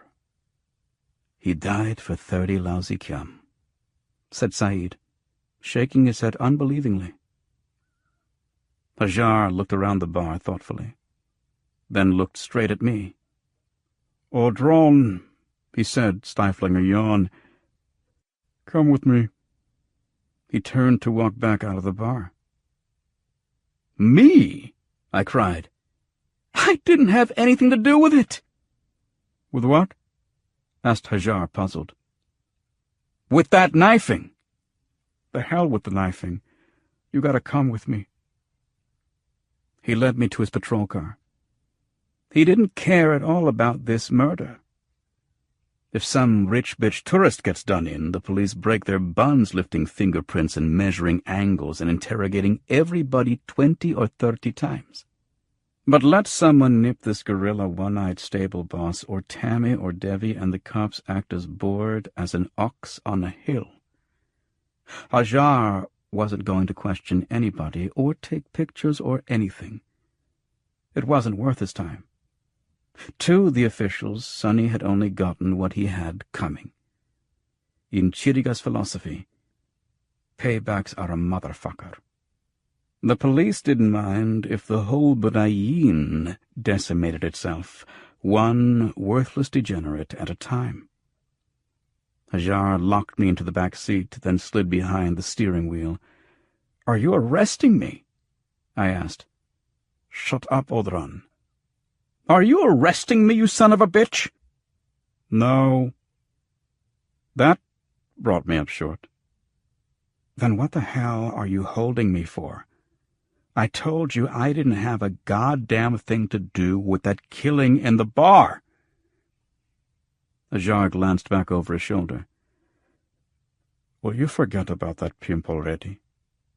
This doesn't have anything to do with that. Where are you taking me?" Hajar looked around again and gave me a sadistic grin. "Papa wants to talk to you." I felt cold. "Papa?" I'd seen Friedlander Bay here and there. I knew all about him, but I'd never actually been summoned into his presence before. "And from what I hear, Odran, he's spitting mad. You'd be better off if I did bring you in for murder." "Mad? At me? What for?" Hajar just shrugged. "I don't know. I was just told to fetch you. Let Papa do his own talking." Just at this moment of growing fear and menace, the Trifetch decided to kick in and race my heart even harder. It had started out to be such a nice evening, too.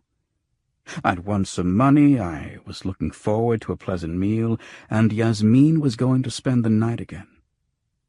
Instead, I was in the back of a police cruiser, my shirt and jeans still damp with Sonny's blood, my face and arms beginning to itch as the blood dried on them, heading towards some foreboding meeting with Friedlander Bay, who owned everybody and everything. I was sure it was some sort of accounting, but I couldn't imagine for what.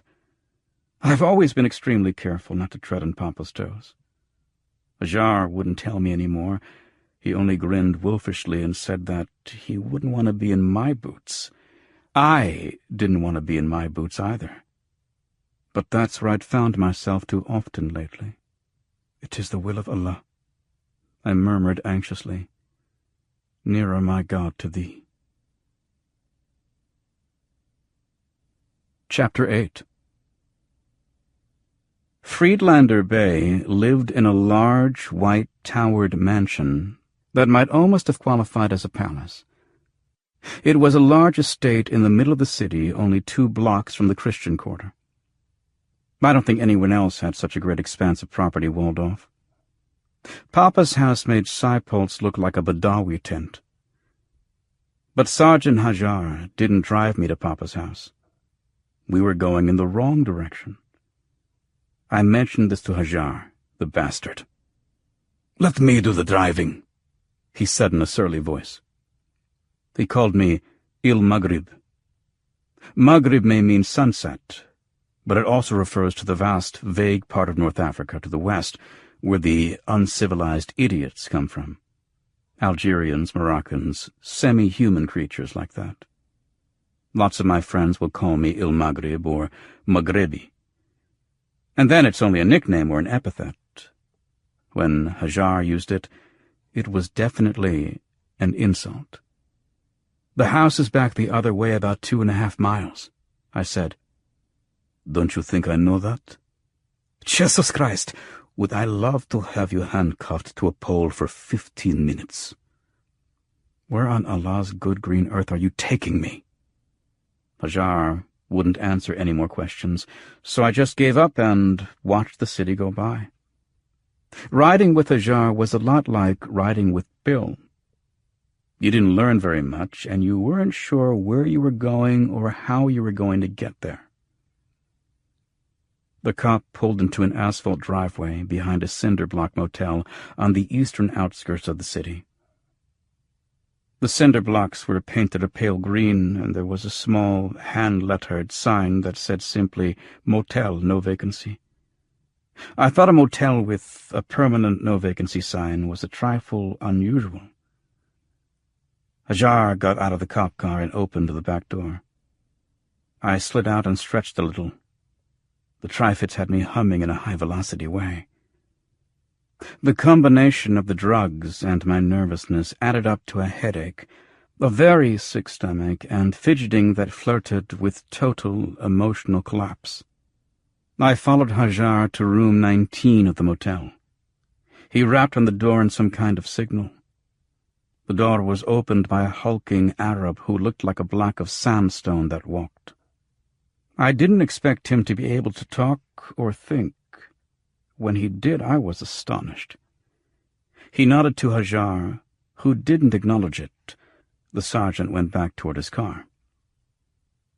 The stone looked at me for a moment, probably wondering where I'd come from. Then he realized that I must have come with Hajar, and that I was the one he was waiting to let into the damn motel room. "In," he said. His voice sounded like sandstone that spoke. I shuddered as I passed by him.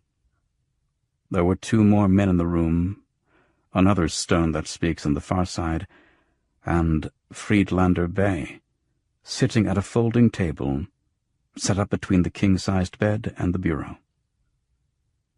All the furnishings were European, but a little worn and shabby. Papa stood when he saw me come in. He was about 5 feet 2 inches tall and almost 200 pounds. He wore a plain white cotton shirt, gray trousers, and slippers. He wore no jewelry. He had a few wisps of graying hair brushed straight back on his head, and soft brown eyes. Friedlander Bey didn't look like the most powerful man in the city. He raised his right hand in front of his face, almost touching his forehead. "Peace," he said. I touched my heart and my lips. "And on you be peace." He did not look happy to see me. The formalities would protect me for a short while and give me time to think. What I needed to plan was a way to bowl over the 2 stones and get out of that motel room.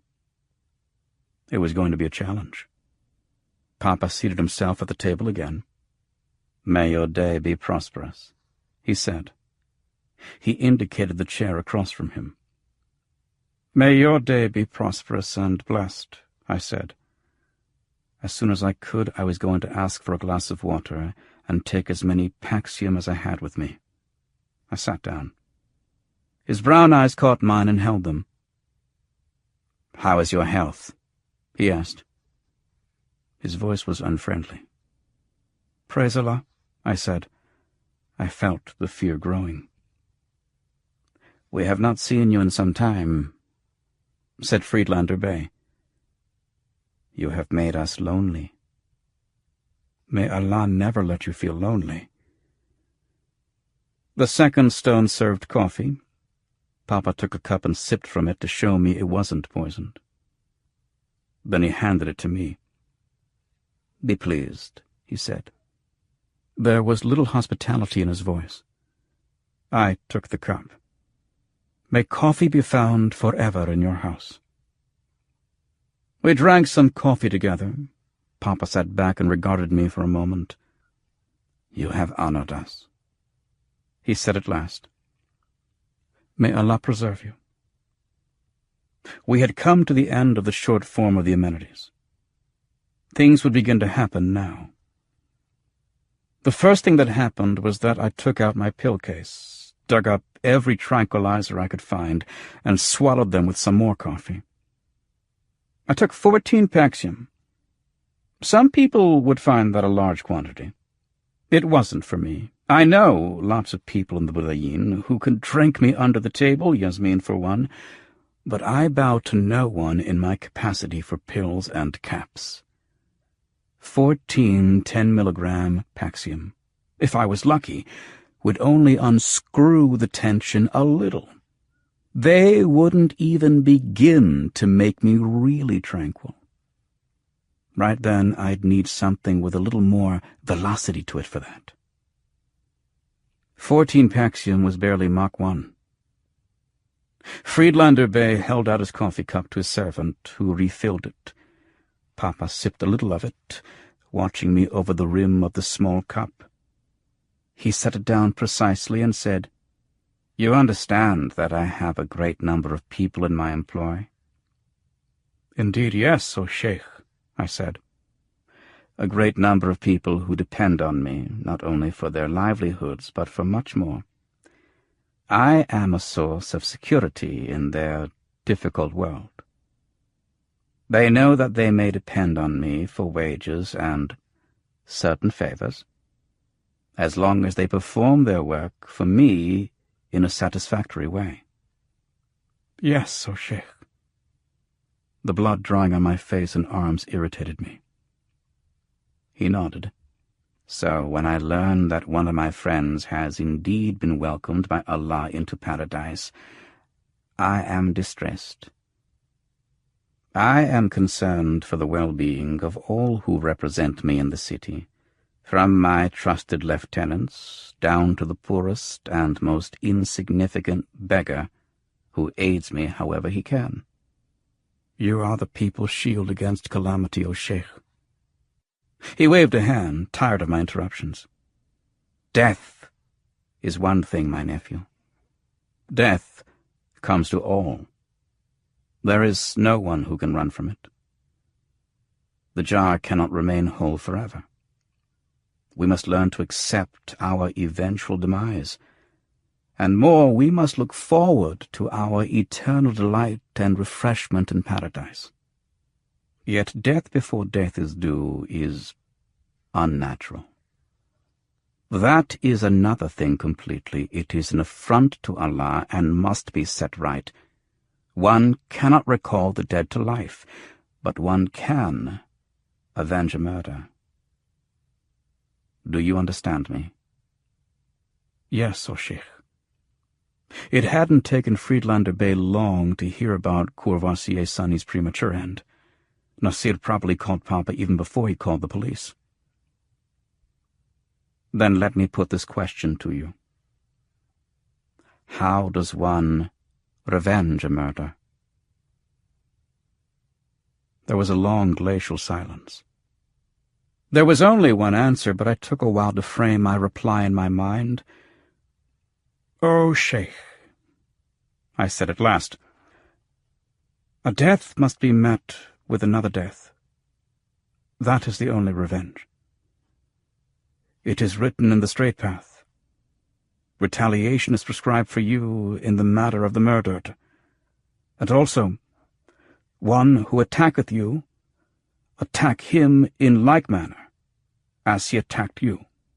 But it also says elsewhere, the life for the life, and the eye for the eye, and the nose for the nose, and the ear for the ear, and the tooth for the tooth, and for wounds, retaliation. But whoso foregoeth it in the way of charity, it shall be expiation for him. I am innocent of this murder, O Sheikh, and to seek revenge wrongfully is a crime worse than the killing itself." "Allah is most great," murmured Papa. He looked at me in surprise. "I had heard that you were an infidel, my nephew, and it caused me pain. Yet you have a certain knowledge of the noble Quran." He stood up from the table and rubbed his forehead with his right hand. Then he crossed to the large bed and laid down on the bedspread. I turned to face him, but a huge brown hand clamped itself on my shoulder and forced me to turn around again. I could only stare across the table, at Friedlander Bey's empty chair. I could not see him, but I could hear him when he spoke. I have been told that of all people in the Budayin, you had most reason to want to murder this man. I thought back over the recent months. I couldn't even remember the last time I'd even said hello to Sonny. I stayed out of the red light. I had nothing to do with the kind of debs, changes in girls Sonny ran on the street. Our circles of friends didn't seem to intersect at all, except for Fuad el-Manhus, and Fuad was no friend of mine, and I'm sure no friend of Sonny's either. Yet the Arab's concept of revenge is as fully developed and patient as the Sicilians'. Maybe Papa was thinking of some incident that had happened months, even years ago, something I had forgotten completely, that could be construed as a motive to kill Sonny. I had no reason at all, I said shakily. I do not enjoy evasions, my nephew. It happens very often that I must ask someone these difficult questions, and he always begins by making evasive answers. This continues until one of my servants persuades him to stop. The next stage is a series of answers that do not sound so evasive, but are clearly lies. Once again, my guest must be persuaded not to waste valuable time this way. His voice was tired and low. I tried to turn to face him again, and once more the huge hand grasped my shoulder, more painfully this time. Papa went on. After a while, one is at last brought to the point where truth and cooperation seem far the most reasonable course. Yet it often makes me sad to see in what state my guest is in when he makes this discovery. My advice, then, is to pass through evasion and lies quickly, but still not at all, and proceed directly to truth. We will all benefit. The stone hand did not leave my shoulder. I felt as if my bones were slowly being crushed into white powder inside my skin. I made no sound. You owed this man a sum of money, said Friedlander Bey. You owe him no longer because he is dead. I will collect that sum, my nephew, and I will do that which the book allows. I didn't owe him any money, I cried. Not one goddamn fick! A second stone hand began to crush my other shoulder. The dog's tail is still bent, O Lord, murmured the stone that speaks. I do not lie, I said, gasping a little. If I tell you that I owed Sonny nothing, it is the truth. I am known everywhere in the city as one who does not lie. It is true that I have never had cause to doubt you before, my nephew. Perhaps he has found reasons to take up the practice, O Lord, murmured the stone that speaks. Sonny, said Friedlander Bey, returning to the table. No one cares about Sonny. He is no friend of mine or of anyone. To that I can attest. If he is dead too, then it but makes the air over the Budayin more pleasant to breathe. No, my nephew, I have asked you to join me here to talk about the murder of my friend Abdullahi Abu Zaid. Abdullahi, I said. The pain was immense. I was beginning to see little flecks of red before my eyes. My voice was hoarse and barely audible. I did not even know that Abdullahi was dead. Papa rubbed his forehead again.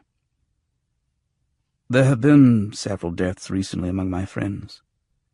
More deaths than is natural. Yes, I said. You must prove to me that you did not kill Abdullahi. No one else has such a reason to wish him ill fortune. And what reason do you think I have?" "The obligation I mentioned. Abdullahi was not well loved, that is true, and he may well have been disliked, even hated. Yet everyone knew that he had my protection, and that a harmful thing done to him was a harmful thing done to me. His murderer will die, just as he died." I tried to raise my hand, but I could not. "How did he die?" I asked. Papa looked at me through lowered eyelids. "You must tell me how he died." The stone hands left my shoulders. That only made the pain there get worse. Then I felt the fingers wrap themselves around my throat. "Answer quickly," said Papa gently, "or very soon you will not be able to answer at all. Ever again."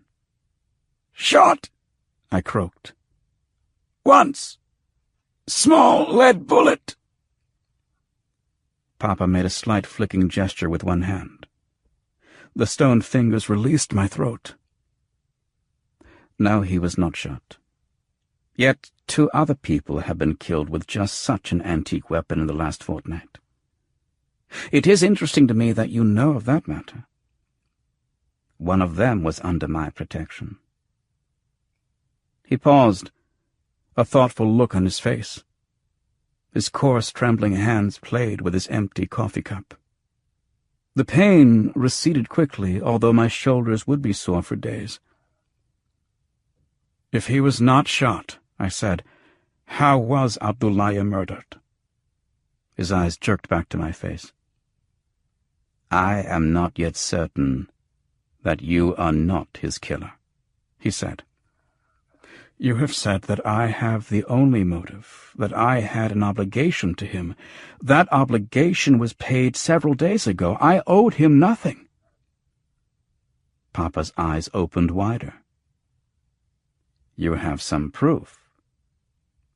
I rose out of my chair just a bit, to get the receipt that was still in my hip pocket.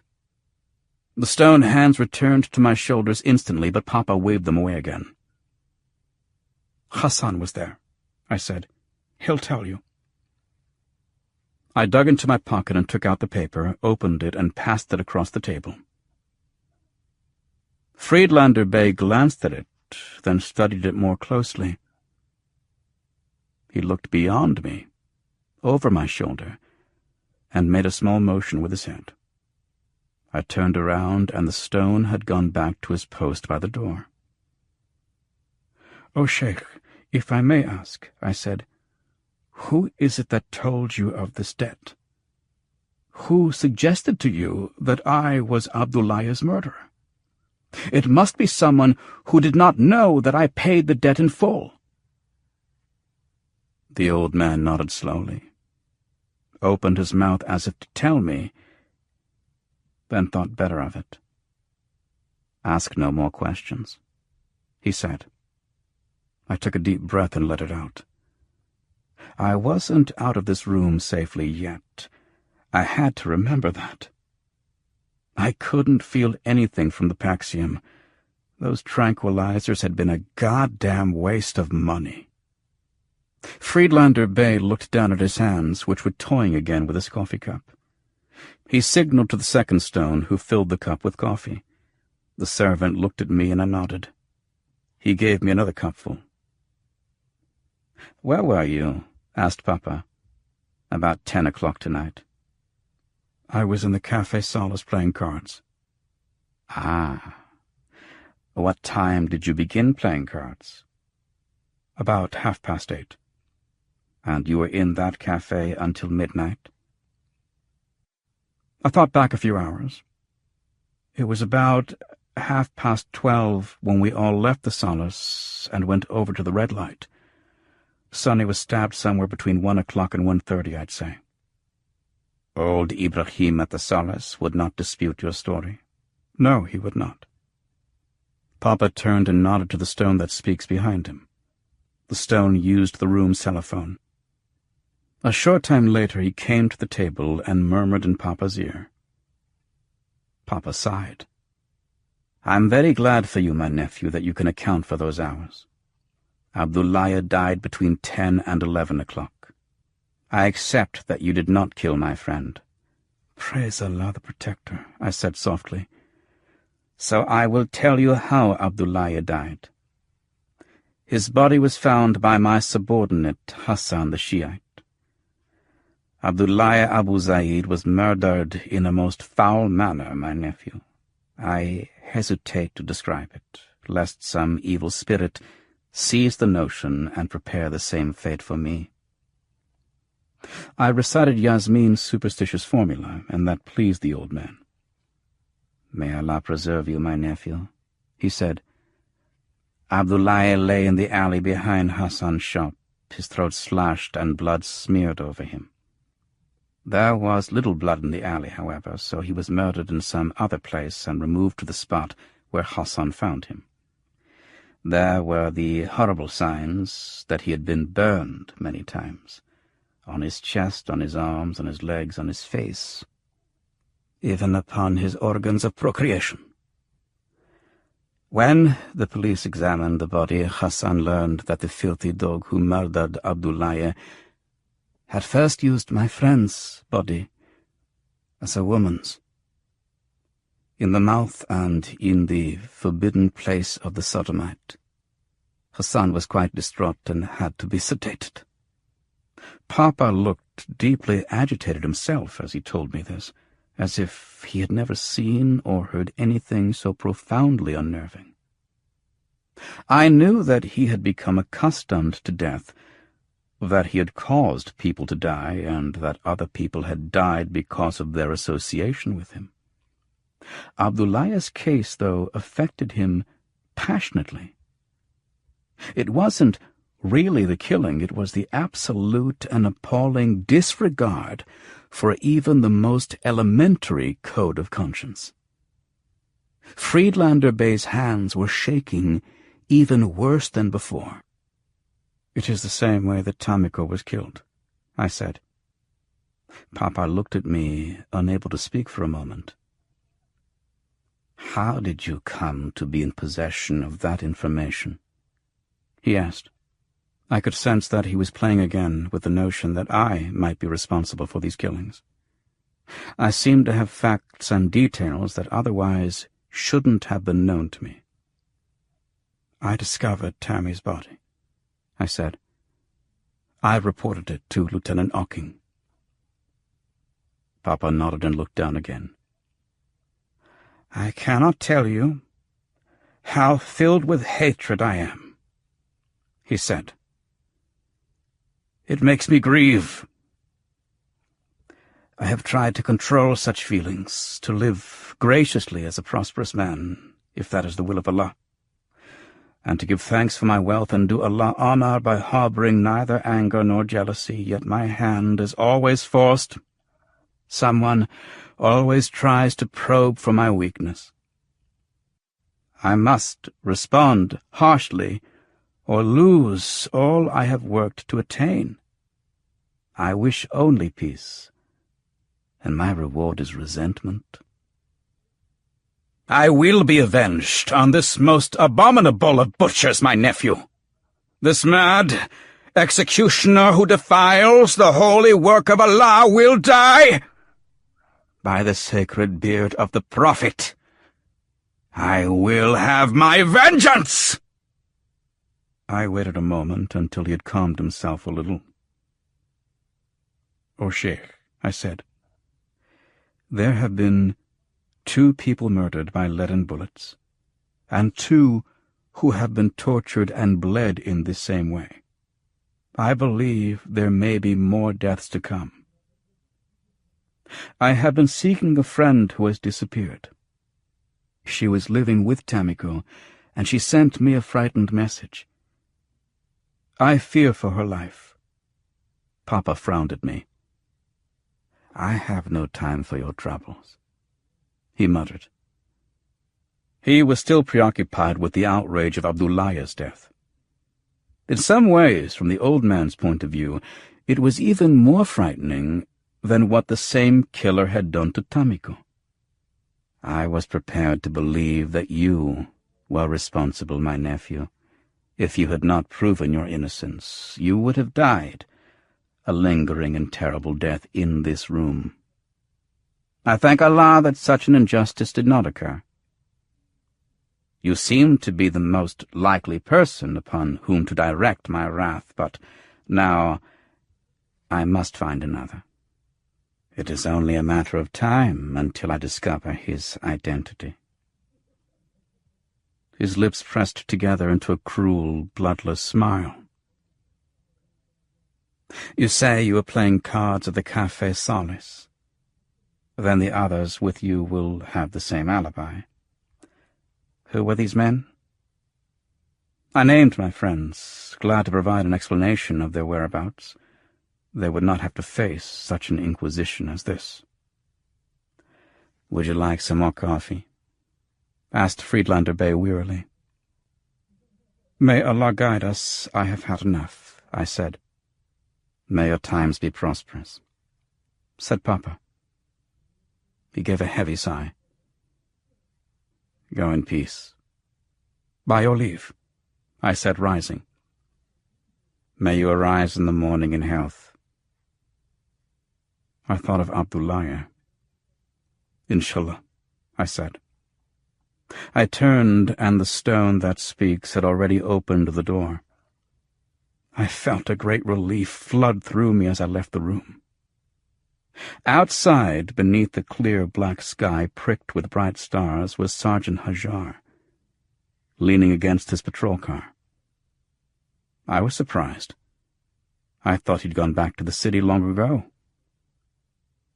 I see you made it out all right, he said to me. Go around the other side. Sit in front?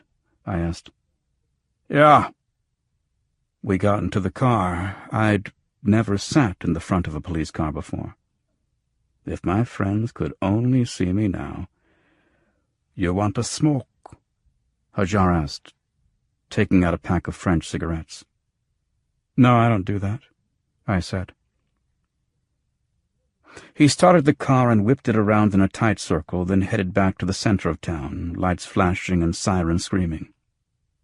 You want to buy some sunnies? He asked. I know you do that. I would have loved to get some more sunnies, but buying them from a cop seemed odd. The drug traffic was tolerated in the Budayin, the way the rest of our harmless foibles were tolerated. Some cops don't enforce every law. There were undoubtedly plenty of officers one could safely buy drugs from. I just didn't trust Hajar. Not as far as I could kick him uphill in the dark. Why are you being so nice to me all of a sudden? I asked. He turned to me and grinned. I didn't expect you to get out of that motel room alive, he said. When you walked through that door, you had Papa Bey's OK mark stamped on your forehead.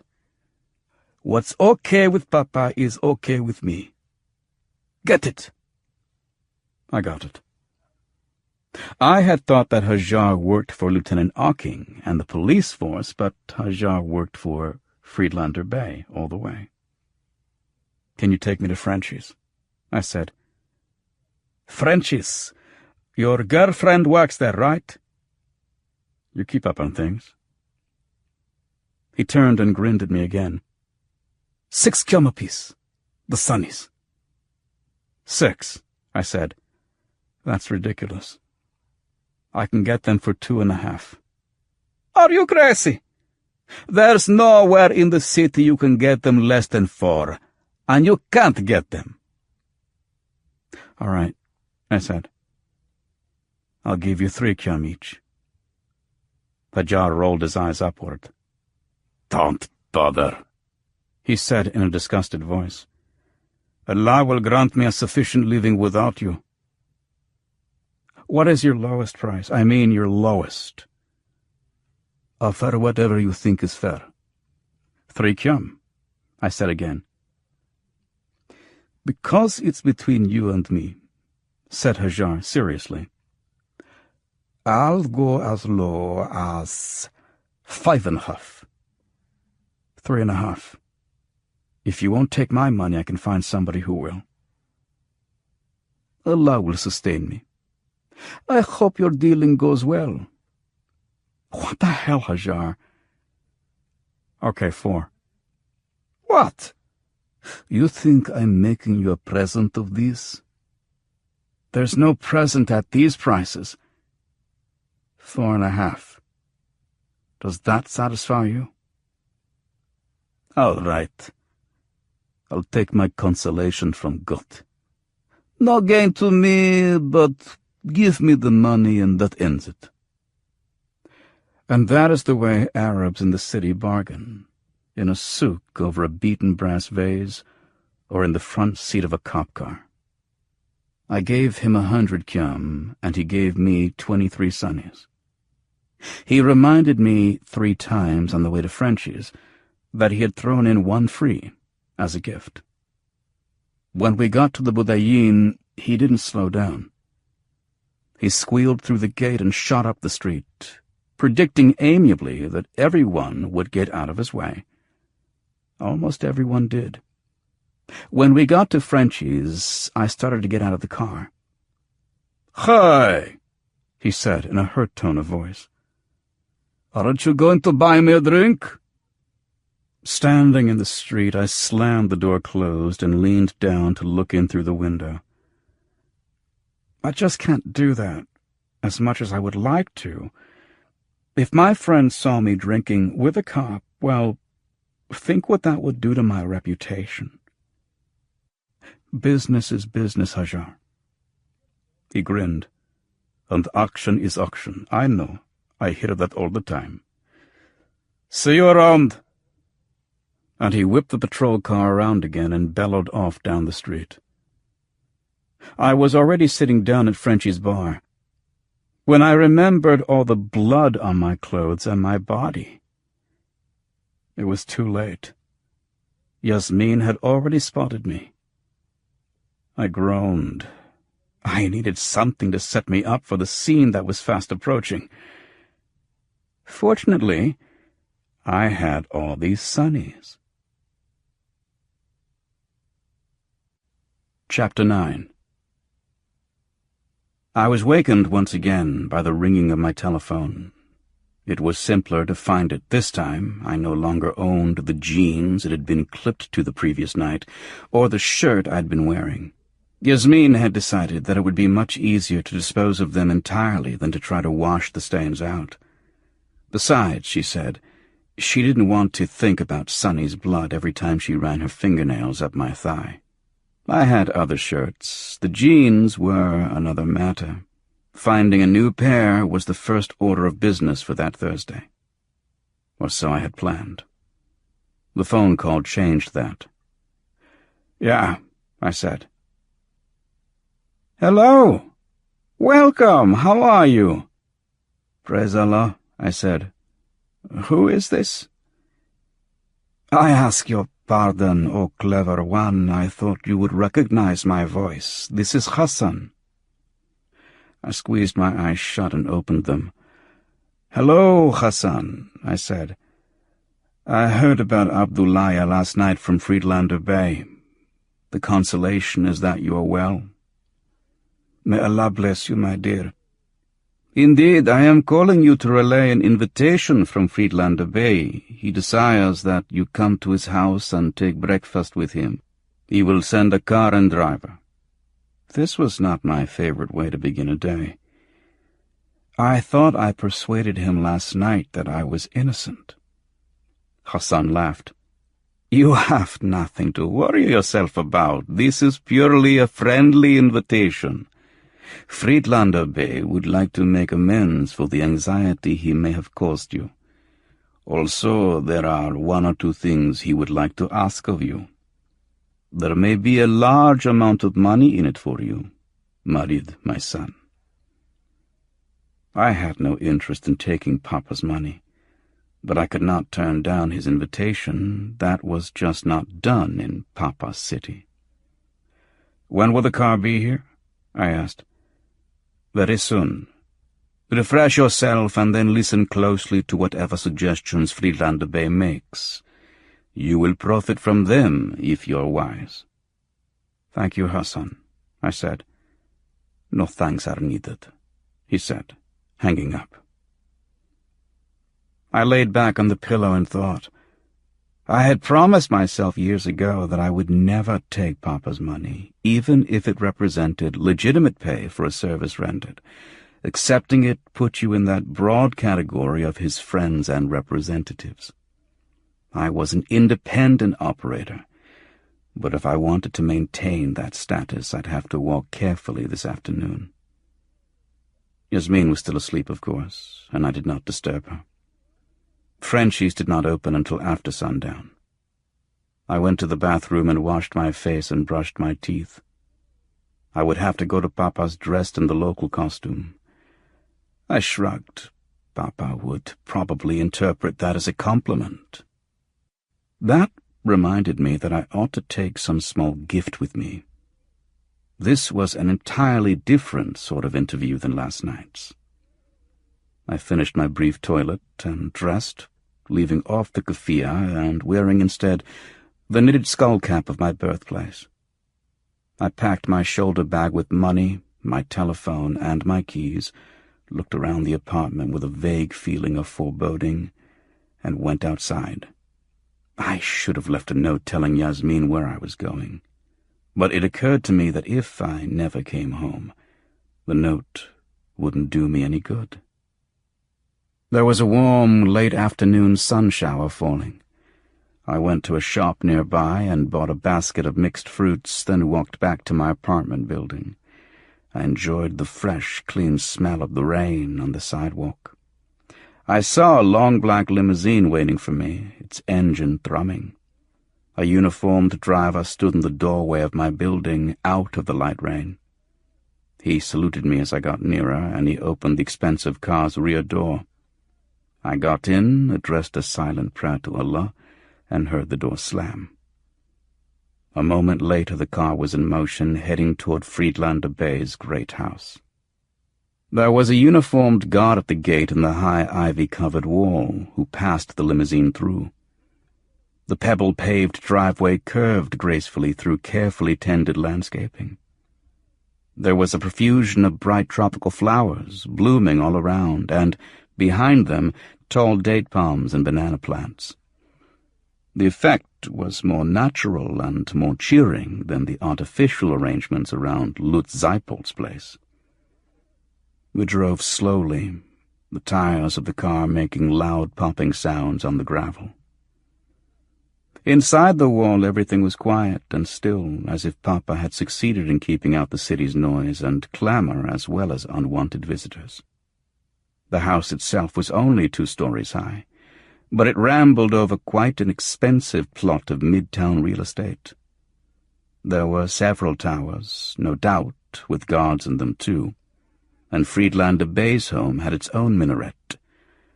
I wondered if Papa kept his own private muezzin to call him to his devotions.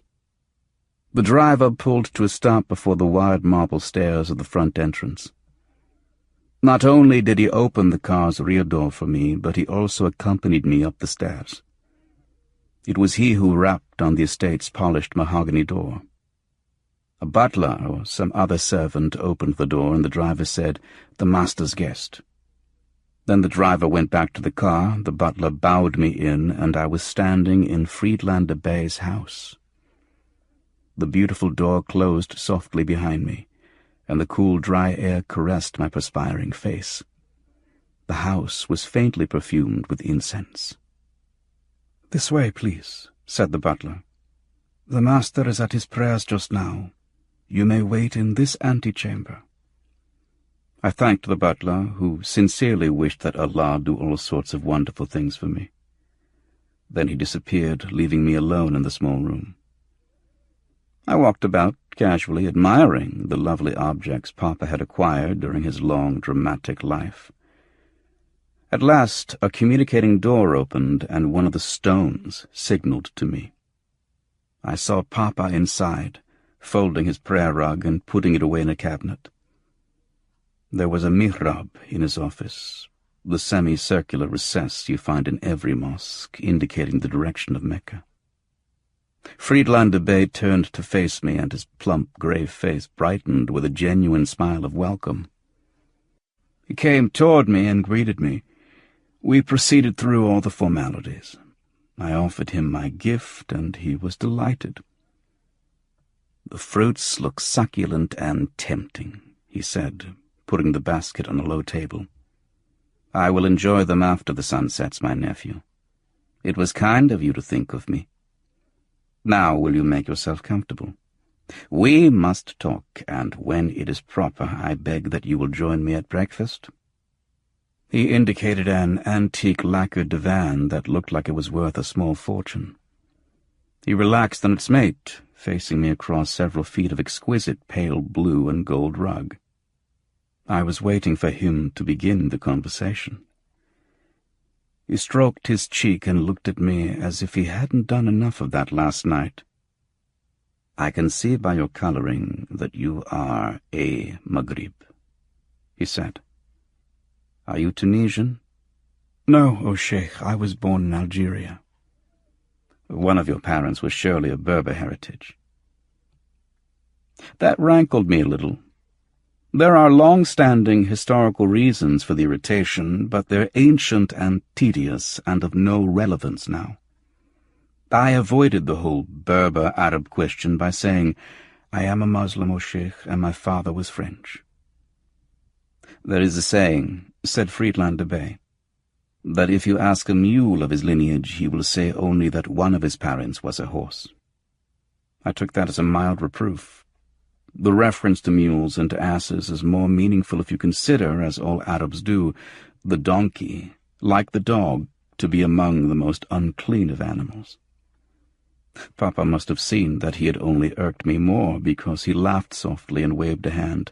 "Forgive me, my nephew, I was only thinking that your speech is accented heavily with the dialect of the Maghrib. Of course, here in the city our Arabic is a mixture of Maghrib, Egyptian, Levantine, and Persian. I doubt if anyone speaks a pure Arabic, if such a thing exists at all anywhere but in the straight path. I meant no offense. And I must extend a further apology for my treatment of you last night. I hope you can understand my reasons." I nodded grimly, but I did not reply. Friedlander Bey went on. "It is necessary that we return to the unpleasant subject we discussed briefly at the motel. These murders must stop. There is no acceptable alternative. Of the 4 victims thus far, 3 have been connected to me. I cannot see these killings as anything other than a personal attack, direct or indirect." "3 of the 4? I asked. "Certainly Abdullahi Abu Zaid was one of your people, but the Russian? And the 2 Black Widow sisters? No pimp would dare try to coerce the sisters. Tamiko and Devi were famous for their fierce independence." Papa made a small gesture of distaste. "I did not interfere with the Black Widow sisters in regard to their prostitution," he said. "My concerns are on a higher plane than that. Although many of my associates find profit in purveying all manner of vice, the sisters were allowed to keep every kyam they earned, and they were welcome to it. No, they performed other services for me, services of a discreet, dangerous, and necessary nature." I was astonished. "Tammy and Devi were your assassins?" I asked. "Yes," said Friedlander Bey. "And Selima will continue to take on such assignments when no other solution is possible. Tamiko and Devi were paid well.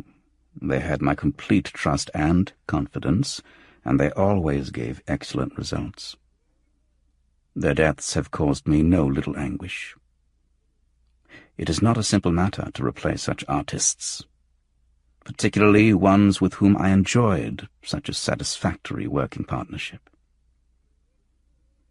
I thought this over a little while, It wasn't hard to accept, although the information had come as quite a surprise. It even answered a few questions I'd entertained from time to time concerning the open daring of the Black Widow sisters. They worked as secret agents of Friedlander Bay, and they were protected, or they were supposed to be protected. Yet 2 had died. It would be simpler to understand the situation, O Sheikh, I said, musing out loud, if both Tammy and Devi had been murdered in the same way, yet Devi was shot with the old pistol and Tammy was tortured and slashed. Those were my thoughts, my nephew, said Papa. Please continue. Perhaps you will shed light on this mystery. I shrugged. Well, even that fact could be dismissed if other victims hadn't been found slain in these same ways. I will find both killers, said the old man calmly. It was a flat statement of fact, neither an emotional vow nor a boast. It occurred to me, O Sheikh, I said, that the murderer who uses the pistol is killing for some political reason. I saw him shoot the Russian, who was some minor functionary in the legation of the Belarusian Ukrainian kingdom. He was wearing a James Bond personality module. The weapon is the same type of pistol the fictional character used. I think a common murderer, killing out of spite or sudden anger or in the course of a robbery, would chip in some other module or none at all. The James Bond module might provide a certain insight and skill in the business of quick, clean assassination. That would be of value only to a dispassionate killer whose acts were part of some larger scheme. Friedlander Bay frowned. I am not convinced, my nephew. There isn't the slightest connection between your Russian diplomat and my Devi. The assassination idea occurred to you only because the Russian worked in some political capacity. Devi had no idea of world affairs at all. She was of no help or hindrance to any party or movement. The James Bond theme merits further inspection, but the motives you suggest are without substance. Do you have any ideas about either killer, O Sheikh? I asked. Not yet, he said. But I have only just begun to collect information. That is why I wanted to discuss this situation with you. You should not think that my involvement is solely a matter of revenge. It is that, of course, but it is a great deal larger than that. To put it simply, I must protect my investments. I must demonstrate to my associates and my friends that I will not permit such a threat to their safety to continue. Otherwise, I will begin to lose the support of the people who make up the foundation and framework of my power. Taken individually, these 4 murders are repellent but not unheard-of occurrences. Murders take place every day in the city. Together, however, these 4 killings are an immediate challenge to my existence. Do you understand me, my nephew? He was making himself very clear. Yes, O Sheikh, I said. I waited to hear the suggestions Hassan said would be made. There was a long pause while Friedlander Bay regarded me pensively. You are very different from most of my friends in the Budayin, he said at last. Almost everyone has had some modification made on his body. If they can afford it, I said, I think they should have whatever mod they want. As for me, O Sheikh, my body has always been fine just the way it is. The only surgery I've ever had has been for therapeutic reasons. I am pleased with the form I was given by Allah. Papa nodded. And your mind? He asked. It runs a little slow sometimes, I said, but on the whole it served me well. I've never felt a desire to have my brain wired, if that's what you mean. Yet you take prodigious quantities of drugs. You did so in my presence last night. I had nothing to say to that. You are a proud man, my nephew. I've read a report about you that mentions this pride.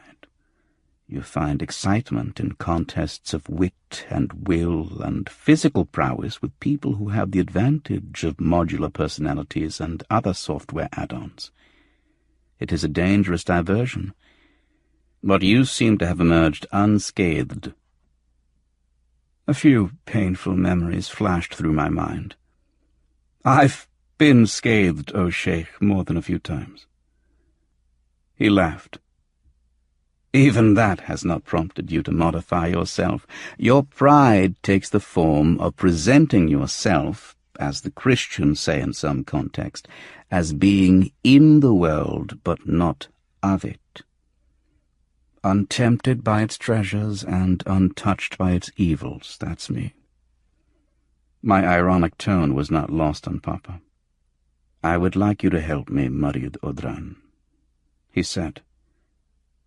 There it was. Take it or leave it. The way he put it, I was left in an extremely uncomfortable position. I could say, sure, I'll help you, and then I'd have compromised myself in precisely the way I swore I never would.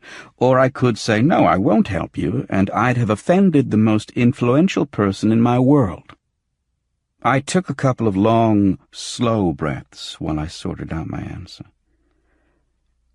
"Oh, Sheikh," I said at last, "your difficulties are the difficulties of everyone in the Budayin, indeed in the city. Certainly anyone who cares about his own safety and happiness will help you.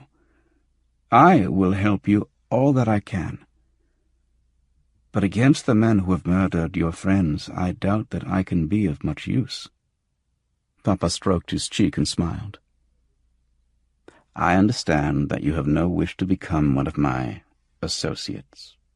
Be that as it may, you have my guarantee, my nephew, that if you agree to aid me in this matter, it will not mark you as one of Papa's men.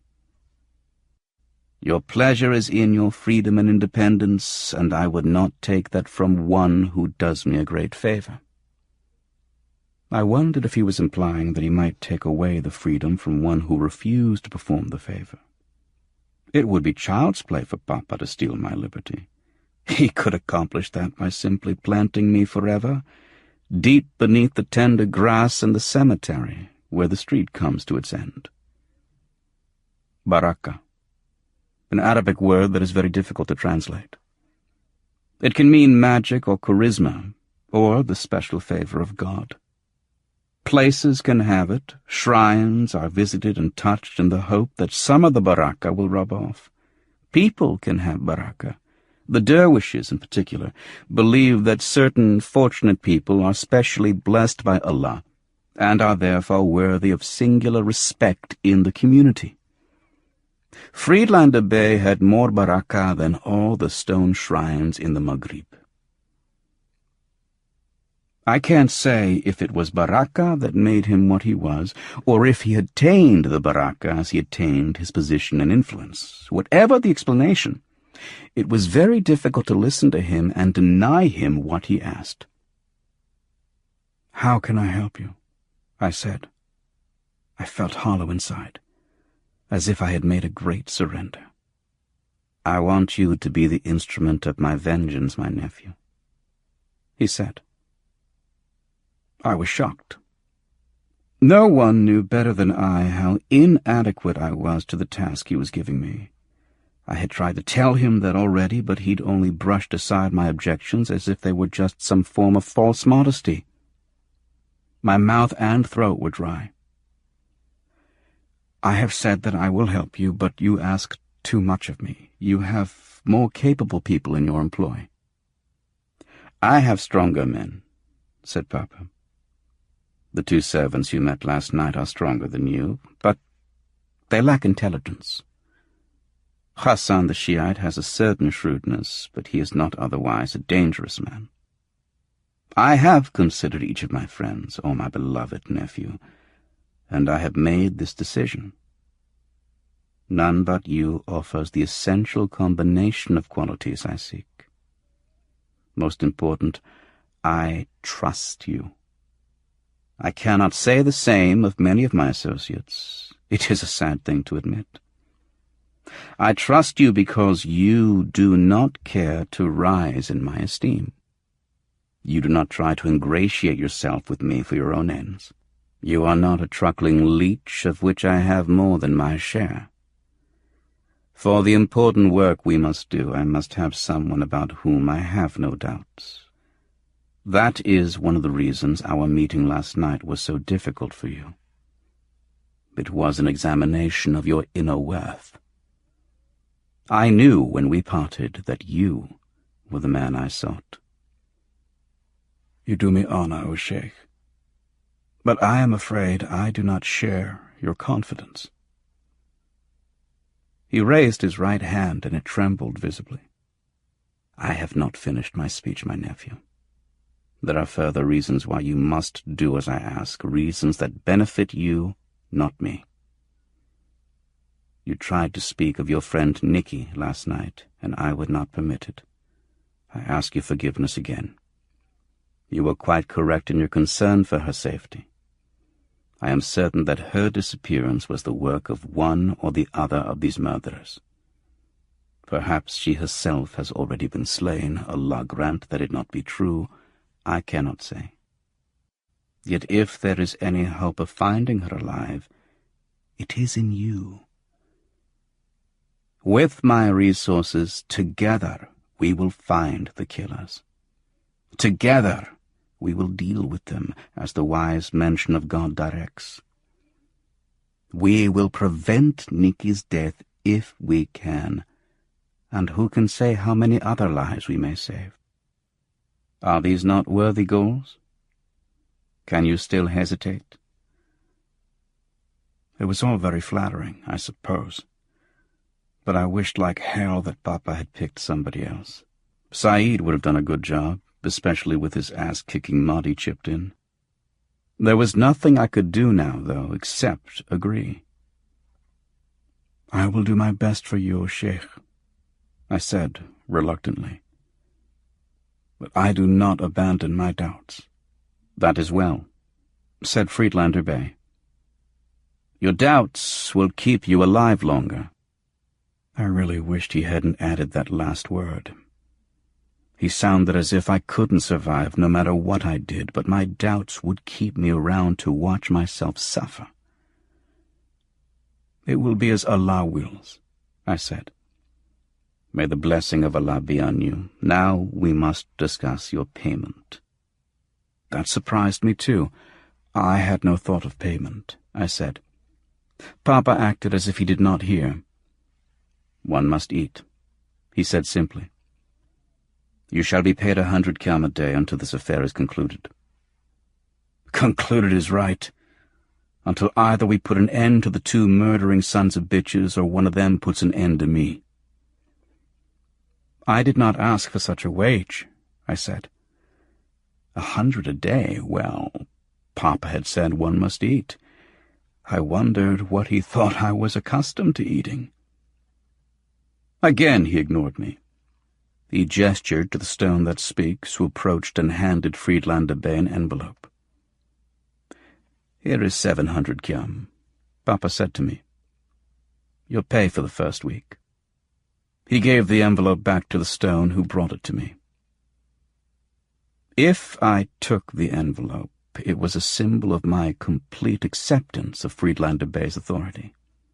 There would be no turning back, no quitting, no ending but the ending. I looked at the white envelope in the sandstone-colored hand. My own hand rose a little, sank a little, rose again and took the money. "Thank you," I said. Friedlander Bey looked pleased. "I hope it brings you pleasure," he said. "It damn well better. I was certainly going to earn every fucking feek of it." "Oh, Sheikh, what are your instructions?" I asked. First, my nephew, you must go to Lieutenant Ocking and put yourself at his disposal. I will inform him that we will cooperate completely with the police department in this matter. There are circumstances that my associates can manage with greater efficiency than the police. I'm sure the lieutenant will acknowledge that. I think that a temporary alliance of my organization with his will best serve the needs of the community. He will give you all the information he has on the killings, a probable description of the one who cut the throats of Abdullahi, Abu Zaid, and Tamiko, and whatever else he has so far withheld. In return, you will assure him that we will keep the police informed of such facts as we uncover. Lieutenant Ocking is a good man, I said, but he cooperates only when he feels like it, or when it's clearly to his advantage. Papa gave me a brief smile. He will cooperate with you now. I will make sure of that. He will soon learn that it is indeed in his own best interest. The old man would be as good as his word. If anyone could persuade Ocking to help me, it was Friedlander Bey. And then O'Sheikh. He cocked his head and smiled again. For some reason I felt cold, as if a bitter wind had found its way into Papa's fortress. "Do you foresee a time, my nephew?" he asked. "Or can you imagine a circumstance in which you would seek the modifications you have so far rejected?" The icy wind blew more fiercely. "No, O'Sheikh," I said. "I can't foresee such a time or imagine such a situation. That doesn't mean that it may not happen. Perhaps sometime in the future I'll have need to choose some modification." He nodded. "Tomorrow is Friday, and I observe the Sabbath. You will need time to think and plan. Monday is soon enough." Soon enough for what?" "To meet with my private surgeons," he said simply. "No," I whispered. Suddenly, Friedlander Bey ceased being the kindly uncle. He became instantly the commander of men's allegiance, whose orders cannot be questioned. "You have accepted my coin, my nephew," he said sternly. "You will do as I say. You cannot hope to succeed against our enemies unless your mind is improved. We know that at least one of the two has an electronically augmented brain. You must have the same, but to an even greater degree. My surgeons can give you advantages over the murderers." The two sandstone hands appeared on my shoulders, holding me firmly in place. Now, truly, there was no way out. "What sort of advantages?" I asked apprehensively. I began to feel the cold sweat of utter fear. I had avoided having my brain wired more out of profound dread than principle.